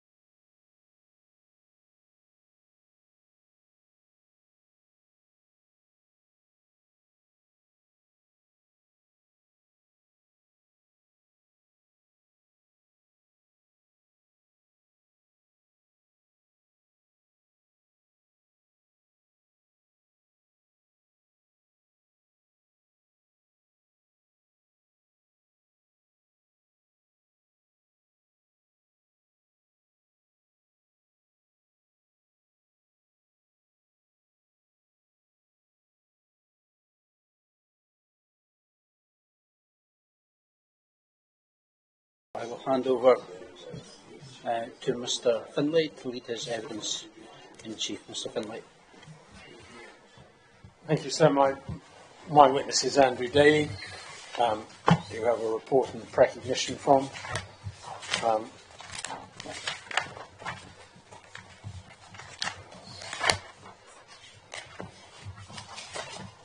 Find somewhere. That's what I heard.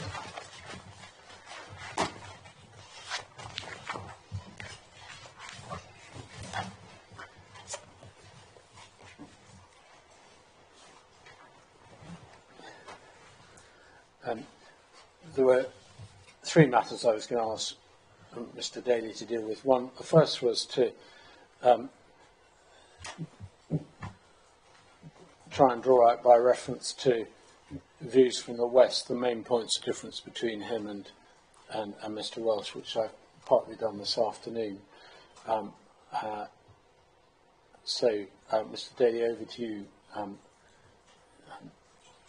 and the viewpoints you wish to take the reporter to, just to give point out what you understand the differences to be. Thank you. The first viewpoint I'll take you to is viewpoint 11. And just to be clear, are you using the Nature Scott visualisations? I am, yes. So this is 1 through 1.1. Where am I? Sorry. Thank you.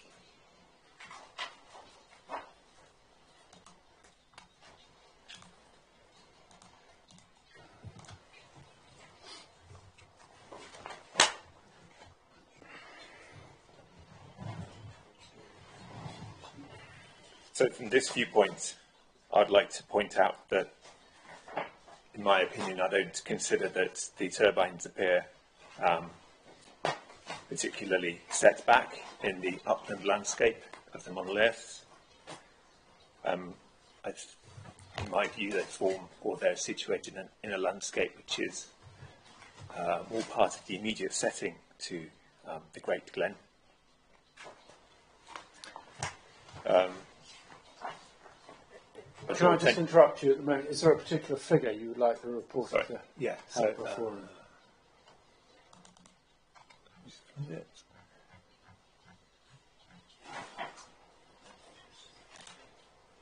It's 6.32.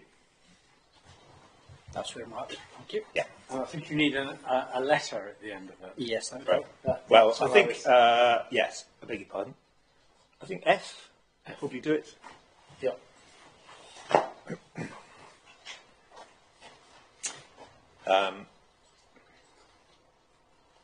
I'd point to the fact that the turbines are situated just above the terminal point of Loch Ness, which is a natural focal point of the view from this location.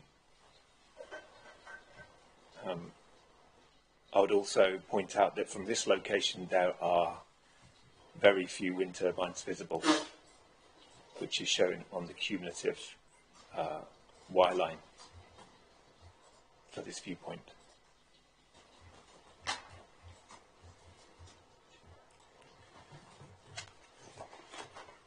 And I'd also point out that the Bewley to Denny overhead line towers. So then you refer to the cumulative viewpoint, Yes. which. So these are from figure 6.32B, C, and D. Thank you.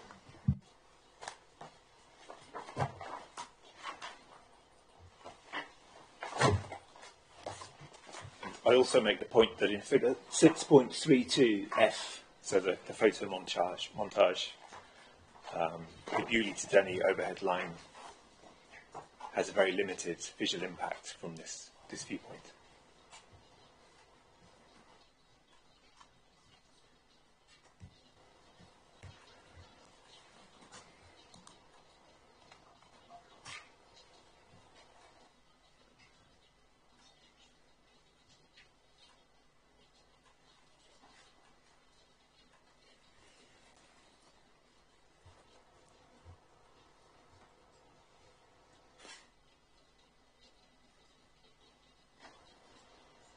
So if I can move on to viewpoint 13, which is document 1.140.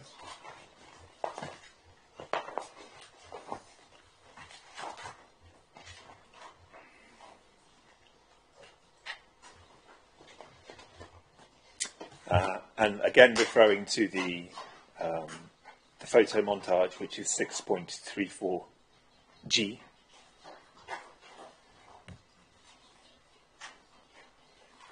Again, in my view, these turbines do not appear particularly well set back in the monoliths, unlike other wind farm development. Again, they're at a focal point in the view at the terminal point of Loch Ness, and they're seen above Fort Augustus.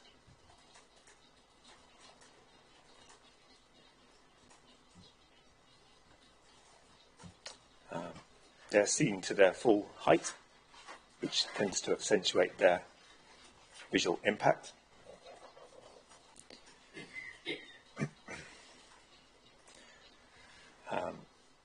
Then finally, if I refer to the cumulative, so that is figure 6.34B, C and D and E. I note their separateness from the other wind turbine clusters in the view, which do generally appear, certainly those to the east of Loch Ness, here appear well set back and are separated from the Great Glen, including the more hilly landform adjacent to Loch Ness.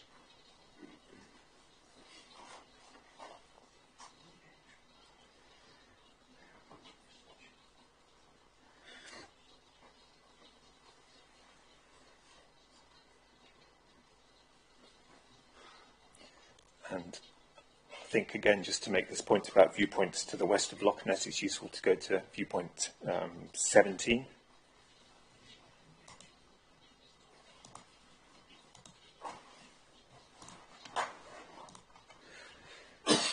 So that's document 1.144, your further name. So the photo montage figure is 6.38F.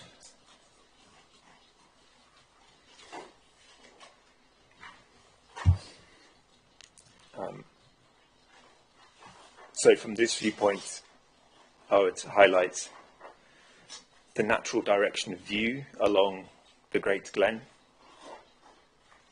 where your eye is drawn along the Great Glen, and then the position of the wind farm in relation to this natural direction of view.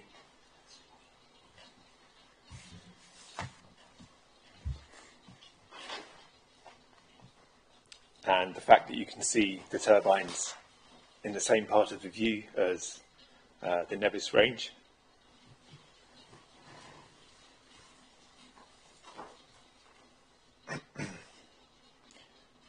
Again, in my view, they do not appear as set back from the Great Glen as cumulative wind farms, which can be seen on figure 6.38B, C, D. Yes, that's it.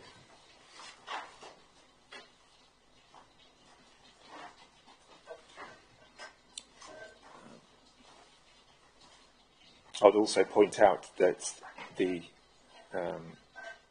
onshore wind energy guidance by the Highland Council refers specifically in 5.2.1, referring to key views, how the key view is down Loch Ness or along the loch and not across to the monoliths. where other wind farms are located.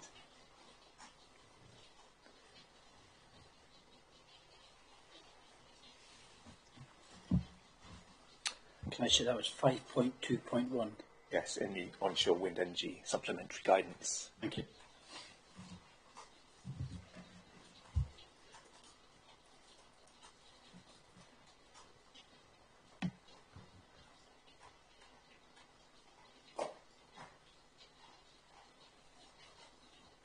Are those my main points? I'm grateful. No doubt if Mr. Trent wants to ask you about the other viewpoints and dispute that we haven't covered, he will do so. Then I want to ask you about design, and you heard this morning, this afternoon, some debate between myself and Mr. Welsh about the design changes to the wind farm between Culachy 1 and Culachy 2. Leaving aside the increase in height for a moment, which you've commented upon, to what extent do you think the other design changes have had any material impact on impact, i.e. The repositioning of turbines, I think being one, and the reduction from 13 to 8 being the other? Well, I don't think any impacts are less, and some are greater than the Culachy 1 wind farm. You? And then, the last matter to ask about is methodology. You heard me go through with Mr. Welsh the various references in the GLVIA, so I think take all those as read from. And we also heard the question that Mr. Trinick asked him in re-examination, but your understanding of GLVIA, particularly Chapter 6 and paragraph 630 to 32, is your understanding that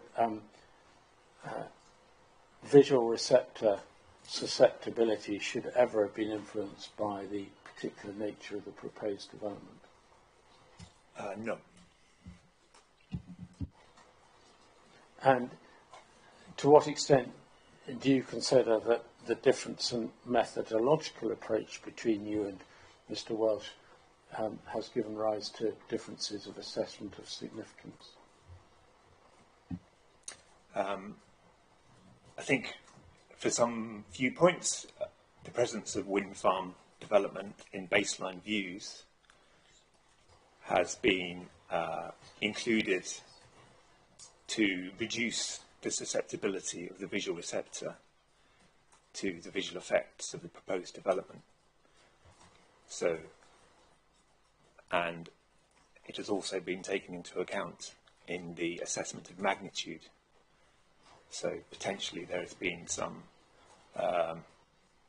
differences in, or some reduction in both sensitivity and magnitude, which might be considered a double count, perhaps, of the same factor.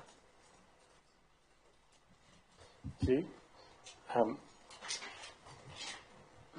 made your position clear on that. In terms of the other issue on methodology, whether a significant change has to define something or other in the way that Mr. Welsh made clear, applied in re-examination, applied both to landscape and visual impact assessment. I think it's accepted that that is not that particular approach is not doesn't derive from GLVIA in itself. What's your approach to? I don't think that point was put by a witness. I think it was actually. Not the GLVA point, I think. Yeah, with respect, it was. I think we had some debate as to whether it was inconsistent with GLVIA, and I made it clear to Mr. Welsh that I wasn't putting that it was inconsistent with GLVIA, but that it didn't derive from GLVIA. I don't think, leaving that to one side, Mr. Daly, what's your approach to the issue of assessing significance?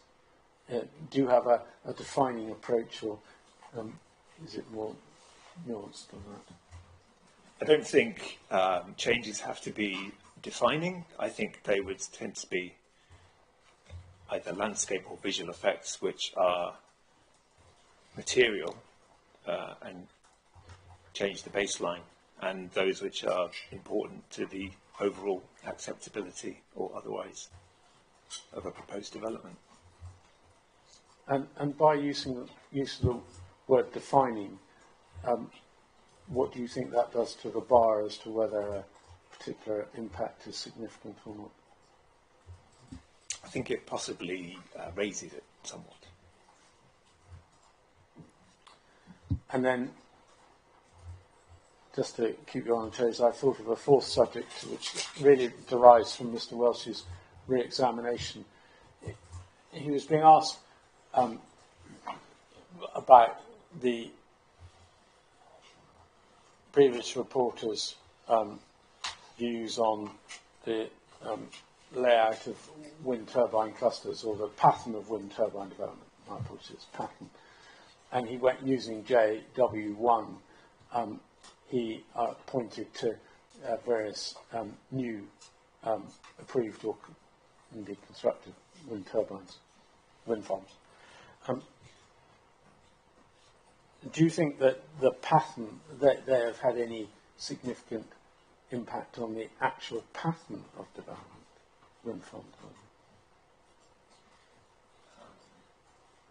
I think the pattern of wind farm development is evolved by wind farms being attached to existing clusters.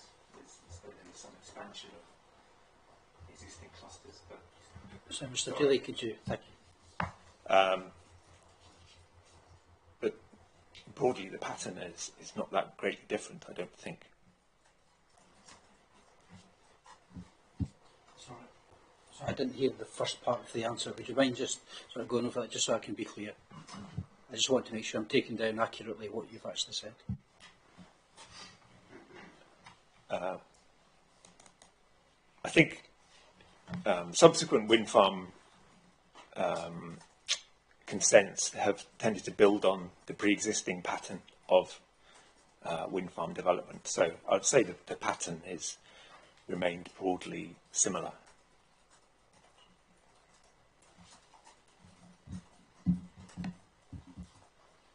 Thank you very much, Mr. Daly. Those are all my questions and examination in chief. Although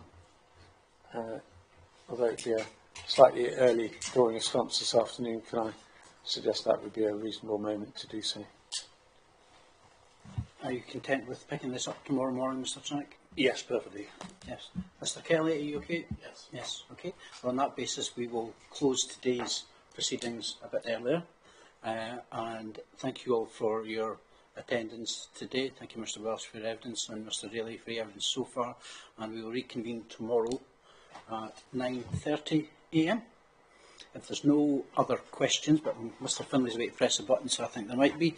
So I'll hand over to him. No, it's just to thank you, sir, and thank you for your flexibility over the timetable. Okay, that's fine. Okay, thank you all very much. Thank you.